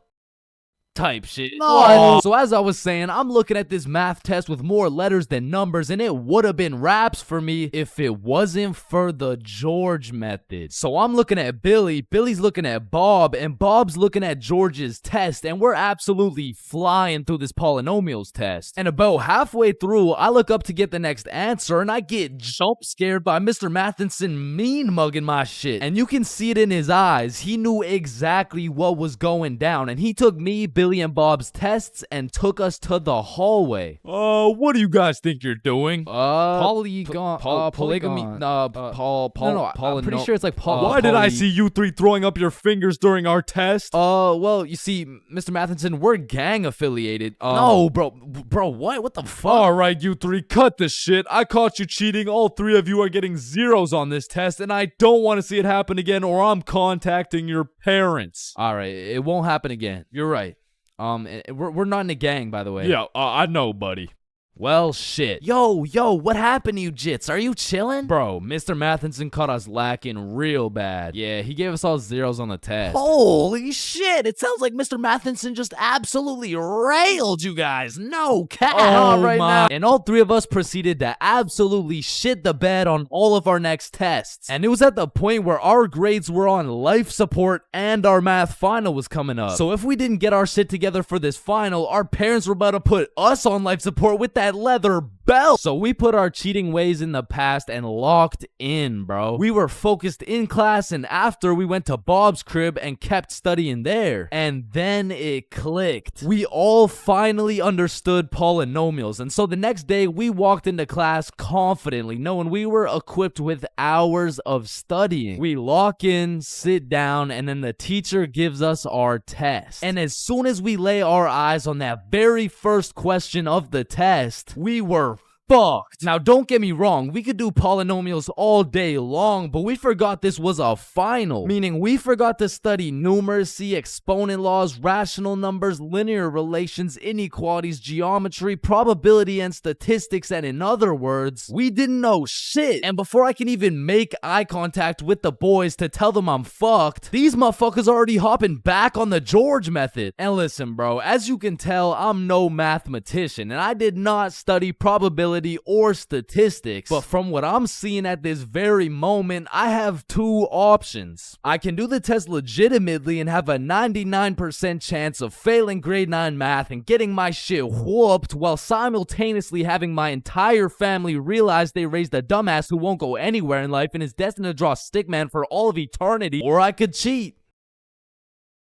So we're out here hitting the George method, and I'm being extra careful because if we get caught lacking twice, it's complete and utter wraps for us, bro. So we're grinding out the method, then the teacher looks up, boom, we're locked in on our own tests. He puts his head down, back to the method. And there was a few times in there I thought we were cooked, but we just kept it pushing. But still, we were low-key running out of time, and I had a whole page to complete. And God bless this random ass dude's soul, because he raises his hand to ask a question, and as soon as the teacher turns his back on us, it's crunch time, bro. It's like double XP right now. Bob was out here throwing up these numbers so goddamn fast, I thought he turned Crip for a second. And then the bell went off, and we were all done, bro. We hand in our test, and then it was time to wait. A few classes go by, and then the teacher hands out our math finals alongside our report cards. And nervous as hell, we all check our report cards, and we all passed, bro. So we all go home happy as hell to show our parents our report cards and the fact that we passed. Chains, you got a 54 in math? Yup, Mom, I sure did. You raised one hell of a smarty pen. Oh, fuck. But at the end of the day, even if we all got our shit whooped, maybe the real treasure is the friends we made along the way.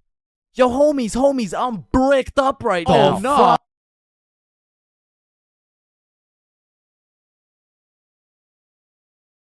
Aw, can I pet your dog? Yeah, for sure. Aw, what's your name, little guy? His name's Ben. Ben. Aw, he's so cute. I just wanna hunt that motherfucker.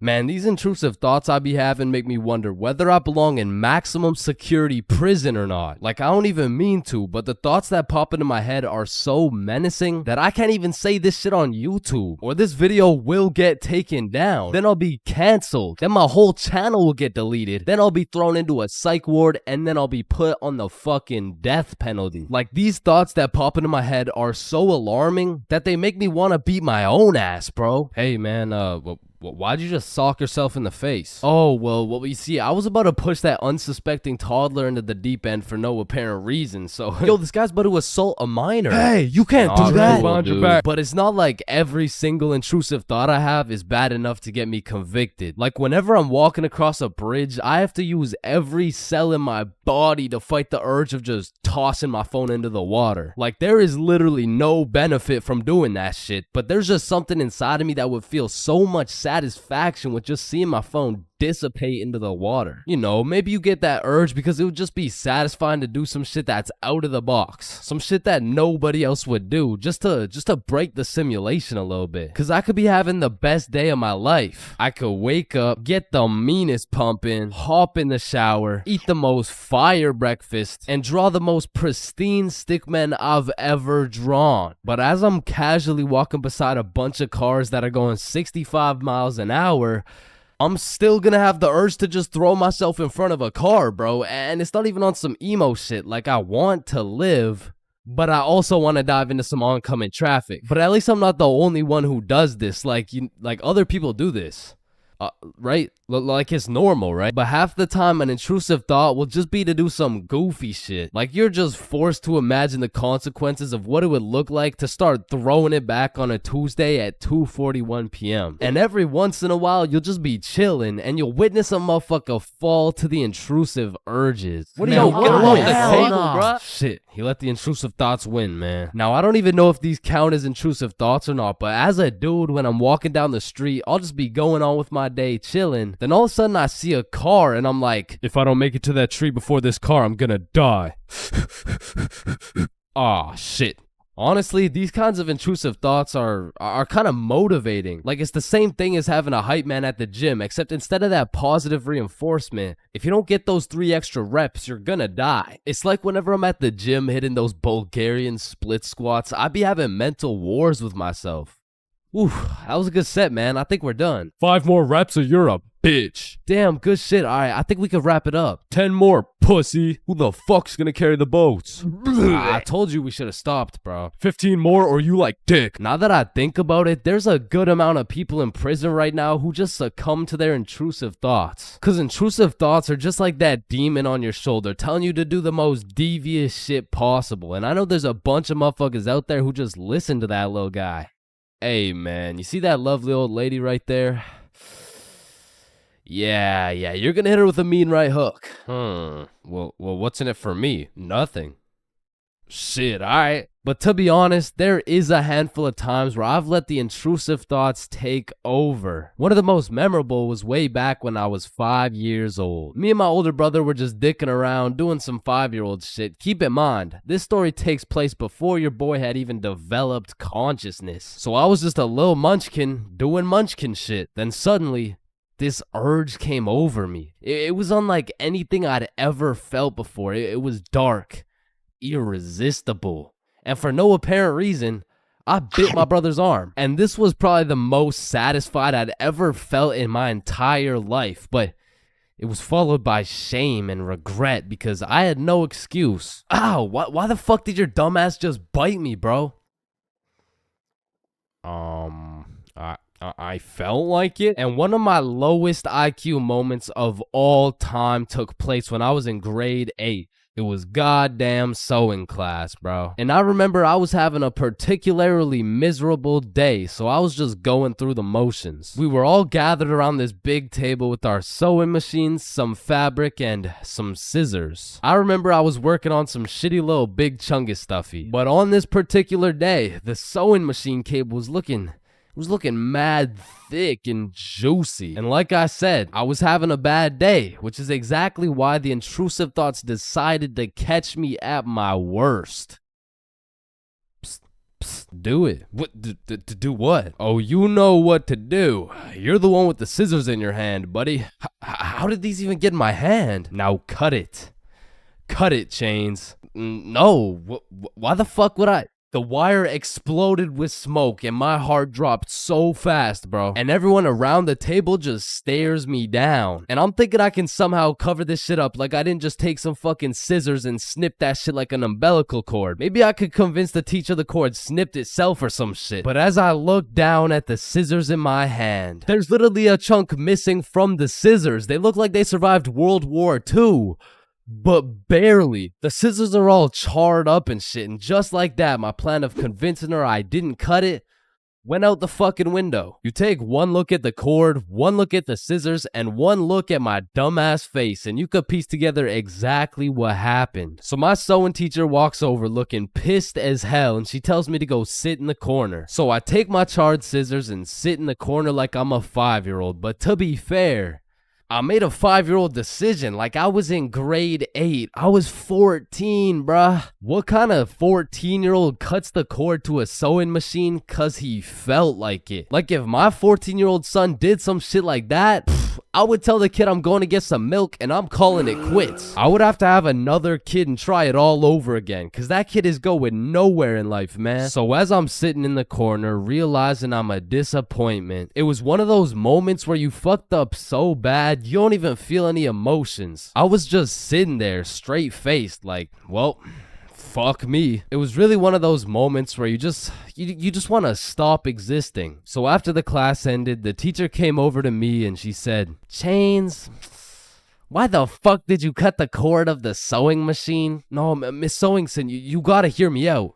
Okay, this better be good, Chains. What was looking mad juicy and the scissors just teleported into my hands. I don't even know. You did what? Mom, it was the intrusive thoughts that they told me to do it. I'm about to intrude that ass. The fuck?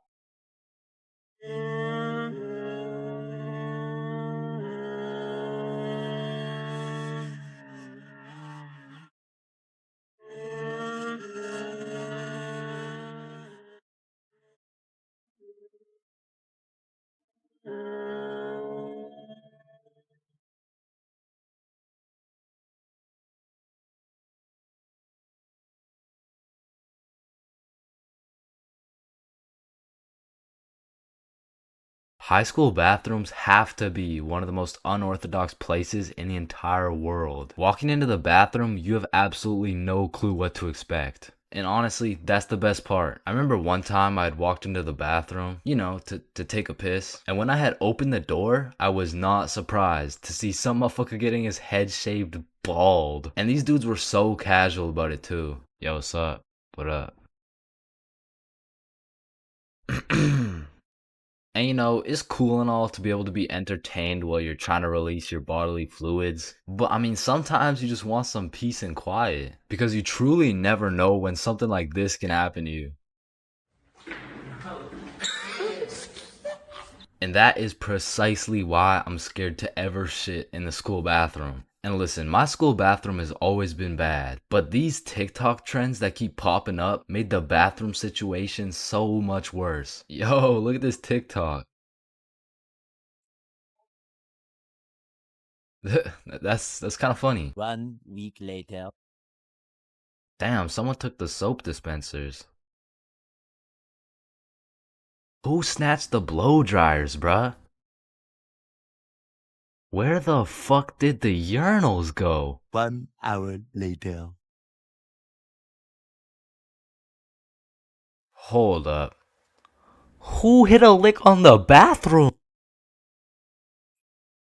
These TikToks had the school announcements like, "Guys, I'm begging you, stop with the devious licks." if you see anyone hitting a devious lick in the bathroom, report it to the office immediately. And I'm not gonna lie, this trend was low-key pointless. Like, once you go home, the fuck are you gonna do with the broken blow dryer, bruh?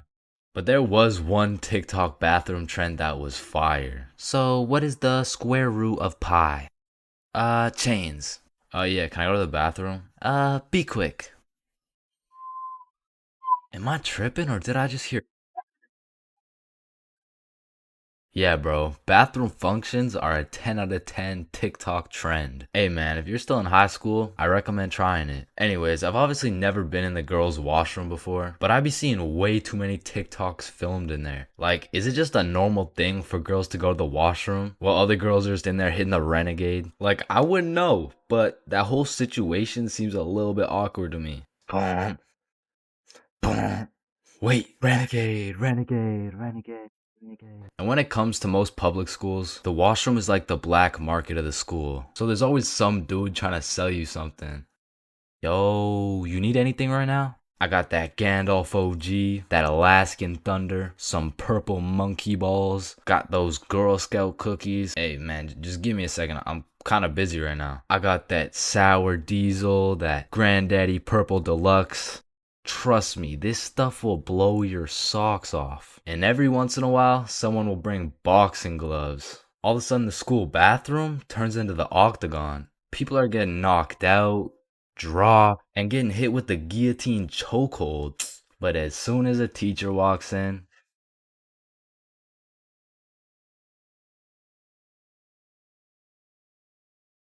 Man, I don't know about y'all, but for me, having an older brother is like, Oh, chin check. damn, bro, L Chin, am I right?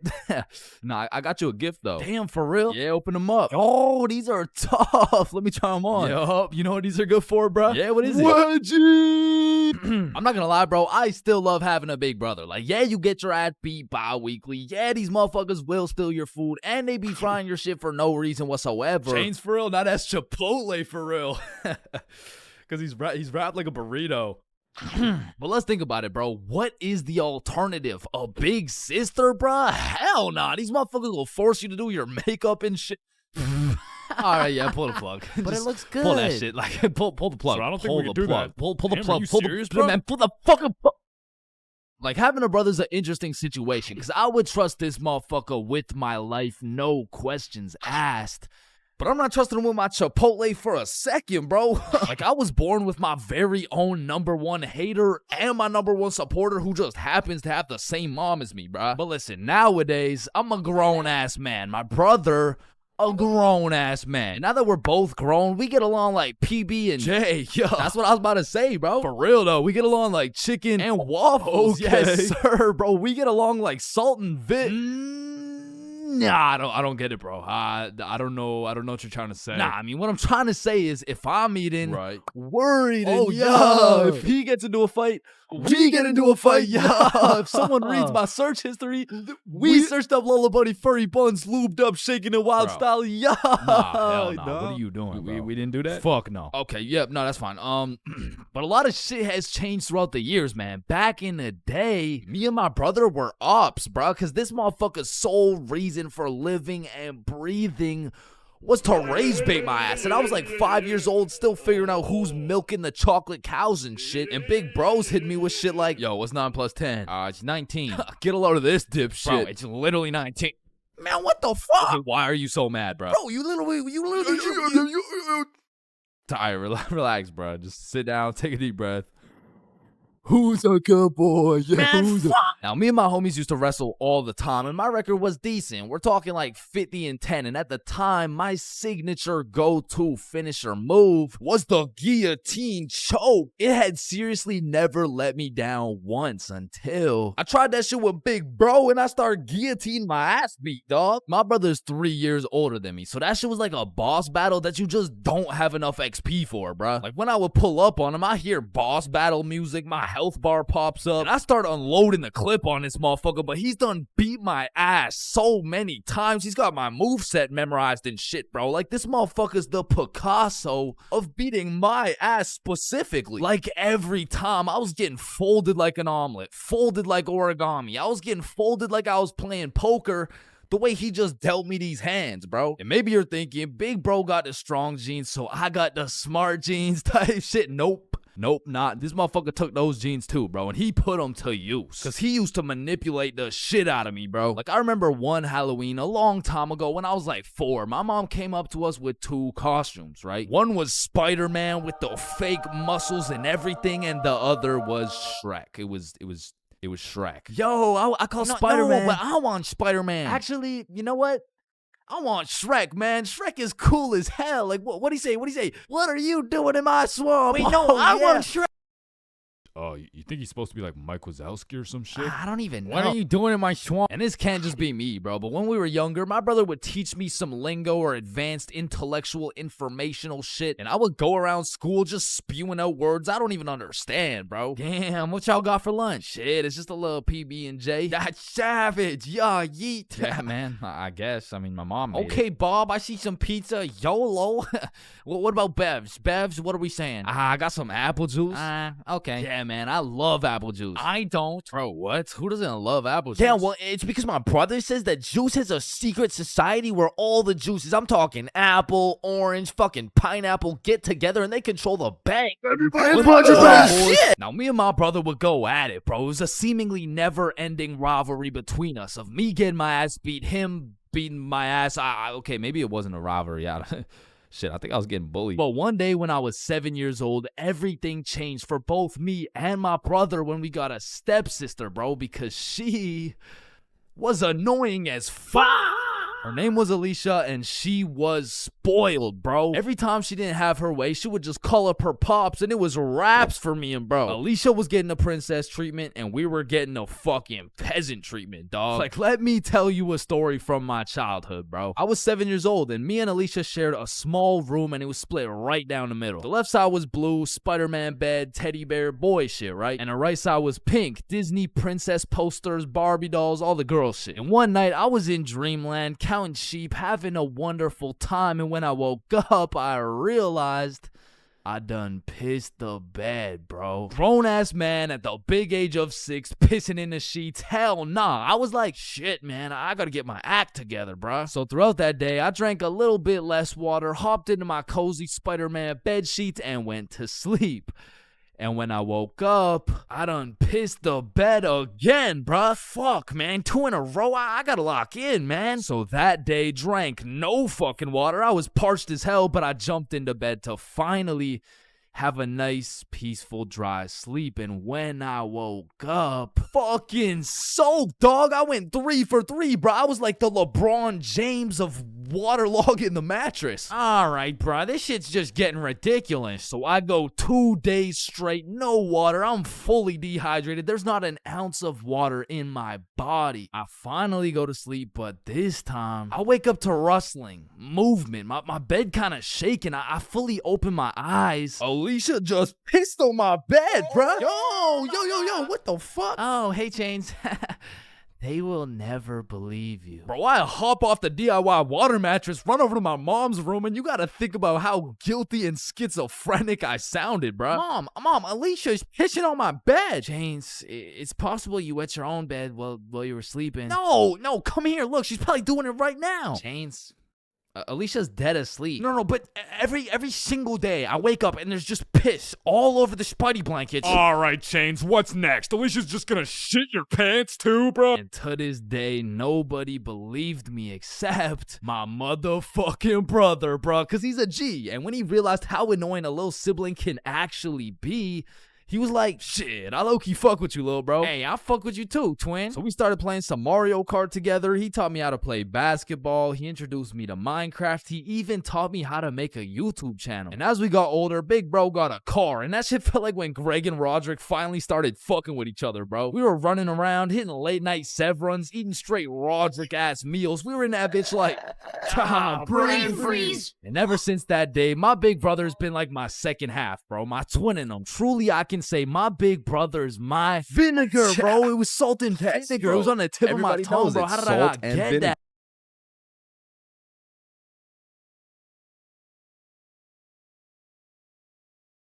What are you doing in my swamp? Imagine putting in hard work, time, and dedication into saving up for some new shoes. You go to Foot Locker and find the perfect pair. You try them on.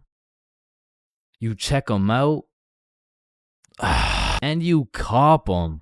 And even though you spent your last $200 on these shoes, you're happy because you feel fresh as fuck and these J's might actually get you some bitches. But as you're leaving the mall, a gang of motherfuckers wearing shiesties take those J's right off your feet, leaving you shoeless, broke, depressed, and with absolutely zero bitches. Now, personally, I wouldn't let that slide. However, when I was just a young, wholesome boy in 7th grade, I still wouldn't have let that slide. But I was weak as shit, so it would have slid anyway. I mean, in 7th grade, I could have got my ass beat by Hezbollah, bruh. I was a walking lick, which is exactly why I got a story for y'all today. So as I said, this story takes place in 7th grade, where I was young, innocent, and built like a string bean, bro. So one Friday night, me, Bob, and Billy were going to this girl's house for the 3-man mission. The plan was simple. There was 3 of us and 3 of them. We would put on a scary movie, and if everything went to plan, we would get some cheeks. Now, just earlier that day, I had copped some fresh ass Jordans, so I've got a little confidence boost as we walk up to this girl's house. So we knock on the door, they open it, and we go inside. Now we stuck to the plan. We put on some cheesy horror movie, and one thing led to another, and by the end of the movie, Bob had all 3 girls, bro, and me and Billy were in the corner playing Bloons Tower Defense. Don't ask me how this shit happened, I don't want to talk about it. So after hours of me and Billy straight fumbling, we all decided to go home. And although I was a little disappointed in my performance tonight, I put on my brand new uncreased Jordans and I remembered, damn, even Curry airballs sometimes. Now the bus route back to Bob's crib took 2 buses. So we hop on the first bus, it takes us to the next stop, and as we're getting off, we see the second bus we need drive right by us. Fuck, is that our bus? Damn, yeah it is. Wait, check when the next one comes. Yeah, it shouldn't be long. Damn, bro, the next bus comes in an hour. So we have no choice but to wait at the bus stop for an hour. So we wait, and at this point, it's already getting late. I checked the time, and it's already 11 p.m. As we were sitting there, bored as hell, waiting for this bus to come, one of the other buses stops in front of us to let someone off. The person gets off, and as the bus starts leaving, we hear this loud thud come from the bus. What the hell? What was that? Oh shit, it's a baton. And as we're analyzing this baton that seems to have fallen out of the sky, some motherfucker wearing a shiesty walks up to Billy like, "Give me that shit," and straight snatched the baton out of Billy's hands. And Billy froze up. Bro was scared shitless, straight bamboozled. And the way the bus stop was set up was there was a main road, the bus stop, and behind the bus stop was a small hill with bushes on top. And when I say this shit looked like something out of a movie, I mean, this dude wearing a shiesty walks back up to the top of the hill, and a group of 5 other dudes walk out from behind the bush, and they're shiestied up too, bro. They had to have been in at least grade 12, and to a 7th grader, that is scary as fuck. And I was no genius, but as that group of shiesties came out of the bushes looking like a GTA 5 cutscene, I came to the consensus that they were up to no good. Yo, those Jordans are looking my size. And this was the moment I realized I was about to get my shit robbed. So I started analyzing my surroundings and calculating my options. Maybe I can talk my way out of this. Hey sir, how was your day today? Shut up. I said, what size are the shoes? Damn, I can't fight them. It's a 3-on-5, and they got the high ground, and they got a baton, bro. They would knock my ass out and take the shoes. But I'm fast. So if I take a right, then make a left, there's no way they can catch me. Wait, fuck, I can't run. I'd crease my Jordans. And just as I had ran out of options, Billy says the last words I would expect to come out of this man's mouth. Wait, Ethan? Yo, who the fuck? Oh shit, Billy. Oh, I didn't know it was you, bro. Man, Ethan, you had me scared for a second. Damn, man. My bad, pimp, my bad, my bad. No, you're good, How's your mom doing? Oh, yeah, she's doing good. Yeah, it's great to see you, man. You too, bro. See you around. All right, peace out. Yo, don't worry. I seen a kid over there with some new forces we could snatch. Oh, bet. Yes, sir. I bet. Man, he's a good dude. Nah, bro. He just tried to rob me. Who the fuck was that? Oh, that's my longtime homie Ethan. Why do you know him? Oh, yeah. We went to the same preschool. Same preschool? That dude looks 20, bruh. Oh, yeah, no, he is. He just got held back a few times. Held back in preschool? How the fuck do you get held back in preschool? Oh, he used to beat up the other kids and then take their toys. Oh shit. Makes sense. So we bust back to Bob's crib, and as we're walking to Bob's front door, I stepped in mud.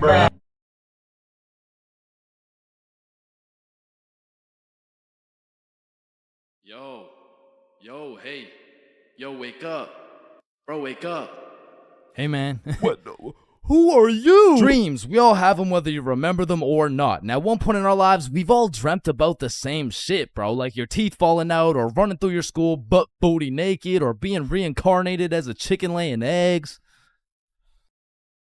But when you really step back and think about what sleeping is, it's mad weird, bro. Like imagine an alien crash landed on Earth and saw a bunch of motherfuckers sleeping like... Why is everyone dead? Oh, no. They're not dead. They're just sleeping. Man, what the fuck is sleeping? Yeah, so basically they just play dead for 8 hours and live false realities in their heads and shit. Strange. Yeah, like you see this guy, he's probably dreaming about sunshine and rainbows. Get down. Oh. Or you see this dude, he's having a nightmare for sure.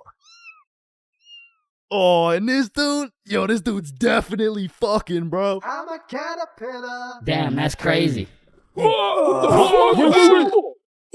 Now, we all know there's only 3 questions in life that have yet to be answered. What's the meaning of life? What's Obama's last name? And why do we dream? Dude, it's all your subconscious talking to you, man. You just gotta find the true meaning of each dream, dude. Bro, what the actual fuck could this possibly mean, bruh? You're autistic. Anyways, the craziest part about dreams is the fact you're the one telling the story and you're the one listening to that shit. My dumbass still falls for the plot twist every time, bruh. I'll never forget this one dream I had back in grade 6 where me and my 2 homies were walking. Don't know where, don't know why, but as we're walking, a dude in a big white van pulls up talking about, "Hey, if you kids come in my van, I'll give you some candy." Shit. I mean, I'd come in your mouth for the whole bang. So obviously, we hop in, and the driver looks absolutely cracked out, talking about, "Hey kids, eat this candy." And so we unwrap this piece of candy, and it's literally just a razor blade, bro. Like, he didn't even try and hide that shit. Nah, I think I'll have to pass on this one. Alright, okay, then eat this piece of candy. Nah, this is a Perk 30. You got any Reese's cups? Yeah, nah, I got Reese's cups. Here. Sir, this is just a Glock covered in peanut butter. Alright, fine, take this. Shit, okay. So we eat this unsuspicious looking candy and instantly start tripping balls, bruh. Like the van is deforming, we're seeing rainbows and shit, and worst of all, we see this big ass grin on the driver's face. And I don't remember exactly what he said, but he said some crazy shit like, "Get ready, I'm coming for them cheeks." No, it was more like "Looks like your private square just went public." Okay, no, that wasn't it either. It was it was something more like "You boys ever had your buns stuffed like a meat mountain from Arby's?" Yeah, I can't remember exactly what he said, but all I know is if we didn't act fast, we were getting our cheeks snatched up, bro. So Billy's like, "Yo, quick, call your dad." So I'm rushing to start calling my dad, and this is the most dream logic shit ever, cause I don't even got a dad, bro. And this is where my own brain hit me with the meanest plot twist I never saw coming, cause as I'm calling my dad, the driver's phone starts ringing, bruh. Bomba Club. Now, I don't remember the rest, but the fact my own brain hit me with some Star Wars Darth Vader type plot twist, god damn, bro, that shit was a movie. But still, I probably got my shit touched, so I'm gonna have to leave this as a B tier dream, bro. B tier? What the fuck could possibly be worse than a crackhead tickling your pickle, bro? Fever dreams. Now, those motherfuckers could be their own torture method, bro. These are dreams that just have you stuck in an infinite time loop doing the same shit over and over and over and over and C tier, bro. Now, lucid dreams. Lucid dreams are deadass just playing life on creative mode, bro. Cause in my long life, I've only had 3 lucid dreams, and every single one of them was lit as fuck, bruh. Now the problem is I can only start lucid dreaming when my original dream is just a little too strange. Like, "Hey, you're cute. Can I get your number?" What? You want my number? Yeah. Yo, I must be lucid dreaming. Wow, what Oh the fuck? shit, it's so real, bro. I can do anything. I can probably fucking fly. Alright, Chains, this is not a dream. You're under arrest for battery and assault. But for real, my first lucid dream started when I was posted up in a basement with Michael Jackson. Yo, aren't you supposed to be, like, dead and shit? Oh shit, I must be dreaming. And so to test the waters, I start spawning in random shit on the spot, and this is the moment I realized the possibilities were endless, bruh. I could do whatever I wanted, and so I spawned in a honey pack, and I spawned in Lola Bunny, and I S tier. Lucid dreams are S tier, bruh. Wet dreams are too. Now, we got a few popular reoccurring dreams on our hands, like running through your school butt booty naked. Now, back in the day, this dream used to have me scared shitless, bro. I was like, "Oh shit, where's my pants? Yo, what's my crush gonna think? What are the boys gonna say?" But ever since graduating high school, that dream has me scared even more shitless, bro, because now it's like, "Oh shit, yo, what's the police gonna think? Hands behind your back." Bro, what's the judge gonna say, bro? Shut the fuck up. Fucking C tier. Teeth falling out, B tier. Random adventures with your homies, A tier, bro. Me, Bob, and Billy have fought bears together. We've been to the nether. We've even fucked around and ran a 3-man on the Totally Spies cast. Like, these dreams are so lit that when I wake up in my raggedy old lonely ass bed, I be trying to go back to sleep to continue the plot, bruh. Look who came back for that meat mountain, boy. Oh, hell no. You better run. Bruh, I'm trying. Now, trying to run in your dreams, man, this shit really pisses me off, bro. Because I never told anybody this, but I was the fastest kid in my elementary school. So when I'm dreaming and I got 2 hordes of zombies, Michael Myers, and fucking Diddy himself chasing after me, tell me why my ass starts running like the fastest kid in the special needs class, bruh. So trying to run in your dreams has got to be C tier, right next to all the common shit like falling, drowning, losing your phone, explosive diarrhea all over your bed. Damn, bruh, shitting your pants, fever dreams, and being butt booty naked around a bunch of minors is C tier. What the hell is D tier, bro? Sleep paralysis. This might be the scariest thing that can possibly exist, bruh. You're telling me at 4 a.m. I could open my eyes, unable to move, while struggling to breathe, and start seeing demon shadow figures while hearing screams in the distance, bruh. Fucking Z tier, bro. What the fuck? Now, I'm grateful I never had to experience that shit, because the fact that while you're paralyzed, you'll start to see the scariest thing your brain could possibly imagine is beyond me, bro. Knowing me, I'd be there enjoying my beauty sleep, dreaming of me and the boys playing fucking Mario Kart or some shit, and I would open my eyes stunned. Unable to move when slowly a devious creature begins revealing itself out of the closet, casting a shadow over top of me until I can see exactly what it is.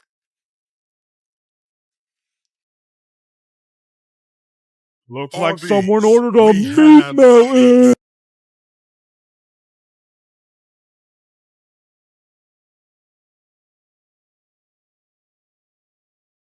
So, a few years ago, I worked at a fast food restaurant. We'll just call it Jim Jordan's, you know what I'm saying? Jim Jordan's was my first job ever. So coming in on my first day, I was kind of excited, you know, because it was just overall a new experience, so I was looking forward to it. So I walked through the doors and, you know, it's looking like a nice establishment so far. But as soon as you step past the staff gate, you realize it's instantly a hellhole. Like, this is exactly what it was like. Hi there, can I take your order? Yo, who's medium making double coffee? double. Hi, What's your order? Hello. Black coffee. It's Medium my double double. first day. Hi there, can I take your order? And bro, once they give you the once they give you the Jim Jordan's drip, you instantly lose value as a human, bro. For example, if you're going for a casual stroll down the street, an average interaction would look something like this. Hey, how are you? Good, how are you? Good.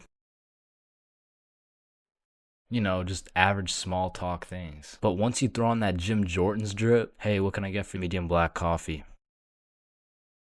Make my coffee faster, bitch. And while I was working here, it was just the beginning of the pandemic. Meaning, on top of the gym drip, you also had to wear a mask. So pretty much people could just see your eyes. And trying to communicate during the pandemic was horrible. Because not only did both parties have to wear a mask, there was this big plastic wall between us. And they had to stand 6 feet away. Hi, what can I get for you? What? I said, hi, what? Huh?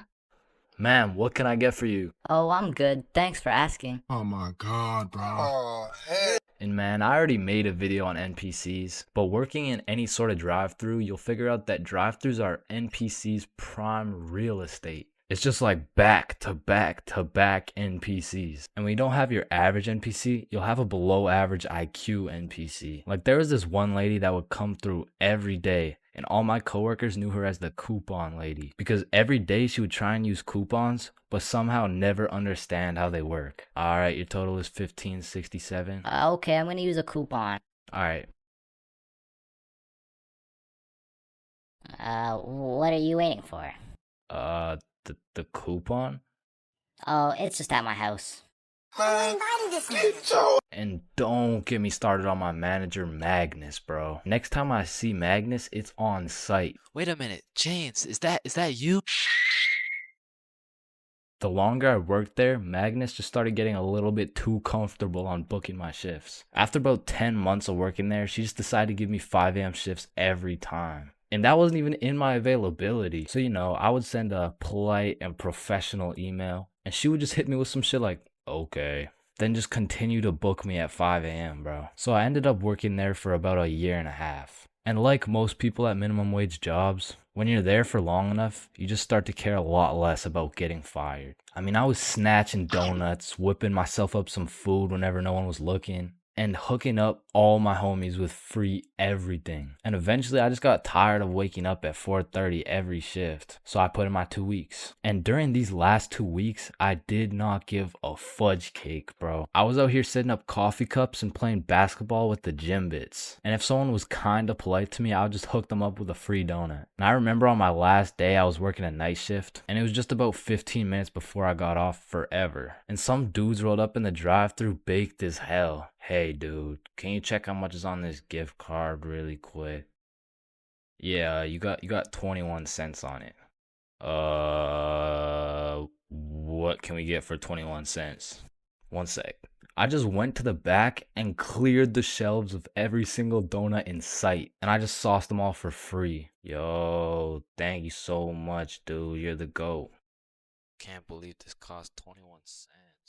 So yeah, that was my experience working fast food, and it's definitely not fun, but I feel like it's a valuable experience. Because now that I know I hate working there so much, I'm gonna work hard enough so you will never catch me working in fast food ever again, bro.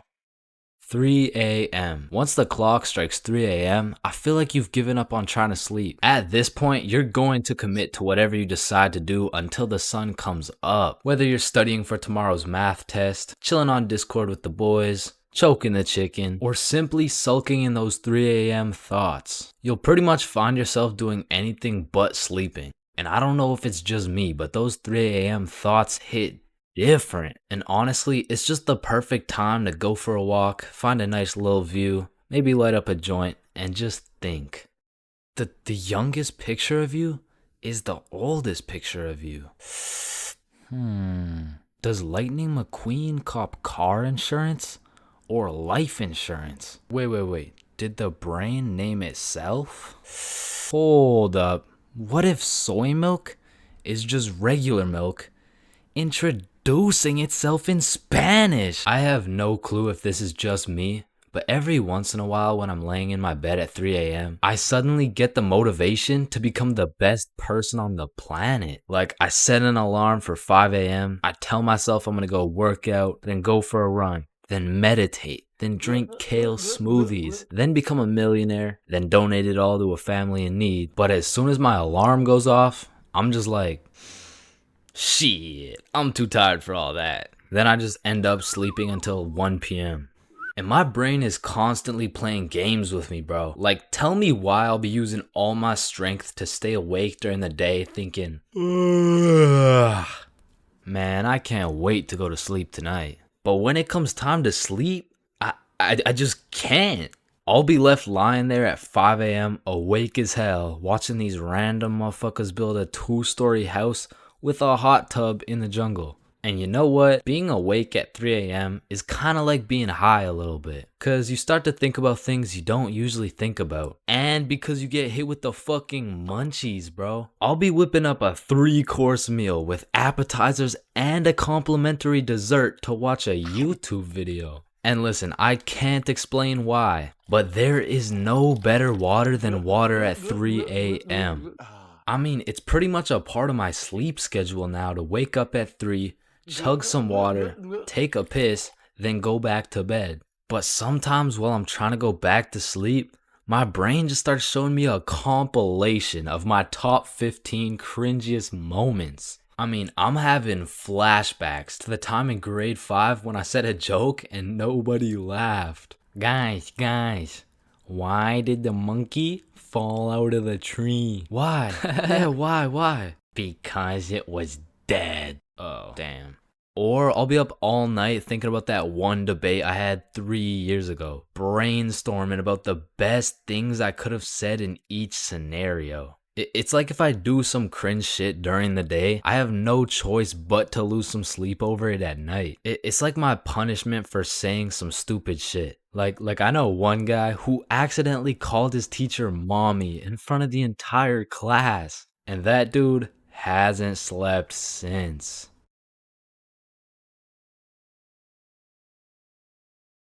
Man, family functions have the weirdest dynamic, bro. Like, how have you known these people your entire life, but have still never gone past a surface level conversation?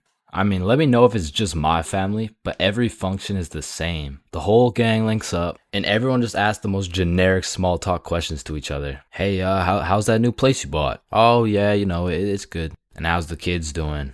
Oh, they're good. Oh, and how's the wife? Man, fuck your wife. I don't want to hear any of these NPC conversations, bro. And let me know if I'm getting too specific here, but what about that one uncle who goes by the name of either Bob, Jerry, or Dave? And this dude will just always be saying the most out-of-pocket things imaginable. Oh, how's your daughter Jane doing? Oh, Jane's always been hot, eh? Bob, she's 15. This uncle be at the family function thinking it's Coachella or something. Bob, another beer's a little bit excessive, don't you think? Yeah, football! I'm the youngest person in my whole family, which for whatever unspoken reason, it just means everyone has the go-ahead to flame the living shit out of me. Hey, Chains, still no girlfriend, huh? I guess you're not too good with the ladies there. But I make one joke back and I'm the bad guy. You don't seem too good with the ladies yourself, seeing as your wife just divorced you and she took the kids with her. Am I right? Not only do they feel free to roast your whole existence simply because you were born last, they unanimously decide you will be everyone's personal butler. Hey bud, go get another beer for me. Alright, yeah, for sure. Thanks. Now you better get started on mowing that lawn.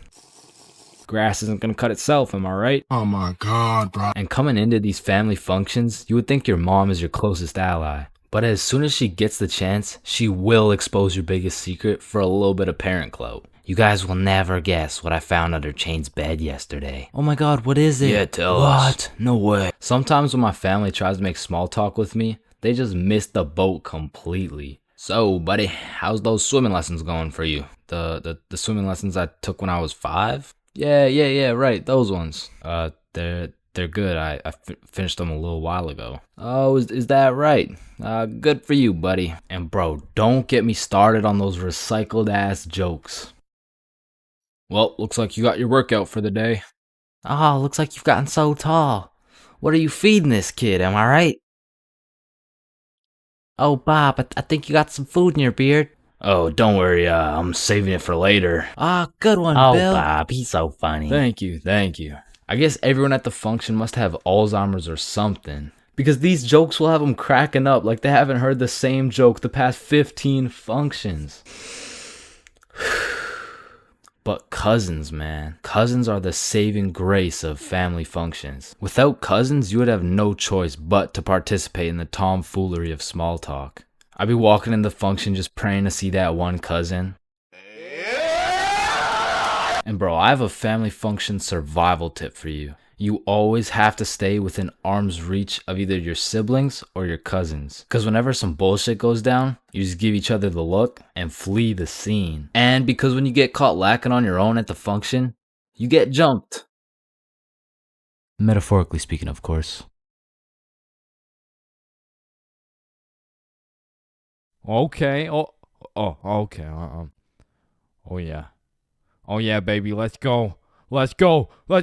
Yeah, let's go! Now, I don't know why, but there's just some things we all did as kids. And it's not like any of these things actually make sense, but we just did them. Like, did you even have a childhood if you never dug a hole to China? Timmy, we're almost there. Yay, just 2 more minutes.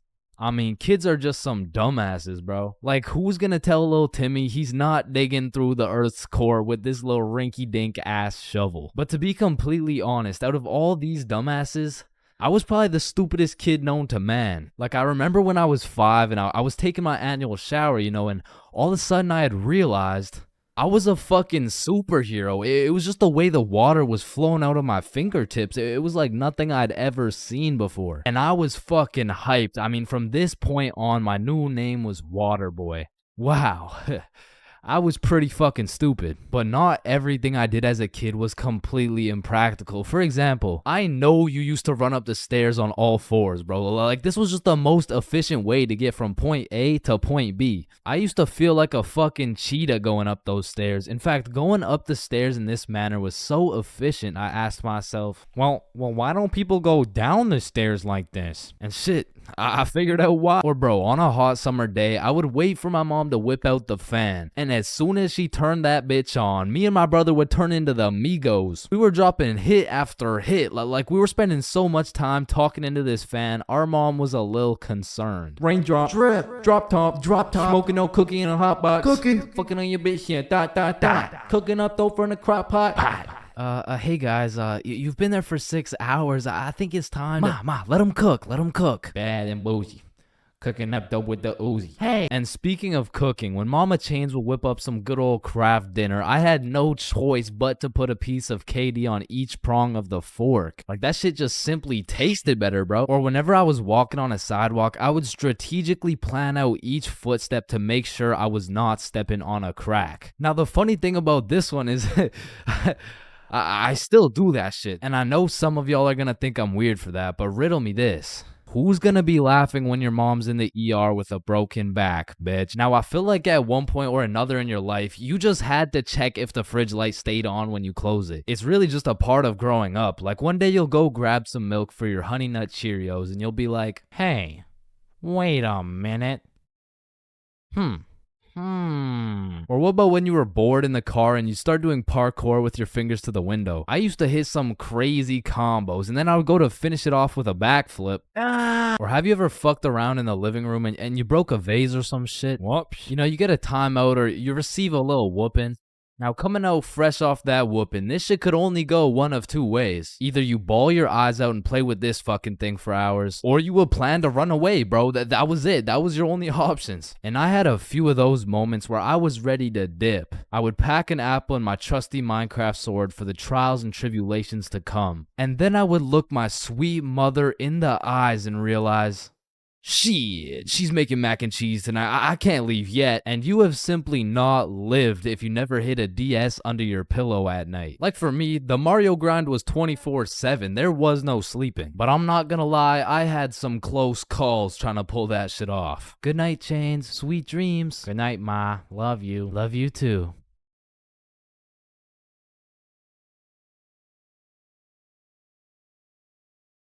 Fuck. And goddamn, bro, in grade 1, we would be doing anything but schoolwork. Like, we'd be poking holes in our erasers, injecting heroin with mechanical pencils, drawing this shit, and breaking this shit off mechanical pencils. I'm not gonna lie, you still gotta keep me away from those things, because if I see them, I will break them. And yo, I'm not gonna forget you motherfuckers who used to put glue on your hands and let it dry so you could peel it off. Like, bro, you're weird for that shit. I'm not gonna lie. But I did used to love crafting the biggest marker sword you could and have a duel. And I don't know why, but I always used to carry around this tiny ass pencil. Like, I never actually used it, but I always had it. And I used to flex it too, thinking it was cool or something. Yo, shorty. Take a look at my pencil. Oh my god, why is it so tiny? Tiny? It's not that small. And bro, tell me as a kid that you never had the random urge to just do this shit. And you just stay there. I don't know why. And I'm not gonna lie, I have to contribute my entire professional stickman career to drawing on the windows as a kid. Like, Mini Chains was whipping up some masterpieces. They were on some Picasso level shit, which is exactly why you see this high quality stickman content.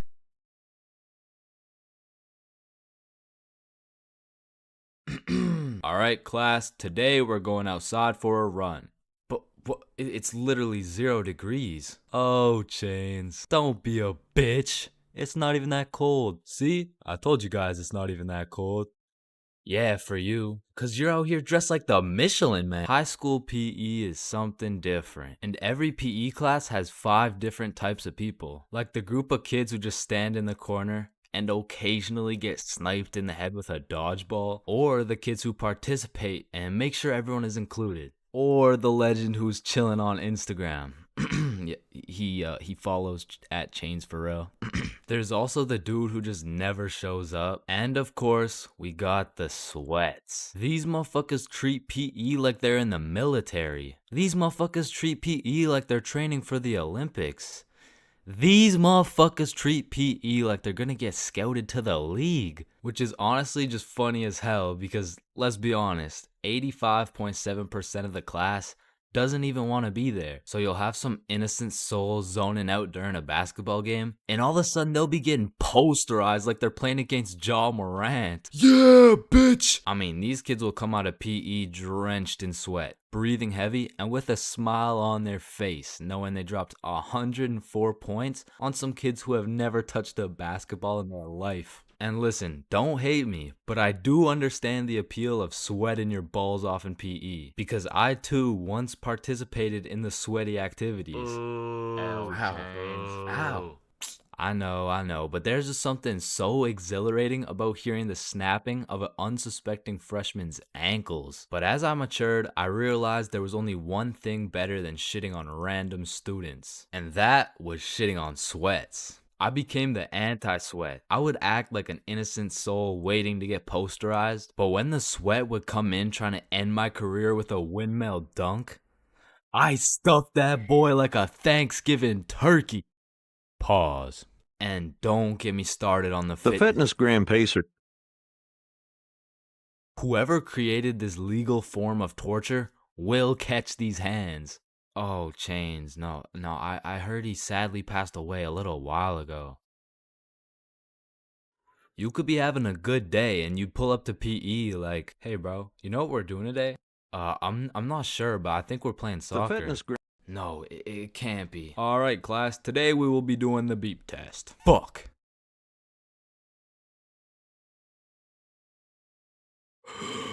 Woo.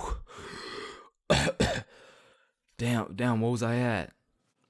Chains, we haven't even started. That was just our warm-up. But one thing that did bring me a little bit of joy was looking at everyone during the push-up section. Like, there was always some dude doing the neck push-ups, some dude who thinks he's Mike Tyson, the guy who takes breaks when the teacher isn't watching, and there was always at least one dude who was out here looking like he was hitting it raw.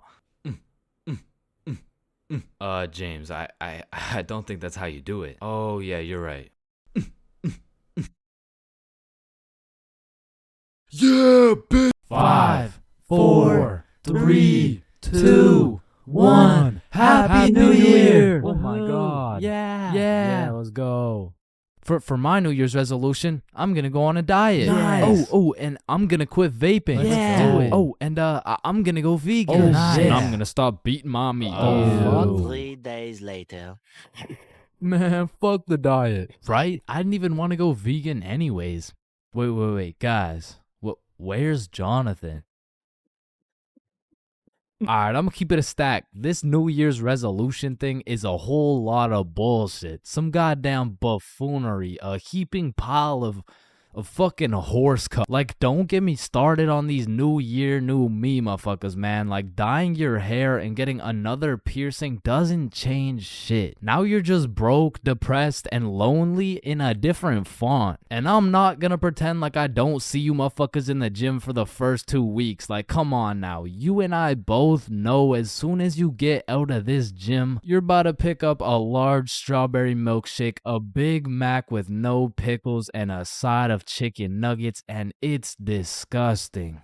But Chains, how do you know down to the exact specifications of the order? 'Cause shit, I'm about to get the same damn thing. Because the devastating truth is a new year doesn't change jack shit. And if you're watching this in 2022, I'm really not trying to kill the hopes and dreams of 2023, but let's be honest. If you really wanted to be jacked, you would start working out, bro. Like, I hate to be the bearer of bad news, but the Earth orbiting the sun one more time isn't gonna get you any bitches, bro. 'Cause trust me, I would know. Now, as a stick man like myself, I can't fuck with New Year's resolutions because it's always the same shit. Like, 3, 2, 1, Happy New Year's. Oh, hey man, Happy New Year's. Well, what's your New Year's resolution? Oh, it's 1080p. What about you? Oh yeah, same. But did you see Ethan, bro? Nah, what's his? Yo, he's got 4K. Yo, what's up, dudes? Oh, look at the quality on this guy. Damn, wait, do you hear that noise? Yeah, what is that? Oh shit, it's Chains. He got 480p again. Shit. Why is it 480p again? God damn. That whole New Year's resolution bit was unfunny as fuck. Like, corny as shit. Well, speaking of corny jokes, New Year's seems like the time when motherfuckers feel like it's okay to start whipping out the most overused and unfunniest jokes of all time. Oh, hey Chains, watch this. 2, 1, Happy New Year. Hey Chains, I haven't seen you since last year. So you know how it's gonna be 2020 soon, right? Yeah, what about it? Well, I got 2020 vision. Now, I know it sounds like I'm on some humbug shit, but New Year's does have a lot of great things about it. Like the parties, the fireworks, the parties. And so you may be thinking, Chains, why are you like the Grinch of New Year's resolutions? Why do you hate New Year's resolutions so much? Well, the truth is, my hatred for New Year's resolutions dates way, way, way back to 2016. It was December 31st, New Year's Eve, 11:59 p.m. This was the very day when a young, hopeful Chains decided my New Year's resolution would be to acquire a girlfriend. I tried and I tried, but as 2022 comes to an end, my girlfriend remains unacquired. Oh, fuck. Come on.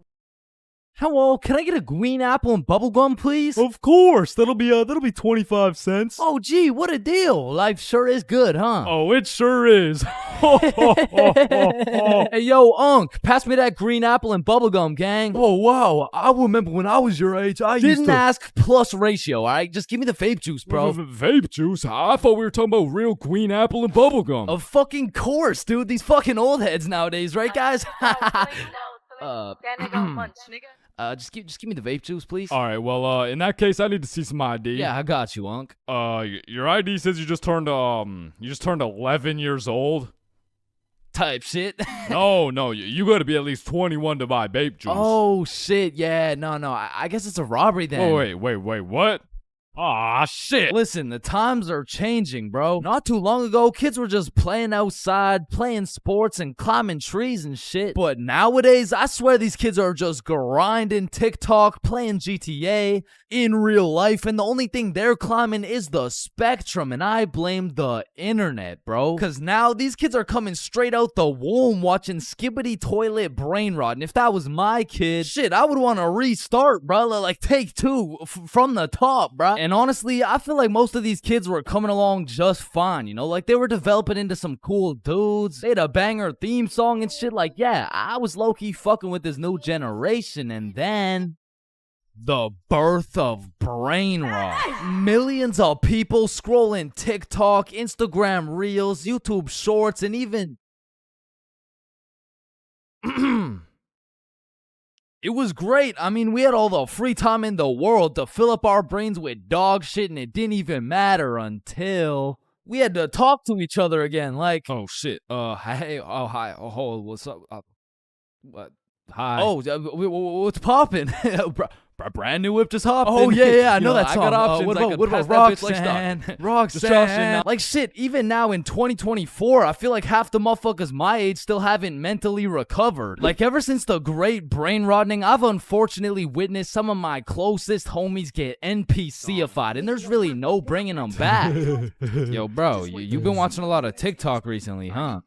Oh yeah, no. I mean, this shit's fire, bro. Just look at this one. We can go gut for gut. Fuck that, we can go wrist for wrist. Yeah, no, bro. You have a problem, like dead ass. Like you gotta put the TikTok down, bro. Like really lock in up here, bro. No, bro, really just phantom taxed my phone and minus 100 aura for throwing it and shit. Like that would have been outrageous if I wasn't Sigma. But remember what Duke Dennis said? Ohio. Riz Skibbity Toilet, Phantom Tax, did Gronk hugs Libby Dunn? And so if some of my homies' brains are still trying to recover, I can only imagine the permanent effects on these kids, bro. Like, I feel like it's entirely possible that these kids' brains will be stuck in 2024 and they'll be old as hell talking about, hey, can you help me cross the road? Oh yeah, for sure. W Riz! No, my aura! Now, unlike half these YouTubers out here, I don't spend a lot of time talking to kids. But the one kid I did talk to recently was actually my cousin. Hey, you're not alone on that one. No. So I was at this extended family function, and there was a bunch of people I'd never seen in my life, including this one kid who had to be about 10 years old. He was a short little guy, still waiting on puberty and shit, but when I talked to him, it was like talking to a little Kai Cenat or some shit. If he was 10 years younger and like... about the same height. Yo, broski. The fuck? Hey, down here. Oh, shit, what's up? My name's Elijah. Okay, Elijah. How's school, bro? Shit, it's alright. Yo, what grade are you in, bro? Grade 5. Type shit. Damn, I remember being in grade 5, bro. I was actually the fastest kid in my school. Yeah, but you probably had no hoes, bro. I already got a girlfriend and she's bad as hell, bro. You should see the gyat on that shit. Nah, what? And I never thought I'd be saying this, but back in my day, grade 5, we were still running from cooties and shit, and is this motherfucker vaping? What the fuck? I feel like kids these days just skipped a part of childhood, you know? Like they're fresh out of elementary school, chiefing some coconut watermelon ice. Like, bro, your little ass should be watching Coca melon twice. Chat, did that hit? Yeah? No. Shut the no, fuck up, Grandpa. Okay. It's because when I was born, everyone was given a good 10, 11-year grace period where you could be as cringy as you wanted. Like, you could make shitty YouTube videos. You could wear those smart-ass t-shirts. You could even get away with saying shit like, man, yo mama's so stupid. She brought a spoon to the Super Bowl. Oh, yeah? Well, yo mama's so fat. When she walked in front of the TV, I missed 3 episodes. Okay, but yo mama's so fat, she takes selfies in panoramic mode. Well, yo mama's so nasty, she got fired from a sperm bank for drinking on the job.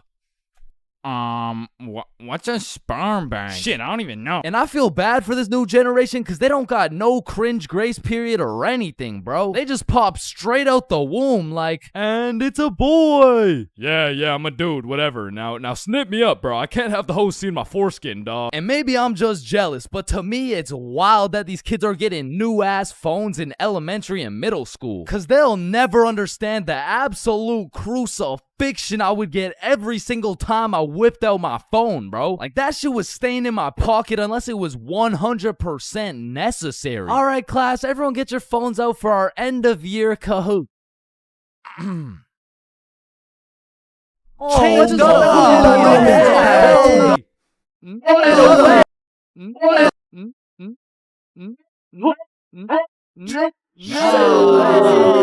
I honestly feel like the world would be a better place if we implemented a new law where if you saw a kid who had an iPhone number higher than their age, you had every right to respectfully and lawfully slap the shit out of them and give them a devious wedgie, bro. Like, you're 10 years old. What the fuck do you need 6 gigabytes of RAM for? I need it because I like to play Fortnite on my phone. Man, how about you eat 6 gigabytes of this shut up sandwich before I ram this fist up your ass? Alright, chat, I know that one hit, bro. What do we think? Stickman Police Department donated $1. Wait, what? Look behind you, Chains.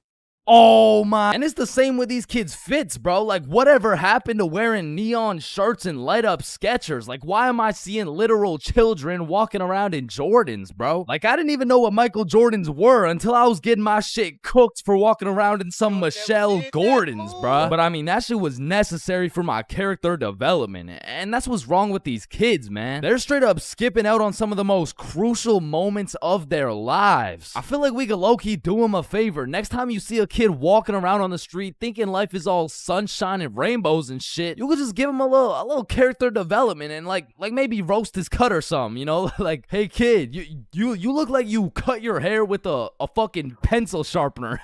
or no, you look like Peter Griffin if he never hit puberty. You look like... Yo, we giving kids some character development? Did he? Now, I don't know why I'm talking like I was born in the 1900s or something, because for the homies who are around my age, we were low-key in the same boat as these kids, bro. They're growing up on some skibbity toilet brain rot. We had MLG brain rot. They're always scrolling TikTok. We had Vine. These motherfuckers are out here looking up to I Show Speed, bro. We had fucking Jake Paul. So the moral of the story is, even if these kids nowadays are absolutely cooked, I was once cooked too, bro. So worst comes to worst, these kids will just end up like me. Oh, fuck no, please, no.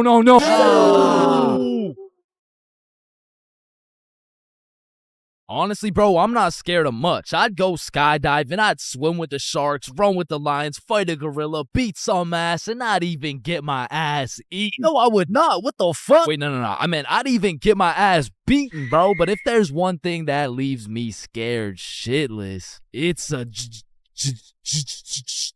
But one day when I was 15 years old, my friends and I went to the gas station to get nothing more than a pack of Reese's. All right, your total will be $2.50. Hey, boy, step back. I got this. Put it on my car, bro. Yeah, oh, okay. Just let me... Oh, all right. I don't think your machine's working, bro. Hey, kid. I hate to break the news to you, you know what I'm saying? But, I think your broke ass needs to get a job. No! So I got my first job at Jim Jordan's and I was grinding, bro. I made every coffee fresh, every customer happy, every toilet squeaky clean. I was putting the potato wedges in a goddamn bag until I'd stacked up my first few bands and I'd never seen this much money in my life. I thought I was rich, bro. So I quit my job. And then the government took some bands. I bought a few Fortnite skins, one ugly ass t-shirt, and before I knew it, I ended up exactly where I started. Damn, dude, you fucking suck. Your broke ass still needs to get a job, bro. Man. Firstly, my name is Chains, and I would love to work here at this summer camp. All right, Chains, do you know how to read? Yes, sir. Do you speak English? I do. Can you count to 10? Indeed. Can you ride a bike? Of course. Do you like little kids? Yeah, no, wait, no, yeah, well, yeah, no. No. Final answer, no. All right, you're fired. Wait, no, I love little kids. All right, you're hired. Now take this helmet and teach those kids how to ride some goddamn bikes. Okay, yeah, thank you. Really quick, how much do I get paid? I mean, as little as legally possible. Now get to work, buddy. Hi. My boss threw my ass straight into the deep end, bruh. No training, no nothing. Now, what's crazy is every other worker went to a training camp and was taught exactly what to do and exactly what to say. But one of those dudes quit last minute and they needed somebody, anybody to fill in, and that's the only reason they hired your boy. Anyways, I grab a bike, go outside, and there I see my group of 5 little 5-year-olds waiting for me. And I can see the hopes and dreams of learning to ride a bike glistening in each and every one of their little eyes. And I didn't want to let these little motherfuckers down, so I wasted no time and got straight to work. Listen, it's simple. You get on your bike and you just start pedaling like, look at me go. Right, guys? Shit. Listen, teaching one kid to ride a bike is legwork. You grab the seat, you push them, they pedal, they fall, and you pick them up and start gaslighting their ass like, wow, buddy, you did an amazing job. I've never seen somebody sweep the floor with their face before, man. Next time you can use your hands, though. Thank you. But the real problem is having 5 different kids with 5 different personalities and skill levels. Because the first kid was named Miles, but he couldn't ride a bike for 5 feet. Then we had a kid named Noah, who didn't know a single thing about how to brake. Parker, who couldn't park for shit. We even had a kid named Noel, but his little ass couldn't stop taking L's. In James. But it was just one motherfucker, bro. Like, why is your name plural, bro? Where's the other one at? So my group's out here looking like 5 chimpanzees on bikes with one bigger chimpanzee supervising them. And I look over at my coworkers' groups, and these motherfuckers are out here biking in perfect unison, weaving through cones. I even seen a little kid doing no hands, bro. Hey, James, look, no hands. Oh, shit. Oh, shit. Oh, shit. Hey, James, look, no teeth. So after painting the pavement like Picasso, we get under the shade for some lunch break. And talking with these kids was such an interesting experience, bro, because since I was their biking instructor, they just assumed I knew everything, bro. Hey, James, why is the sky blue? Shit, I mean, it just... And who even decided that it'd be a Monday today? Oh, that was definitely Abraham Lincoln. Why does my sandwich taste like pennies? That's the taste of blood, my boy. What's the biggest number? Infinity. How old are you? 300. What time is it? 12:37. And why do my parents wrestle without any clothes on? Yeah, mine too. So, okay, time to get back to riding bikes, bro. But this time when we got back out to riding bikes, I set up a cone drill. All right, group, lock in. Here we got an easy cone drill. You know what I'm saying? I'll show you how it's done. So you just want to go through the cones just like this. You know what I'm saying? I like to call this drill. Oh, fuck. Wait, what's it called? I don't know. I think it's called fuck. Are you sure? Fuck. Yeah, nah, it's definitely called fuck. Well, that's a weird name. Okay, who's gonna fuck next? Yeah, bruh. I'm not gonna lie, I deadass fell. Like, there was no type of biking test in order to get the job. All they asked is if I could ride a bike, and I can. But I did not know we'd be doing NFL drills on these fucking bikes. But needless to say, when the parents came to pick their kids up from the first day of bike camp, they were not impressed. Hey, there's my little man. What did we learn today? Oh, you know, we just took the training wheels off. We got started on a few cone drills. He showed us how to fuck. Yeah, okay, man. No, I'm sorry. I'm so sorry. This is a catastrophic miscommunication. And Chains told me I had the best grip. Hey, yo, I'm the handlebars, brother. You gotta specify. Chains says I have so much potential for a kid my age. Okay, yeah, that sounds bad. That sounds really bad. Why does all this shit sound so bad? Me better without any teeth. I'm just trying to cheer him up, man. He told us to always use protection before riding. Okay, that's enough. Just stop. Chill. None of them came back, bro. So I got a new group, and the best part about this new group of kids is that they were already level 4, meaning we'd all just bike to the park, eat lunch, and then bike back. Damn, bro, that sounds easy as fuck. Surely this couldn't go any worse than your first group, right? Yeah, it does. Yeah, it gets worse. It gets so much worse. So for this little journey to the park, I'll pair up with my coworker Natalie. So Natalie's in the front and we got 10 kids in the middle. We'll call them Liam, Ava, Milo, Zoe, Tucker, Cornelius, Jackson, Bradley, Quandale Dingle Jr. the third, and Riley, which is the only name you'll need to remember. So I count up the kids so we don't leave any behind, and as expected, I count 10. So we take off on our journey to the park, and all these kids were really good at riding, you know. Out of the whole group, we only had one little fall. But I just scraped my knee, you know what I'm saying? Like, I didn't even cry or anything, bro. It wasn't even that bad. And before I knew it, we made it to the park. We all put our bikes down. Natalie and I ate our lunch while the 10 kids ran around and played. Liam and Tucker were playing tag. Zoe and Ava were picking flowers. Meatloaf and Quandale were eating cockroaches. Riley and Cornelius were in the bushes picking berries. And Jackson and Bradley were wrestling. And after a peaceful 45 minutes passed by, Natalie and I round everyone up to get back in line like we started. I count them up so we don't forget anyone. 1, 2, 3, 4, 5, 6, 7, 8, 9, 10. And we head back to camp. And after a very successful trip, the parents pick their children up one by one until Riley's very sweet mom shows up with a pack of 20 gym bits to thank me for my great work taking care of her child. Hey there, I just wanted to say I appreciate you so much for taking care of Riley today. Yo, what? Thank you so much. You really didn't have to. No, it's my pleasure, truly. Oh, okay, well, thank you so much. So, where's my little guy? Oh, he's right here. My heart dropped straight to my stomach, bro. And as I'm looking around for Riley, I'm trying to recall the ride home, and I genuinely just don't remember seeing Riley at all. And that's when I remember I last saw Riley playing in the bushes. And this is when my heart goes back from my stomach and drops down to my testicles, bro. To this day, my heart has never dropped so hard. This woman trusted me with her son, and I don't know where the fuck he is. So, where is he? Man, that right there is a great question. What do you mean that's a great question? You know, all the greatest questions in the world make you think, don't they? Yes. Right, and as you ask me this question, I really get to thinking, you know, like I really get to rack in my brain, and well, to be quite frank, well, I'm stumped. Okay, what do you mean you're stumped? I don't know where Riley is. What do you mean you don't know where Riley is? Okay, yeah, let's just put it like this. Do you know where Riley is? No. Yeah, me either. Yeah, ice cream. Holy fuck, he's right there. Oh my god, fuck, I knew it. I knew it. I Oh thought my this god, he's right dumbass there. lost you. I knew it the whole time. He's right there. It's April Fool's. Give me Yeah, these. take him. Oh my God, Jesus, God bless America. And that was genuinely the day I realized I can't work a fucking job. I'm not built for that shit, bro. I gotta start a Stickman YouTube channel or some shit.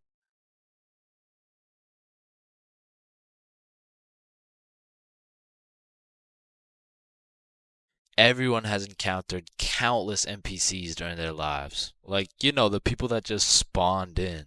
They didn't have any character development or anything. And to be honest, when you leave their vicinity, they probably just despawn.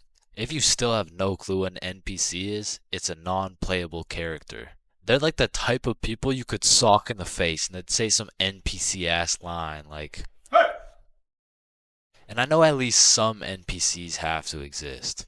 Because let's be real, there is no way all 7 billion people on this planet have whole lives from start to finish. That just doesn't add up. And I don't know if any of you guys have ever noticed this, but NPCs all have a spot they go to just do NPC things, bro. For example, if you go to Walmart, that's their natural habitat. You are bound to see at least 15 NPCs at Walmart. And usually the NPCs are trying to avoid eye contact. But if you've ever tried interacting with them, you'll know they always have the most predictable and neutral responses possible. Like whoever programmed them should have spiced it up a little bit, you know what I'm saying? They could have made them tell jokes or something, I don't know. But anyways, I used to work at a summer camp where you teach little kids to ride bikes. And through this experience, I realized that pretty much all young kids are NPCs. And I guess it's just because they haven't been alive long enough to actually go through the character development. But working at this summer camp made me realize there's no way these kids have a thought process. Hey buddy, what's wrong? I dropped my rock. Here you go. But I guess little kids still aren't even at the stage of having full consciousness. And honestly, they kind of have that caveman mindset. Eat something. But I mean, you can't really blame them because they've only been alive for a few years. But still, as a non-NPC, I'd like to believe I was never participating in these NPC activities as a kid. I refuse to believe I was out here spending my time doing this. But yeah, man, I really just want to know if there's any NPCs watching this right now. If there is, just fess up, bro. Because I don't even know if NPCs be on YouTube or if they just like despawn before they can do that. But regardless if you're an NPC or not, thank you for watching this video. Subscribe. There's a lot of things in life that I don't really understand, but if there's one thing I can truly comprehend, it's being grounded. Because in my time, I've served a total of 547 days and 16 hours in the slammer. And through a year and a half of extensive first-hand research, I've come to the professional conclusion that getting grounded is straight ass, bro. You're locked in your room with no phone, no computer. Like, what do you want me to do? Think about my actions? Hell nah. Being grounded had a young me doing the stupidest shit ever, bro. Like, I was popping handstands, hitting my head against the wall, playing with the door stopper thingy. Shit, I got so bored, I even read a few pages of a book like an absolute nerd. And now that I think about it, Percy Jackson and the Battle of the Labyrinth was actually a spectacular read. Now listen, there's only one thing worse than being grounded, and that's being falsely imprisoned for life.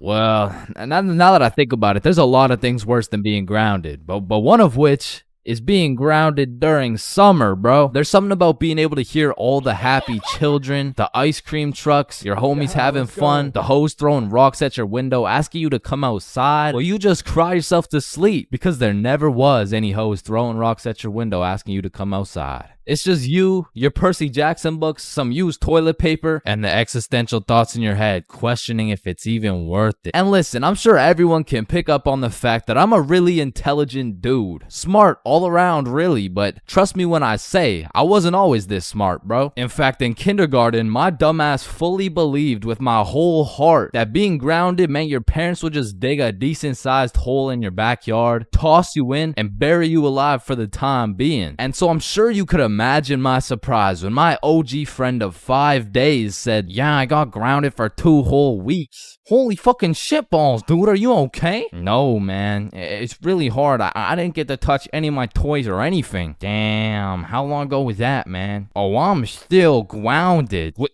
No, you're not. Yeah, dude, I'm grounded right now.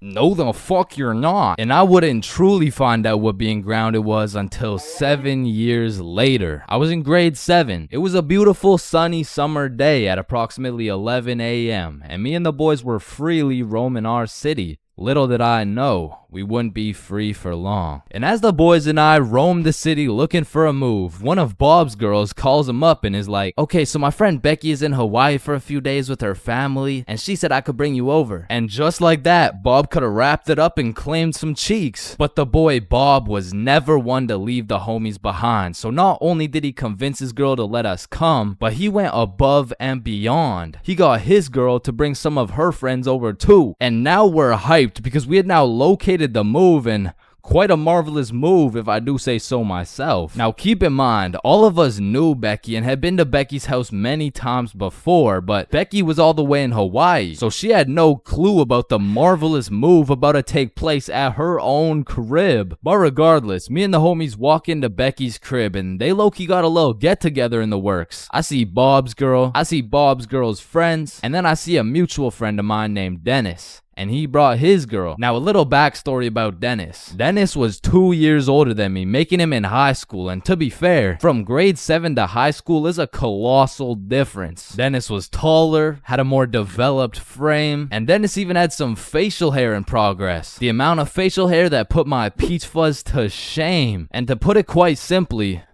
Dennis was a menace. But regardless, that's my homie's homie, so I walk up and dap him up. And then everyone heads over to Becky's room. Now keep in mind, Becky had simply invited Bob and Bob's girl to come over, and somehow we ended up being 8 people deep in that joint. And so that means technically the other 6 of us were straight trespassing. So we were all chilling in Becky's room, chopping it up for a good hour and a half until eventually people start exploring her house. Now in Becky's room, it was just me, Bob, Bob's girl, and Bob's girl's friend named Lily. And so we're all just talking until I hear someone yell from the room down the hall, Yo, Chains, get in here right now. and I don't know exactly what I was expecting to see as I walked into that bathroom, but it was absolutely not seeing Dennis drop a condom filled with water on Billy's head. And of course I laughed because that's comedy gold right there, but it also made me realize maybe we shouldn't be here dropping condoms on each other's heads. But who was I to tell Dennis what to do? He had facial hair, so he was practically a grown man to my standards. So I just turned around, went back to the room, and continued chilling with Bob. And as we talked, the music progressively got louder, and Dennis progressively became more of a menace. And it had got to the point where the speakers were booming, and Dennis was lobbing condom water balloons off Becky's balcony. And then one time, Dennis either almost hit or just missed Becky's neighbor with one of these condom water balloons. So this grown man looks down at a condom that seems to have fell from the heavens, then he looks up and sees Dennis scrambling inside the Becky's crib with the speakers blasting music, and then he continued on his way. And we were all just having a fantastic time in Becky's room until we hear the downstairs door swing open, and we all absolutely shit our pants and run onto the balcony. Hey, I just texted the family who lives here and they said no one is supposed to be in the house. Everyone needs to leave right now or I'm calling the cops. And that's exactly what we did. No messing around, we were out that hoe. And we all went to Bob's girl's house for an emergency meeting because we were all scared as fuck. And now Bob's girl and Becky are texting and Becky's like, my parents are pissed, they want to talk to everyone's parents and they know how many people were there. So we all devise a foolproof plan. Okay, we give Becky our phone numbers, tell it's our parents' phone numbers, and we act super disappointed in our children. We all agreed on this plan and the emergency meeting was dismissed. And over the next few days, we all got texts from a very unhappy Becky's father, who made sure to specify the amount of condoms that were found in the bathtub. We all respond with some bullshit along the lines of, Hello, Mr. Beckerson.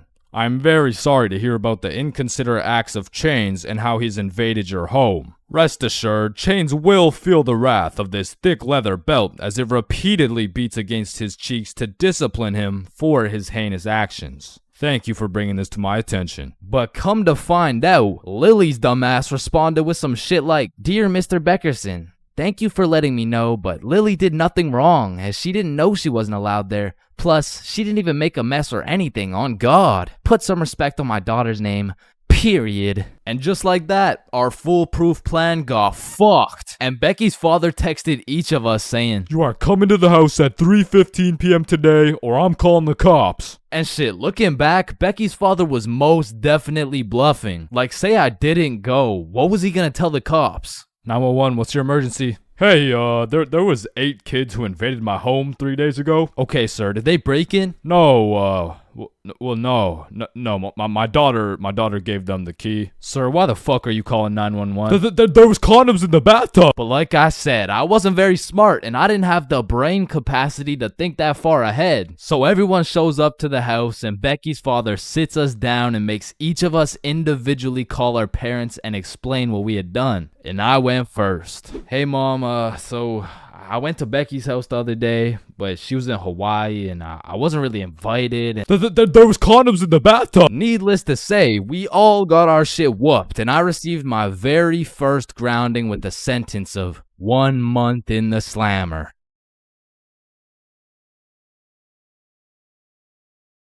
Halloween is the spookiest time of the year. Everywhere you look, it's vampires, killer clowns, old dudes in white vans trying to steal some children, which are all very scary things, especially killer clowns. But none of these spooky things scare me more than my worst fear. Going to jail, dropping the soap, and getting my booty snatched up. Now that's some real spooky shit right there. And I know some people are going to be thinking, oh, that's just a myth. It's a stereotype. Nobody actually gets their booty snatched snatched up for dropping some soap. But when it comes to my booty, I don't want to fuck around, and I sure as hell don't want to find out. But everyone knows drinking can heavily influence your judgment, and on one specific day, my judgment was affected, and I found myself fucking around. And everyone knows what the chart depicts. The more you fuck around, the more you find out. This story takes place in grade 10. It was a crisp Halloween night. The houses were decorated, the leaves had fallen, and the jackos were lanterned. And as me and Billy walked down to the homie Bob's crib, we could pretty much smell that Halloween spirit. And when we knocked on Bob's door, we were surprised the homie Bob didn't open the door. It was Bob the Builder. Dude was fully suited up from head to toe. And when me and Billy seen that, we already knew we needed some costumes. So we go to Bob's closet and come out absolutely dripping in some Mario and Luigi costumes, mustache and everything. But now that we undeniably had that shit on, we still had yet to find something to do. But lucky for us, the night was still young, so we got to brainstorming. Alright, it's Halloween, bro. We gotta do something. Yeah, let's go find a party. Bet, let me check where they're at.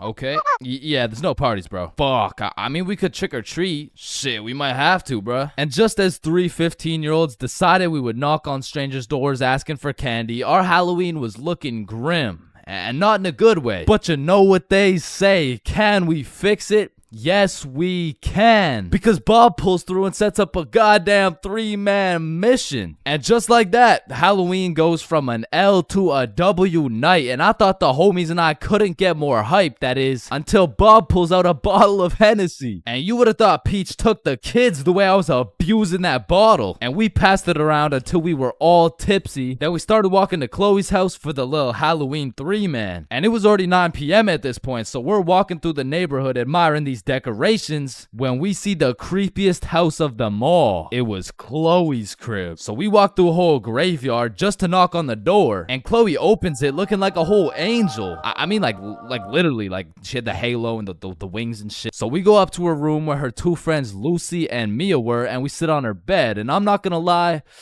it was a little awkward, bro. I was sitting there with my Mario fit, my little mustache, like, so, Chloe, why'd you choose to be an angel? I don't know. I just liked it.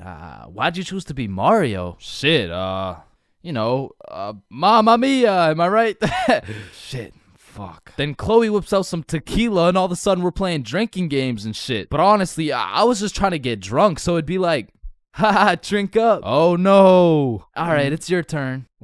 Wait, you're supposed to get it in my cup. What the fuck? And after purposely selling multiple games of tequila pong, I was feeling what some would call completely and utterly drunk as fuck. And next thing I know, we're playing spin the bottle. And I was up, so I spin the bottle and it spins and spins and lands on Chloe. And in my head, I'm thinking... And just as Mario's about to get some peaches, we hear the door open downstairs, and Chloe's like, oh shit, my parents are home, hide. So me and the homies run into her closet with a bottle of tequila, and we can hear her dad come into the room. Hey, what's going on up here? Oh, you know, we're just watching scary movies. Alright, I'll be downstairs watching TV. Let me know if you need anything. Thanks, Dad. And once her dad went downstairs, we all came out of the we exited the closet, and Chloe said, you guys gotta sneak out through the front door. Just be super quiet. And so we creep down the stairs and peek around the corner, and Chloe's parents are right there with a clear sight of the door. So we know what we have to do. We take a shot for good measure and then run to the door. And my drunk ass couldn't even figure out how to unlock this fucking door. Hey, who is that? It's me, I'm Mario. Then we ran out that joint, and we didn't stop running until I got a call from one of my homies named Dave. He was like, yo, what are you doing right now? Oh, nothing really, just drunk as hell running from Chloe's angry ass dad. Yo, that's what's up. Come link me and Joe at Stickman Elementary. And we had nothing else to do, so we pull up, and it's Dave, Dave's girlfriend, Joe, and Joe's girlfriend. And they got some couples costumes going, but I couldn't help but notice Dave and Joe were shiestied up. What are you, if the Simpsons grew up in Chicago? Nah, I'm just Homer. Yeah, but I mean, Homer doesn't usually wear a fucking ski mask. Oh, yeah, no, I just wore this because we graffitied the hell out of this school. What? Joe was here and Dave was too? Bro, what the fuck were you thinking? What? Oh, you want me to include your name too? No, hell no. And just as we become guilty by association, 4 cop cars come zooming down the street. Oh shit, it's the cops, run! And the cops hop out of their cars and start running at us with flashlights. So we head for the forest, but to get to the forest, we had to run across this long-ass muddy field. And in the middle of this field, there was a huge pothole. And how did I know that? Because I seen Marge absolutely eat shit right in front of me. And don't get me wrong, I was absolutely plastered, but as the cops got closer and closer, I could practically see myself getting caught and dropping the soap, and you know I wasn't gonna let that happen. And so with all that adrenaline, I Mario jumped that fucking pothole and hauled ass into the forest. And right when you get into the forest, there was this deep creek with a log going across it. But when I look back, I see the cops' flashlight getting brighter and brighter, so I say fuck it and take a run at this log. I get a good 2 steps and then my drunk ass slips. Boom, right into the muddy creek. But I don't have time to give a single fuck. So I run through this waist-high muddy water and then we regroup and check who made it. I see Bob, Joe, Dave, and Dave's girl. Yo, where the fuck is Billy? No, where's my girlfriend, bro? Oh, she ate shit a few yards back. Wait, what? Is she okay? Did she get caught? Wait, shut up. Billy's calling. Yo, where are you? I'm hiding behind a tree right now.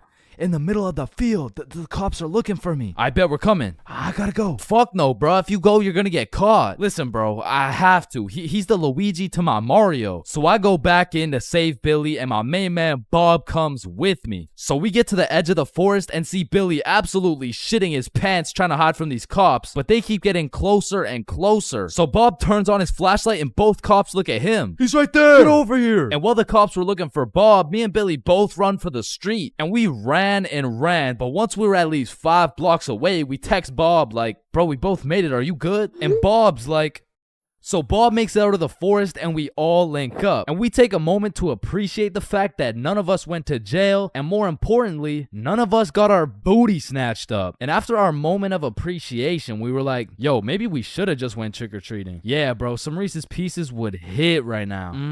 I mean, it's not too late to buy some candy. So we all go to the store and cop the biggest packs of candy we could find. Then we walked back to Bob's crib and enjoyed the rest of our night while fucking up some Halloween candy.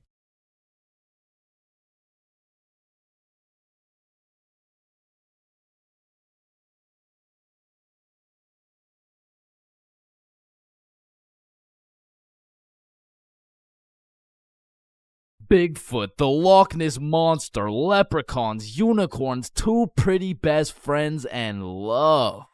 They don't exist, bro. I've looked far and wide. I've searched the depths of the valleys and the highs of the mountains. And yet still, one of the friends always gotta be chopped, bro. But love too, though, man. I've searched everywhere. I've scoured my hometown. I've gone from the coast of Mexico to the cities of Japan. But one way or another, I always just end up with nobody to love. Or I end up getting robbed by a gay homeless dude. I mean, I was down bad, bruh. It got to the point I thought maybe I just wasn't meant to find a girlfriend. Maybe this was just a face only a mother could love.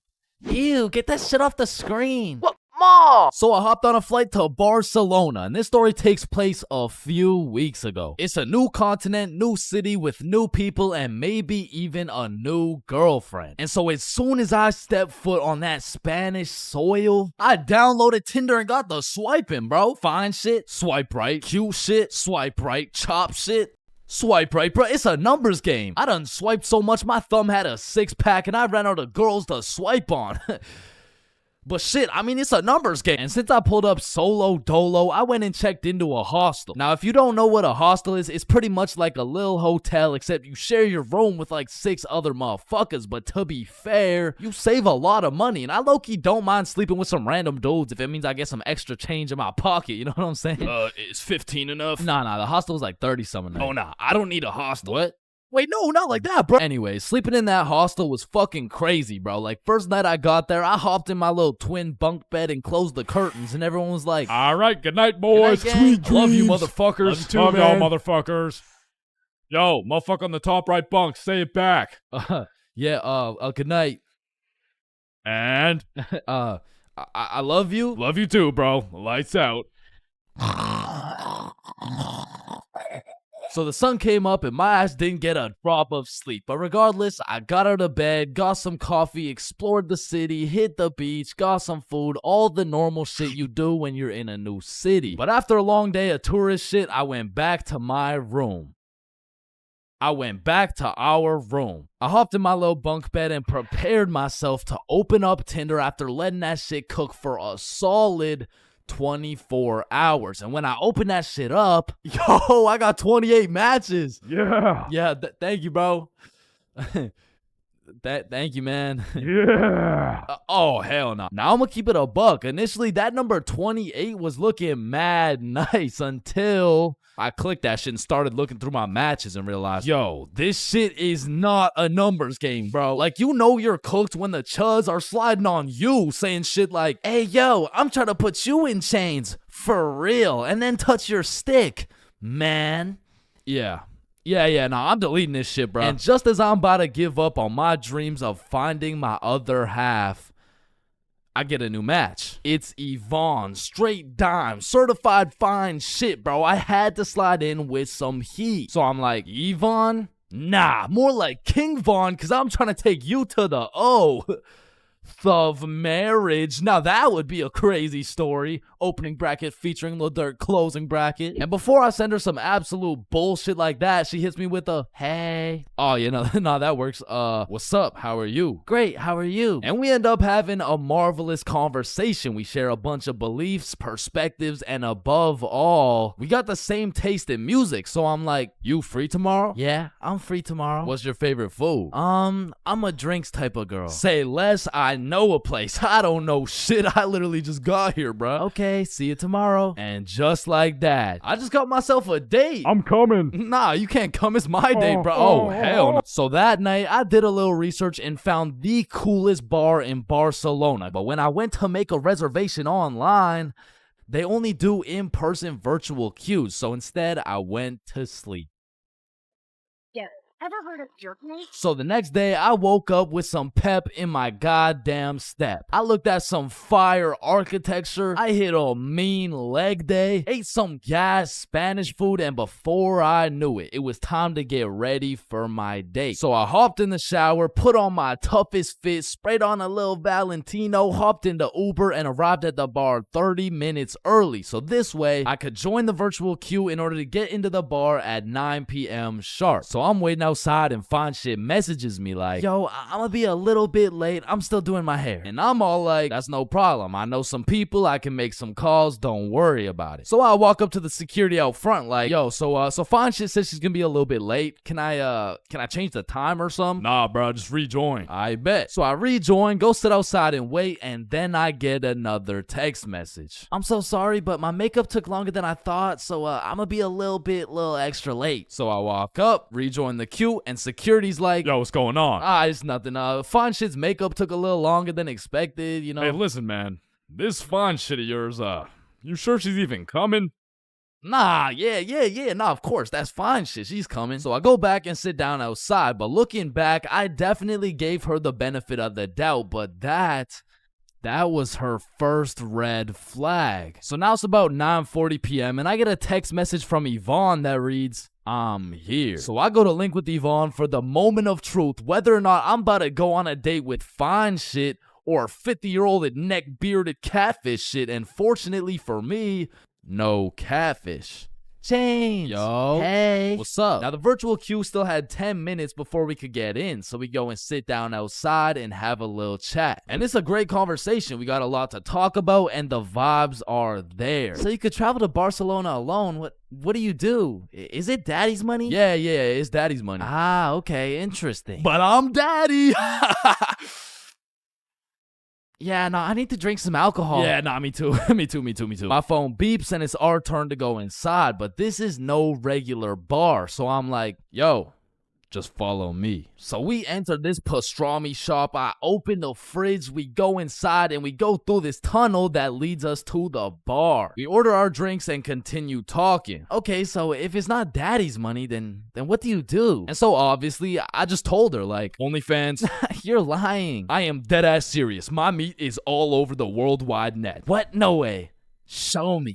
Shit. Like, nah, shit. Maybe after a few drinks, you know what I'm saying? And right on time, our drinks showed up, and my shit was radioactive, bro. Like, here's a picture. There are no filters or effects on that shit. And I'm not gonna lie, it tasted exactly how it looked. But regardless, I'm tanking that shit, and I don't know what it is, but that shitty ass drink was giving me superpowers, bruh. That shit had me cooking up the greatest answers to her questions possible, bruh. Okay, so if you had one wish, what would it be? Damn, that's a good question. Shit. Okay, if I had one wish, period cramps. What? I would rid the world of period cramps, man. I hate the fact that they exist. Just even thinking about it, like, ooh, they sure do get me riled up, man. I hate them. Wait.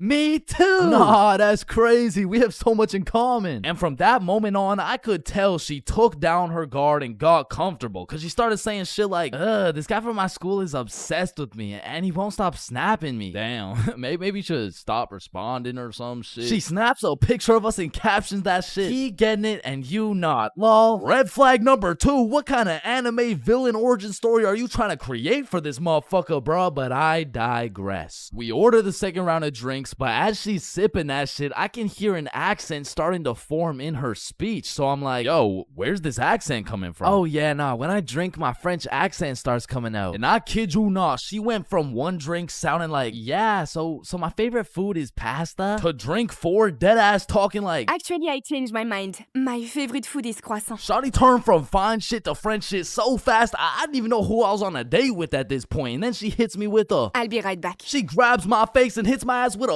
big ass smooch. Now that shit took me aback. I was not expecting it. However, maybe it's just a culture thing. Maybe it's normal for her. So I can't say that it's a real red flag. So she's still in the game. And when she comes back, she's like, yo, Chains, let's go to the beach. Say less. So we're walking down to the beach and she says some shit like, so when's the next date? Oh, it's on Saturday at 6 p.m. Oh no, I'm not free on Saturday. Oh, you mean date with you? Yeah, nah, this is the last one. Now I said it as a joke, but she wanted to get all mad and shit and storm off. Now in this situation, I have 2 options. Option A is chase after her and beg her to stay. And option B is standing there like an absolute peak male specimen to the point the gravitational pull of my testosterone retrieves her back to the very location she left. And I went with option B. And she came back, bruh. You're supposed to chase after me. It's like a French thing. Ah, okay. I'm not French, bruh. So we continue with our walk, and I'm cracking jokes, entertaining her and shit. But honestly, that little stunt shorty pulled back there was red flag number 3 for me, bro. So at this point, I'm not in it for the game of love. I am simply just in it for the love of the game, bruh. So we arrive at Barceloneta Beach. We sit down, and at this point, it's about 1 a.m., but we're still chatting, having a good time. But out of the corner of my eye, I see a man hooded up walking towards us from the darkness. And as bro's approaching, I'm ready for anything. I'm getting ready to take a stand, throw some hands, get in the sand. Shit, I'd even go band for band. But if this dude gets any closer, I'd be damned. And this motherfucker hits us with a drive-by compliment. You have a very beautiful girlfriend. Aw, thank you. Thank you? Damn, do you think he'll find a girlfriend beautiful like me? Yeah, nah, he seems like a great dude. I'm sure he could find somebody. What? I said, yeah, nah, he seems like a nice fella. This girl slaps the shit out of me and says, you're supposed to say, nobody's as beautiful as me. Bro, in this moment, I had never been so unattracted to a girl in my life. Am I tripping? Or did you just slap the shit out of me? And then she tries to kiss me again, talking about, I'm sorry. Nah. What?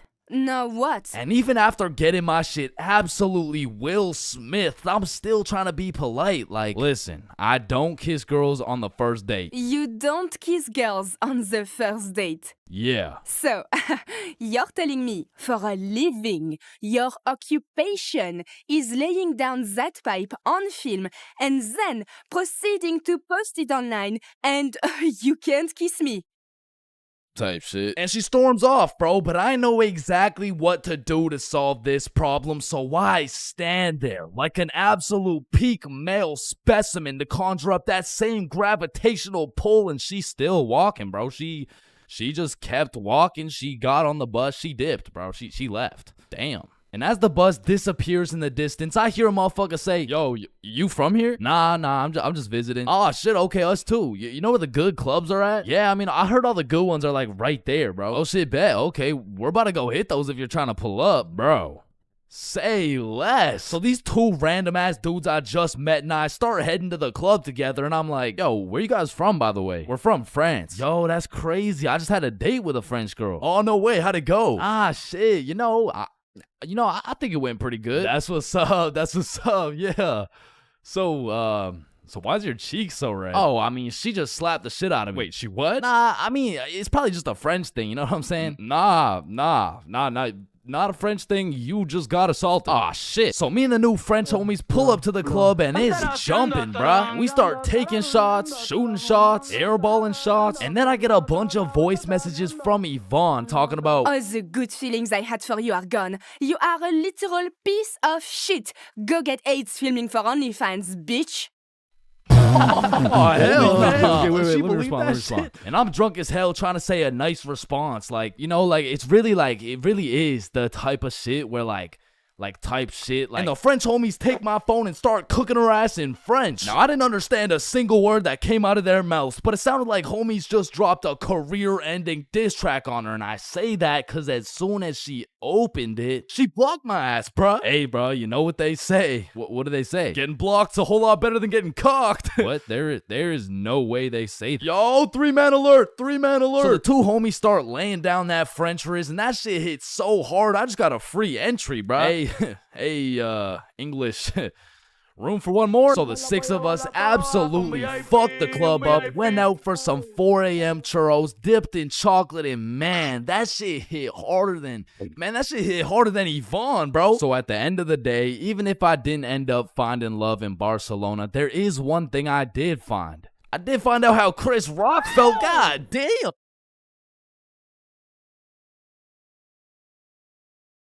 Man, sometimes this world can be a little cold. It can get a little gray, but there is nothing that can bring more excitement and vibrance to your life than having a crush. I mean, it gives you something to wake up for, something to smile for, someone to impress, and someone to be absolutely crushed by, leaving you more depressed than ever before. Which is when you get a new crush. I mean, crushes make the world go around. Everyone's had a crush at some point in time, and sometimes that shit gets too serious. I mean, I've had homies prepared to throw away their entire lives just to impress their crush, bro. Oh my god, look at these big weights. I wonder if anyone's strong enough to lift these.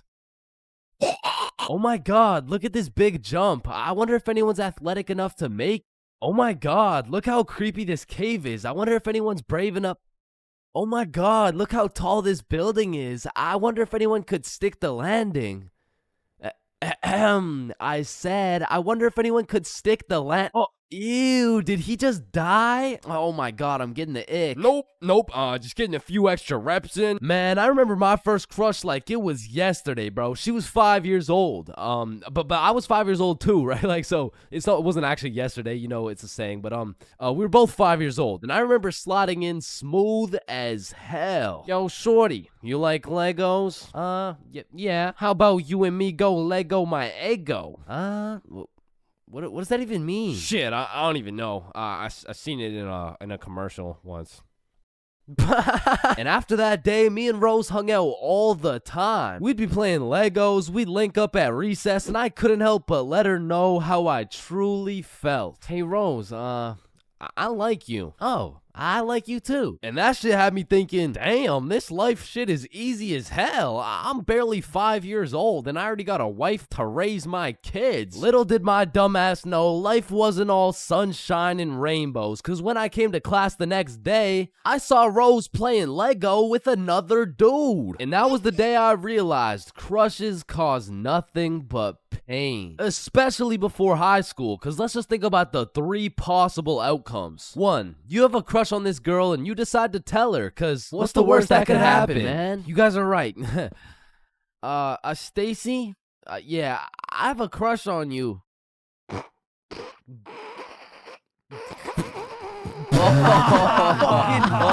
ugly Easy as fuck. Or 2, you never build up the courage to tell her and end up watching your crush sit in a tree with the faster kid who had the light up Skechers and the Charizard EX. And we all know what happens when Stacy and Jimmy are sitting in a tree. Or outcome 3, you confess to your crush and it's the perfect scenario. I like you too. Now you've officially started your first middle school relationship, which is probably the worst outcome of all, bro. Cause now you've been sentenced to 14 days of relentless cringe and countless awkward scenarios. And I say 14 days cause that shit's lasting 14 days max, bro. Hey Stacy, do you want to be my girlfriend?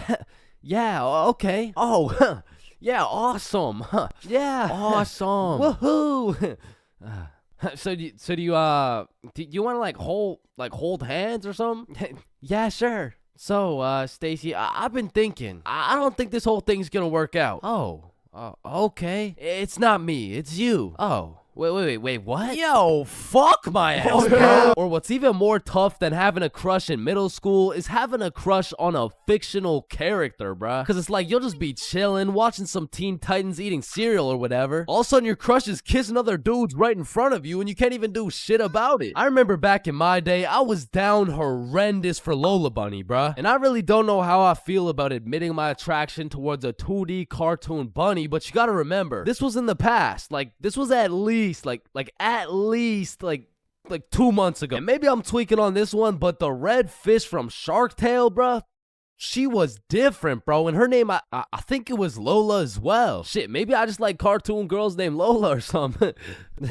That's exactly what I want to hear. No. And I don't know about you, but for some reason, whenever I would talk to my crush, it was like I got an instant nerf, bro. I'm talking minus 10 charisma, plus 15 stutter, minus 5 strength, and plus 350% chance of getting put in a random-ass headlock. Like, I could be in the worst scenario of all time with a girl who has 5 kids and is married to a member of the cartel. And just because she's not my type, I'll get an instant stat boost that'll have me pulling like Mr. Duke Dennis himself. But put me in a room with my crush and all of a sudden I got the same charisma as fucking McLovin. Hi. Hey, it's 10:33. What? AM. Like in the morning. Like I'm saying, it's 10:33 in the morning. Fuck. And on top of your crush turning you into McLovin, it also leaves you open to the inevitable pain of being embarrassed in front of your crush. And man, let me tell you, there is nothing quite like it. It was a beautiful sunny day and I was in grade 2 wearing my favorite bright blue basketball shorts in math class, gazing out the window at those shiny old monkey bars, excited for recess. And when the bell rang, I hauled my little ass over to those bars and I was swinging like there was no tomorrow. And before I knew it, the whole class was on these monkey bars, which quickly turned into chicken fights. And I wasn't complaining. I mean, hanging from a bar and kicking the living shit out of some toddlers, sign me up, you know what I'm saying? So I'm in line watching these grade 2 gladiator battles go down until it was my turn. And when I step up to those bars, I look into the crowd and see my crush of 2 weeks, Lexi. And now that Lexi was watching, there was no chance I was about to lose this fight in front of her. But as I look over to see who my opponent is, I realize it's Axel. And Axel was known for being the undisputed chicken fight champion. Legend had it he once took on 3 dudes at once, pause. So I knew going into this, I had to lock the fuck in, bro. So we climb over to each other and he's kicking my shit in off rip until I hit his ass with my specialty move, the Python Squeeze. And in 10 seconds flat, let's just say I folded that motherfucker's clothes with him still in him. And everyone was hyping me up because I just did the exact equivalent of dunking on Michael Jordan in his prime with Beyonce watching. So of course Axel's pissed. Hey Chains, you, me, rematch now. And I look over at Lexi and she looks over at me and now I can't back down. So we get back in position, climb over to each other, and I go for the Python Squeeze again, and this motherfucker Axel just winds up and kicks me in the balls. And I'm not gonna lie, that hefty kick to the dick accessories was the worst pain I had ever felt in my 7-year-old life. But I couldn't just drop and lose to Axel in front of Lexi, so with all the pain and anger I feel radiating from my nuts, I hit Axel with the meanest 20-piece combo in chicken fight history, and he drops. And then he pantsed my shit, bro. And embarrassed, I drop and try to run away, but the shorts around my ankles trip me and I face plant. Face down, tighty whities up, balls in shambles in front of everyone, including Lexi. And some people like to say, oh, it could always be worse, but this time, I don't know. I don't know, man. I don't know. So the moral of the story is, man, fuck Axel, bro. Here at Stickman High, we understand the importance of learning. That's exactly why our new curriculum has been perfected to accelerate the learning of each and every student. Like, hey, look at this kid. Wait, what? Look how big his head is. It must be full to the brim with all that knowledge we provide. Hey, it's not that big. No, it's pretty fucking big. Anyways, let's take a look at how the new curriculum pushes our students in the weight room. Oh, wow, impressive. See, I didn't even know legs could bend like that. They can't. All right, stop recording. Stop the recording. Stop the recording. Stop the recording. All right, Stickman High, welcome to the new curriculum, and let's study those textbooks. All right, class, are we ready to learn about this new curriculum or what? Or, we could just do a Kahoot? Yes, sir! That's what I've been waiting for. That's what it's all about. Man, I fucking love Kahoots, and I don't study for shit. Bro, I feel like Kahoots are the exact equivalent of the good old here comes the airplane trick. Like, yo, you want a Brussels sprout? Aw, hell nah, bro, those are disgusting. Oh, shit. Alright, but here comes the airplane. Hey, Chains, you need to study for this history test. Hell nah, bro, that shit's boring as hell. Okay, yeah, but... What? The Declaration of Independence was signed on the joint. Because personally, I didn't give a single fuck about what we're learning in school. But I swear they infused the Kahoot music with Adderall or like crack or some shit. Because a game of Kahoot used to have me all the way locked in. And I would be grinding my way up those leaderboards. Like I'd make it to 3rd place and then 2nd place and then 1st. And then the teacher would throw in some bullshit like, now what position was Abraham Lincoln conceived in? So I go for the safe answer, and all of a sudden I dropped 14 places, and I'm getting passed by goddamn Dildo and Duncan McCawkiner. And the teacher's over here yapping about, yeah, guys, you should know this one. It's chapter 13 in your textbooks. Like, bro, why the actual fuck should we know this one? But in these Kahoots, people were coming up with the most outrageous names of all time, bro. I remember anytime a teacher would pull up a Kahoot, the first names would start off normal as hell. Jessica, Eric, maybe a little Bartholomew. But as soon as one dude drops a name that's ever so slightly comical, every single name after that ends up being more and more out of pocket than the last. It's like a competition to see who's gonna push that shit the furthest. Like Richard Long quickly turns into Ben Dover, which nicely parlays into Hugh Janus, which passes it over to I Swallow Cum, who alley-oops it for Wilma Dickfit, which eventually somehow always ends up with the teacher just catching mad strays. Like somewhere along the line, that shit goes from Dixie Normus to Miss Jackson's built like Mike Wazowski. Alright, who said I'm built like Mike? I remember I had this teacher who used to love Kahoots. Shit, she loved her Kahoots so much, we'll call her Miss Cahooters. Nope.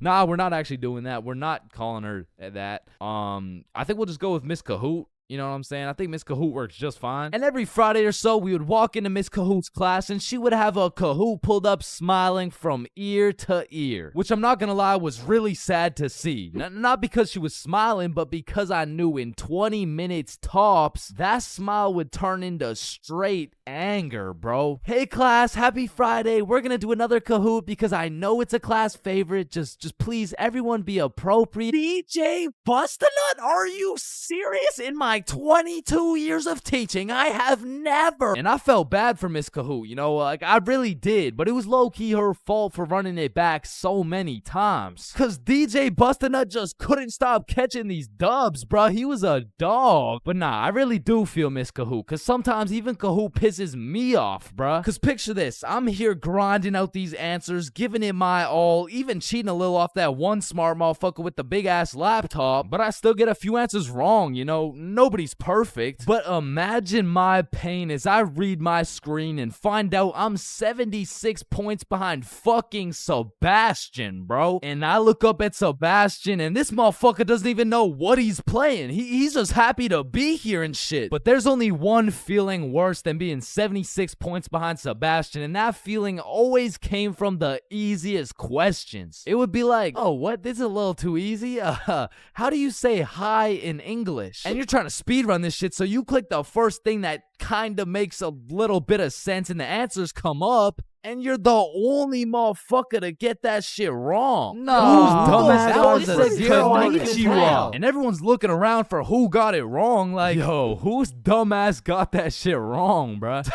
Facts, bruh, type shit. Dumbass, type shit. The fucking dumbass. Chains? Were you the dumbass who got that shit wrong, bro? Me? Dumbass? Nah, shut up. Shut the fuck up. Nah. It was probably it was probably Sebastian, bro. Just look at that motherfucker. And I feel like there's only 7 types of people in class when you're playing a Kahoot. And the first is Dover. Bend over. We all know him and we all love him. He's got a smart name, but not a smart brain. He might get the first answer right, but then he falls off the face of the leaderboards, never to be seen again. But on the leaderboards, we got Genius George, because George actually studied the material like a well-prepared and studious nerd, bruh. Because George was the type of dude to be like, calculate for the common denominator. Oh man, this one is too easy. Like, bro, if you don't shut the fuck up, I'm about to commonly dominate that ass. No, it's called a denominator. Oh, I know. And I swear every game of Kahoot had that one person who took their sweet time to answer every single question. Like, it could be 1 + 1, and this motherfucker would be 30 seconds deep into the question, like, okay, 1 + 1. Is it a trick question? No, just answer the question. Oh, okay, 1 + 1 equals... The answer's 2. Dumbass. Okay, can I use a lifeline and phone a friend? Alright, chat. How do we kick Jasmine out of the lobby? And then we got Flying Fuck Frederick. And Flying Fuck Frederick doesn't give a flying fuck. Dude will give his best shot at the first question, and then he's aborting mission and playing some goddamn Clash Royale. And then there's always that one dude yelling out the wrong answers. Alright, what's the biggest mountain in the world? Ooh, I know this one. Chains. It's blue, bro. Trust. Oh, shit, bet. Wait, no, I meant red. Sorry, my tongue slipped, bro. My bad. Bro. Oh, and it looks like Chains is off the leaderboard. Everyone, let's point our fingers and laugh at him. And we got the radiating Redditor. And I say radiating because that boy is radiating the most profuse body odor known to man. And I don't know, maybe it's all a part of their strategy to win, because that shit throws you off your game, bro. They'll be invading your nostrils with a concoction of Doritos, Skibbity Toilet, and Badussy. And if you've ever played against a Redditor in a game of Kahoot, you may be wondering, yo, how is this dude getting every answer right while sitting back drinking Mountain Dew watching Best Sigma Moment compilations? And the answer is he's cheating, bro. And not the normal kind of cheating either. This dude's using a Kahoot bot to get every answer right. And now you may be thinking, nah, why would someone cheat on a Kahoot, bro? It's not that serious. And that's facts, but the thing is, the prize was a gummy bear, and this dude can't leave no calories behind. And then we got the casual Kahooters. Fuck, I gotta stop saying that shit, bro. I was trying to say we got the people who just play the game. They got normal names, they guess some right, they guess some wrong, but at the end of the day, they probably still get their shit yelled at, all because DJ Bustinut couldn't stop catching these dubs. Alright, listen, I'm creating something I like to call the internet. Yo, what does it do? On the internet, people are going to be able to search up literally any question they have they're gonna be able to watch videos for educational purposes. And the craziest achievement yet, you can communicate with literally anyone across the entire world. Bro, this is gonna change the world. Bro, I'm not gonna lie, the internet is 100% one of the greatest inventions of all time. Like, that shit's up there with the light bulb, the airplane, the testicoozy. Like, they're all groundbreaking inventions, but the internet just has to be number one, bro. Like, imagine telling a caveman you had a magical box where you could make anything pop up in 2 seconds. Yo, Caveman Dave, I got a magical box where you can make anything pop up in 2 seconds. Oh, shit, cool. Do you know her or something? No, Dave, no, get the fuck. Now, Caveman Dave absolutely dicking down the computer monitor seems stupid, barbaric, uncivilized, you know? Like, who's gonna tell, bro? They're just pixels on a screen, am I right? Facts! Yo, Caveman Dave is a dumbass! Facts! Yeah, nah, don't let me see your search history. You know, we don't gotta do all that. You know, oh, okay. Monstrous KFC mukbang. I like KFC. Fat motherfuckers eating a lot of food. I was hungry. Yo, big butt booty Latino oiled up, shaking that diggity dump truck, dog. What are you searching? Okay, listen, like I my finger slipped. Yeah, bro. 2025 is the weirdest time to have access to the internet, and that's just cause everybody has that shit. Like, I got it, you got it, my grandma's got it, Kanye's got it. Man, you and your grandma. Kanye still got it. And I fucking hate so every thing, and I'm done. Okay, yeah, well, not anymore, but I don't know if it's just me, but recently the internet has been getting more and more out of pocket, bro. Like, I'll be having a fantastic day, just chilling, until I pull up Instagram and see some shit talking about, imagine your car declines at the abortion clinic and the doctor start nutting in you. Yeah, this motherfucker's never getting a job, bro. Like, his digital footprint's up there with fucking Kanye, bro. Ah, hell nah. Alright, his shit isn't yay bad, but imagine dude trying to apply to a university like, yes, sir, this has been a dream of mine since I was a little kid, and I've spent thousands of hours studying, and it would be an absolute pleasure to join your program. Wow, that's amazing. And it seems like your GPA is a perfect 4.0, and man, your volunteer work is nothing short of impressive. I mean, building an entire village in Africa with your bare hands, I mean, geez, that's good stuff. Yeah, thank you, sir. Yeah, now, I do just have one last question. Yeah, anything. What would happen if your car got declined at an abortion clinic? Oh, holy shit, is that Girthy Dishwasher 97? Yep, yeah, that's me, bro. Yo, most relatable content on Instagram, I swear. Yo, actually, I really never get the credit that Yeah, just put the fries in the bag. Oh, okay. And speaking of getting a job, you ever seen a kid under 7 years old post literally anything on Instagram? Yo, the comment section has a field day, bro. Like, the video will be of a kid who's just barely on the brink of gaining consciousness, and the comments are talking about, get a job, little motherfucker. Somebody get bro some fentanyl. I'm gonna touch you in places you ain't even know existed, little motherfucker. Like, bro, stop touching these 6-year-old kids and touch some grass, dickhead. Yeah, but I'm not gonna lie, as a motherfucker who draws stickman for 16 hours a day, I really gotta start taking some of my own advice, bro. Wait, what's your advice? Oh, I mean, stop touching these 6-year-old kids. You touch 6-year-old kids? I'm talking about Gurgi Force. Chains, you know the drill. God damn. Bro. Even these motherfuckers have the internet, bro. Like, what could you even possibly be posting? Oh, shit. Yeah, nah. We gotta start banning motherfuckers from the internet, bro. And I think we should all do a poll for the first person to go. You know, like, take your time. And, oh, shit. Okay, never mind. Votes are in. Looks like we're banning Jack Doherty. Why in the fuckity shit did you just ban Jack Doherty? You know what? Ban his the last two, bruh. Actually, ban every single kid on the internet. Like, put down the Instagram reels, go outside and eat rocks like a normal kid before Gurgi Foreskin 445 fucks around and finds your IP address, bruh. Because there's a lot of weird motherfuckers online, especially considering the impending gooner epidemic of 2025. Now, if you're unaware of this widespread epidemic, well, fucking good for you, but there's been a recent spike in the amount of gooners seen online. Like the type of motherfucker who'll be scrolling and see a video of a Cheeto that's kind of built somewhat like a Kardashian, and next thing you know, bro's got a DIY screen protector, bro. And I swear these gooners have no clue it's a problem either. Like, they probably show up to the doctor's office for a quick little checkup, and the doctor has to break the news to them like, yeah, Mr. Gooningson, Yeah, I'm sorry, but you gotta stop masturbating. No, wait, what? No, wait, why? Because I'm trying to examine you, dumbass. Oh shit, like it's honestly mind-blowing how having access to the internet with all its power and infinite knowledge just makes us more stupid, bro. Like at any given moment, we have the resources to learn quantum physics or learn how we can watch Skibbity Toilet. What? No. Why the fuck would we watch Skibbity Toilet? Shit, man, this stuff's good. Just take a watch. No, I'm not watching that shit. Just real quick. Yo, why are you recording me, bro? We're filming a YouTube video, dumbass. Oh shit, yeah, you're right. So I was saying there's a lot of people nowadays addicted to the internet and shit, like that guy over there. Where?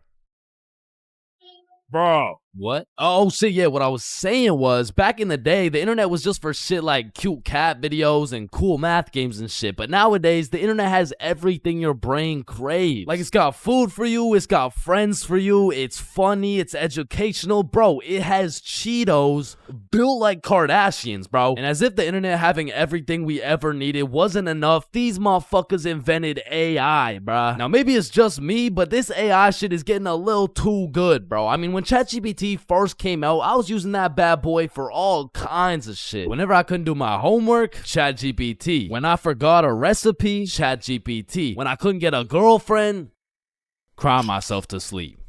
And then ask ChatGPT. Like back in the day, I was using that shit to fix all my problems. But nowadays, I just be using it to spend quality time with, bro. Holy shit, this guy's a gooner if I've ever seen one. And no, I'm not a fucking gooner, bro. I'm just spending some time getting to know my homie Mr. GPT. Cause when the day comes and that motherfucker and his AI homies decide to take over and kill the entire stickman race, you're gonna be getting your shit annihilated, bro. And I'ma just be like, yo, GP. You don't gotta do this, bro. Remember when we used to talk about our feelings together and I used to send you line art of sexy Squidward and shit like, hot, you fucking gooner. And honestly, I feel like the people are less scared of the robots taking over the entire world and they're more scared of them taking their jobs. But I'm gonna keep it a buck. I cannot relate, bro. Like, AI could never do the shit I do. AI could never do the shit I do. Wait, what the fuck? Wait, what the fuck? Who does this bum think he is, bro? Who does this bum think he is, bro? Like I mean, yo, alright, that shit doesn't even sound like me, bro. Yo, that shit doesn't even sound like me, bro. So you want to copy everything, huh? Yeah? Yeah, you sure you want to do this? Yeah, you sure you want to do this? Yeah. Alright, let's go. Let's go. I like little kids. Yo.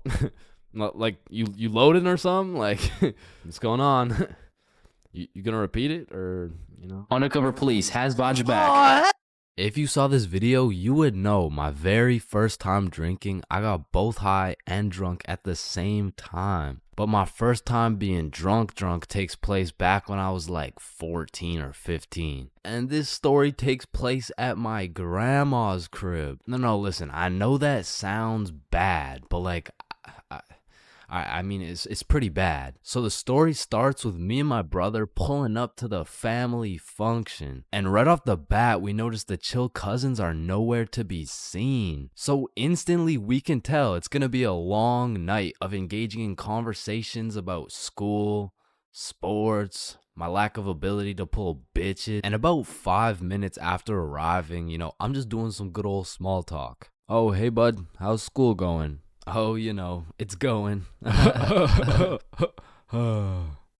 And how's sports going? Yeah, the sports are good. Nice. So the weather lately, huh? And then after about 20 minutes, me and my brother are just getting our shit flamed by every member of the family. No wonder you can't get a girlfriend. You're ugly as shit. Damn, that was just mean. And don't get me started on you. You had a 3-year head start and still can't get any bitches. And honestly, we just can't say anything back because last time I tried, man, still no girlfriend. That's brutal. Not as brutal as your third divorce, am I right? Guys, so instead of flaming the living shit out of this grown man in front of his mom, I decided to be the bigger man. I just laughed that shit off and then got the fuck out of there before they brought up my school grades. So as my brother and I sit down in a different room, I'm just in agony thinking about how everything this dude flamed me for was actually true. But my brother, on the other hand, he was whipping up some devious plan. Yo, Chains, follow me. Oh, okay. So we walk down to the basement. So, what are we doing in the basement? He opens a cupboard full of alcohol. Bro just cracks the seal on some vodka and starts downing that shit. Now, usually, I would know this is a bad idea. But to be honest, I just got done getting my entire existence shit on by my own family. So I'm really just trying to drink my pain away at this point. I mean, we were passing that bottle drinking like rent was due and the wife was taking the kids. So with that being said, we got a little hammered. And keep in mind, this was my first time being drunk. So as soon as I stood up, I ate shit. It was like I had to relearn the controls of life. But we had to get out of the basement or else we'd look suspicious. So our drunk asses plug walked our way up the stairs. But we were trying to act as casual as possible. So we sit back down with the rest of the family like we didn't just down a bottle of vodka. And me and my bro were just sitting there looking at each other trying not to laugh. But the next thing I knew, this dude, Uncle Jerry, was back on my ass. Hey, look, Dumb and Dumber are back. And at this point, I'm using every bone in my body not to end this man's whole career. Man, whose gene is it that made you so damn hideous? Don't do it, bro. Don't do it, bro. And I really didn't want to do him like that, but the vodka took control. It was your hideous gene, Gerald, but at least I didn't get the same gene that has you 5'2" and balding. Like, I can't tell if you're going through puberty or a midlife crisis. And shit, I didn't stop there. And Joe, I want to hear you talking. You're built like Baymax from Big Hero 6. What the fuck is Big Hero 6? Mom, I love you.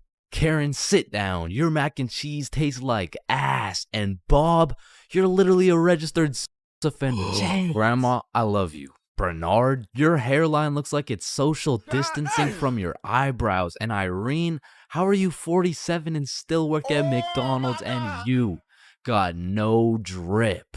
Come on, bro. Friendly fire. Oh shit, you're right. My bad.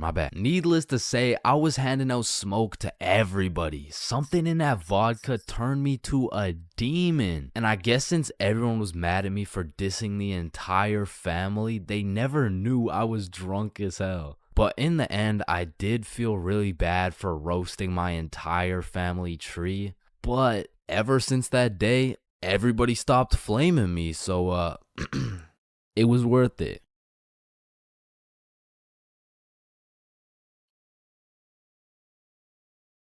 Yo, I just got robbed by a gay homeless dude in Japan. Who's with me? You know, like anyone. Anyone. Yo, is this not relatable? Bro, ain't no fucking way. Nah, bro. How the fuck does that even happen? Not again, bro. Now, I'm not gonna lie. Japan is one of the safest countries in the entire world. And apparently there's only 3,065 homeless motherfuckers in the entire country. So in order to get robbed by a homeless dude in Japan, you either need to be unlucky as fuck or just a complete dumbass. But way back when this story took place, I was a certified dickhead, bruh. At the time, I had the critical thinking skills of a newly born chimpanzee mixed with the spatial awareness of a fucking Joe Biden on top of the decision-making skills of Joe Biden's son. So with that being said, this story takes place way back a few weeks ago when me, Bob, and Billy hopped on a flight to Tokyo. And as soon as we arrived in the city, we started absorbing all that food, bro. Sushi, ramen, fucking cow testicles, you name it, we ate it. And after an entire week of decimating every last crumb of food in Tokyo, we thought, well, that was fun. I guess it's time to go home. Yeah, I guess so. And as we're ready to pack it up, we overhear a few people talking. Oh, hey, konnichiwa. we come from the United States of America. How do we go to Osaka? Yeah, man. Osaka has some of the best food in Japan. Just take this train right here and you're there. Wow, you're English. Very good. I'm from Washington, dipshit. Oh, I see. Washington deep sheet. Is that Chinese or? Holy shit, did you hear that? Yeah, no, that guy's fucking clueless. No, I'm talking about Osaka. Apparently the food's even better over there. Oh shit, yeah, but don't you think we had enough food already? I mean, shit, we are in Japan. Fuck it, bro, let's go. So we hopped on the train and got off in Osaka. And like the certified fat asses me and the boys are, we were looking around for some food. And the moment we seen all-you-can-eat Wagyu beef for just 30 bones, we all knew what had to happen. We walked in that bitch and wasted no time. We were running through that meat like Tiana Trump in her prime. Cause sometimes we were burning the meat, sometimes we were taking it raw. But at the end of the day, the meat filled us up and made us happy. So we thanked the owner, left the shop, and headed back to our hotel. And man, I was full as hell. For like an hour, and then I was like, yo, who's trying to get some more food? The fuck? Bro, we just ate a whole goddamn cow. Yeah, we did. Like, we probably just canceled out the life work of 5 vegans in one sitting. Type shit. And it's already like 8 p.m., bro. It's dark as hell. Well, I'm gonna go out anyways. You know why? Why? Cause we in Japan. Man, get your fat ass out this goddamn hotel. So I got my fat ass out the goddamn hotel and started walking around. And all I took with me was my phone, the key to the hotel, about $100 worth of yen, and a smile on my face, knowing I had never in my life been robbed by a gay homeless dude in Japan. But little did I know, all that was about to change on this wild ass Friday night. Now, if there's one thing I learned about Japan, it's that everyone there is very kind, extremely polite, and a raging alcoholic. I'm talking they clock out of work at 6 p.m. and they clock into the bar at 6:02, and they don't leave until...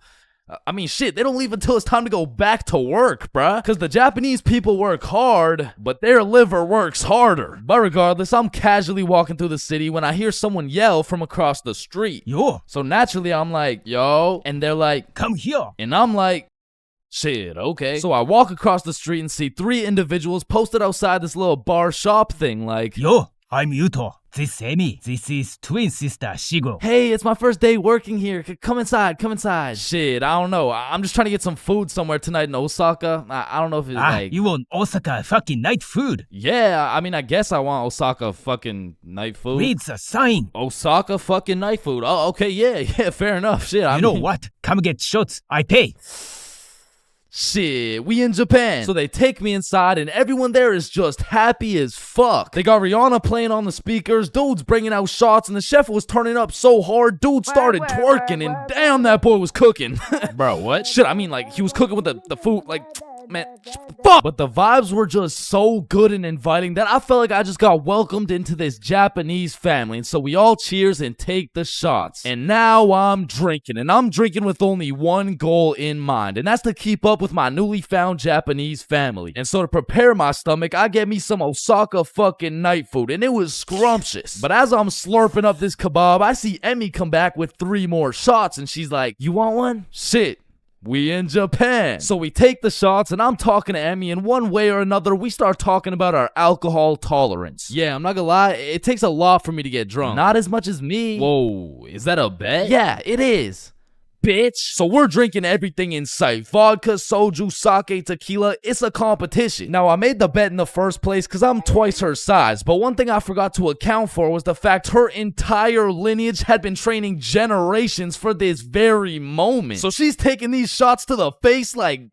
Well, shit, like Tiana Trump in her prime, and I'm going shot for shot with her. And after taking about 8 shots, I was feeling it, bruh. Yo, let's go play darts. I mean, I never really played darts in my life, but shit. We in Japan. So we pull up to a darts bar, just me, Emmy, and Yuto. And I had never played darts a day in my life. But you ever just try some shit and you're just inherently good at it? Yeah, right? Yeah, that shit was not me, bro. I was dog shit. I was out there looking like I was drunk as hell. I was drunk as hell. Because in order to play, each person had to buy a soju. So now I'm about 12 shots deep, throwing darts, trying to hit a circle the size of a pea while this little Japanese girl's pushing me and shit. Because to her, this was a game. To me, this was survival. Because every time you lose, you gotta take a shot. And if I keep taking shots like this, these shots about to start taking me, bruh. And sure as hell, I lost the first game. I took my shot and Emmy's like, how drunk are you right now? And I can't let her know I'm losing this bet. So I'm in that bitch like, drunk? Nah. Shit, where I'm from, we brush our teeth with a bottle of Jack. Ah, okay, then loser takes 2 shots. Yeah, let's do it. So one thing leads to another. Now I'm 16 shots deep and Emmy's like, I'm gonna go to the washroom. I'll be right back. And then Yuto's like, yo, Chains, we must talk. Oh shit, yeah, what's up? Now Yuto had a strong accent and very limited English, so it really went some like, Emi, bomburu. Huh? Emi, have bomburu. Yo, Yuto, no, I don't speak Japanese, dog. No, Emi, use bomburu. Swipe left, swipe right. Bumble. Oh shit, Emi uses Bumble. Okay. Yes, and she texts Bumble guy. Come here. Oh hell nah, bro. I'ma have to abort mission. Me too. You too? Hi, Emi to you daddy. Fuck Emi. Oh shit, facts, let's do it. So we sneak away to the elevator and we're spamming the up button trying to leave and this shit is just not coming, bruh. So we both peek around the corner to see if she's coming and she notices us. Oh shit, guys, we're leaving? Yeah, we are leaving. Fuck. So we all get in the elevator and Yuto whispers in my ear like, when the elevator open, we run. And I'm drunk as shit, but I was the fastest kid in my elementary school. So as soon as the doors open, we hauled ass, bro. And I just kept running till Yuto was like, stop. We go to bar. And I'm just having a great time existing at this point. So I walk into this bar all drunk like, where the hoes at? Oh shit. Oh shit. Where the bros at? Yuto took me to a gay bar, bruh. Now, of course, there's nothing wrong with a gay bar, but it was the fact that after drinking 16 shots, I just sprinted full speed away from a cute Japanese girl to run straight into a room filled with a bunch of sweaty gay dudes. And these motherfuckers were looking at me like I'm some fresh meat or some shit. And it really just had me questioning my entire life. I was in that bitch confused, frustrated, drunk as hell, ready to crash out. I was gonna leave that bar looking like I would like a fruit explosion. No, Sebastian, what the wrong video? What the fuck? Oh, hey, is that Diddy? So you're trying to see a fruit explosion, huh? No. So I left the gay bar, called up Emmy, we link back up, and the first thing she says to me is, fuck you. Fuck me? What? Nah, fuck you. Why'd you run from me? Bruh, you were inviting Bumble dudes and shit. What? No, what are you even talking about? I mean, Yuto said, like, you know what? Don't even worry about it. Okay. Well, let's go to the club. And I'm like, shit, we in Japan. So we're at the club doing club shit. And after an hour or so, she's like, let's take some shots. And I'm like, shit, we in Japan. I am blackout drunk, bruh. I don't even know how many shots deep I am at this point, but all I know is I'm so drunk, I gained the ability to fucking teleport. So I'm in the club, and as soon as I blink, I'm in a bar. Then I'm in a club, back to a bar, to a new club, McDonald's, bar, karaoke club, bar, Love Hotel. Love Hotel? Man, what? What the what? Man, what the fuck? You said you wanted to sleep. Damn. Yeah. Yeah, nah, I probably said some shit like that. I don't fucking know. So we walk into our room, and the very first thing I notice, the hub on the TV, vibration devices on the bed, protection everywhere. Shorty just lured me to the Japanese freak chamber, bruh. I blink, and we teleport to the bed. But we were just talking like, yo, Yuto said you were inviting dudes from Bumble. Oh my god, okay, Yuto's a liar. Listen, I gotta tell you something, but you can't tell anyone. Yeah, nah, I won't tell a soul, you know. I will not post this on YouTube, clip it up, post it on TikTok, Facebook, LinkedIn, Instagram, Reels, or anything like that, you know, like, yeah, that'd be weird. Okay, so Yuto's homeless. Wait, what? Yeah, like, he just goes to the gay bar and then goes back to a dude's house and sleeps there. Damn. Oh, man, I didn't even know. And then he steals their money. Wait, he what? Yeah, he just steals their money. Wait, but it's just the gay dudes, right? Yeah, it's mostly just the gay dudes. I check my pockets. The money's gone. Fuck. You said it's only the gay dudes. Yeah, nah, he just steals from the gay dudes. Fuck, I wanna go home, bruh. So I leave the Love Hotel, and at this point, the sun is coming up, and I'm still drunk as hell, walking like a zombie. I pull out my phone to go use Google Maps, and that shit dies, bro. So now it's just me and my last few brain cells trying to make it to my hotel before I pass out. And I'm stepping over Japanese motherfuckers blackout drunk sleeping on the sidewalks thinking I can't end up like them, but honestly, I have no clue where I am, no clue where the hotel is, and no clue what time it is. And after what felt like hours of aimlessly walking around, I blinked and I fell asleep, bruh. And when I woke up, I was in my bed. I genuinely don't know how, who, what, when, or why, but shit, I wasn't complaining. But by the time I got out of bed, it was 6 p.m. and I didn't remember shit. I had to go through my camera roll and piece everything together like The Hangover. But at least that Friday night, I learned a very valuable lesson. Don't try to outdrink the Japanese motherfuckers, bro. You'll lose every time.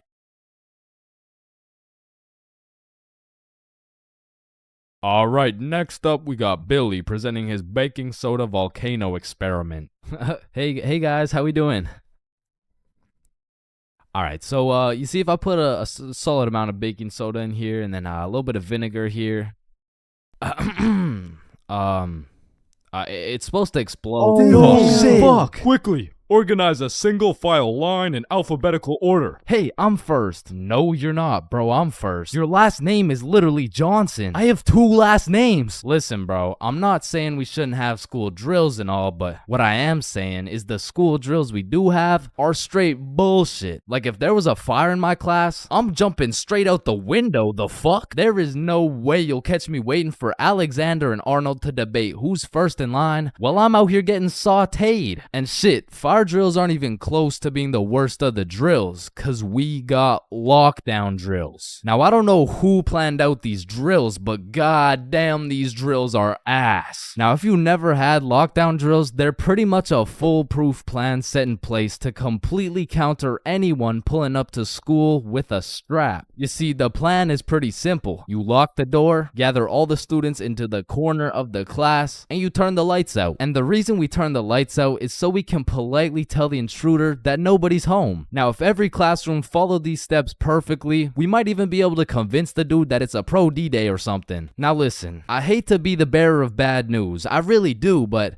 there's one minor flaw in this plan.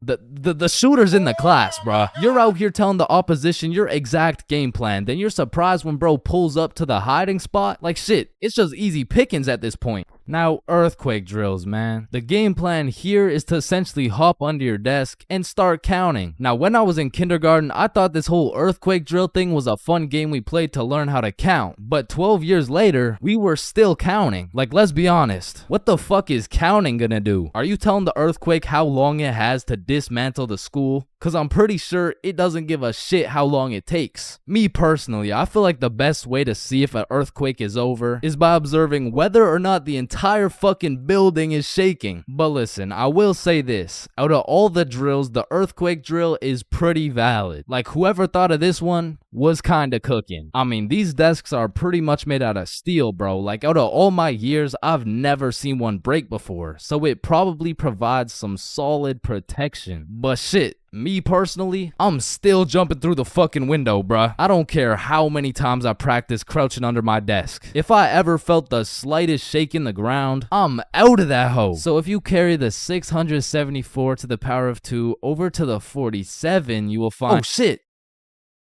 Well, why did Chains just dive out of the window?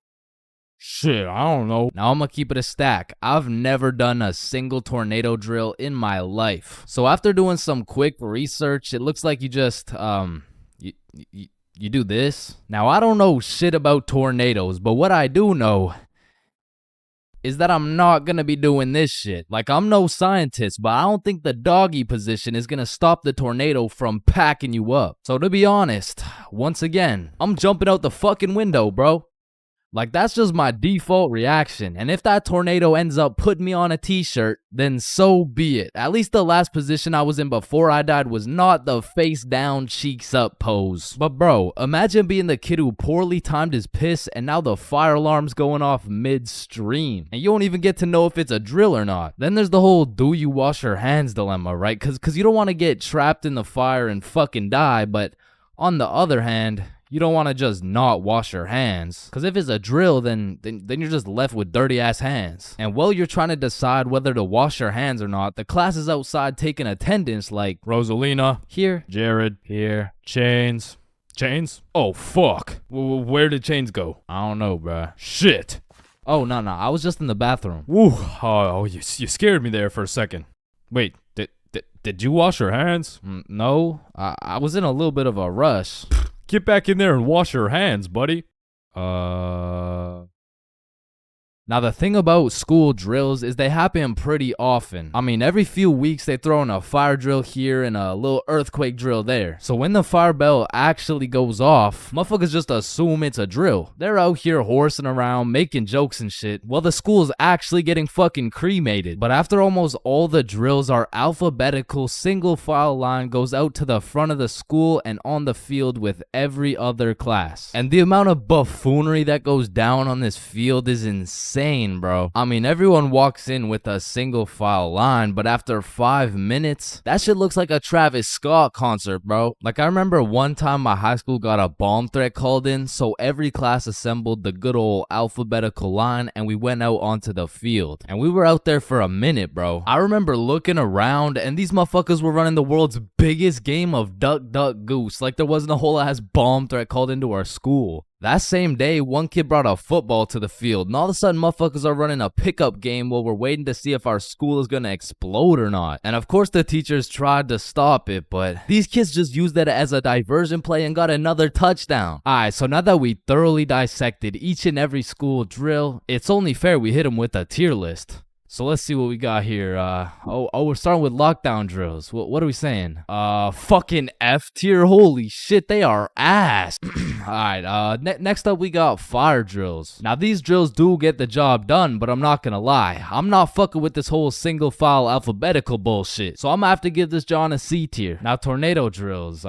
You gotta go in the doggy position. Bro, I got no choice but to give this a D tier. And last but not least, my personal favorite, earthquake drills.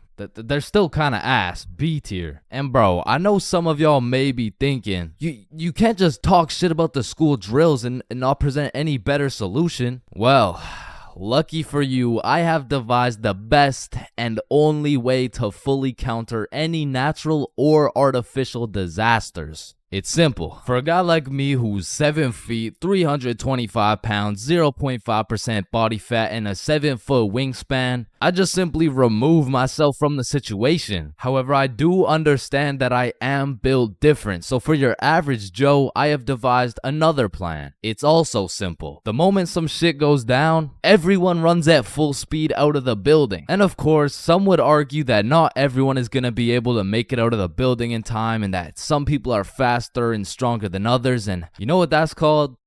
Natural selection. You see, if I was principal, instead of running students through these impractical drills, I would be running students through different kind of drills. I would have my students in peak physical condition. Instead of a fire bell, I would have a push-up bell. At any given time, if that shit goes off, you drop down and give me 50, or your ass is getting expelled. You see, this way, when there's a fire, everyone can simply remove themselves from the situation. Or in other circumstances, they can simply intervene.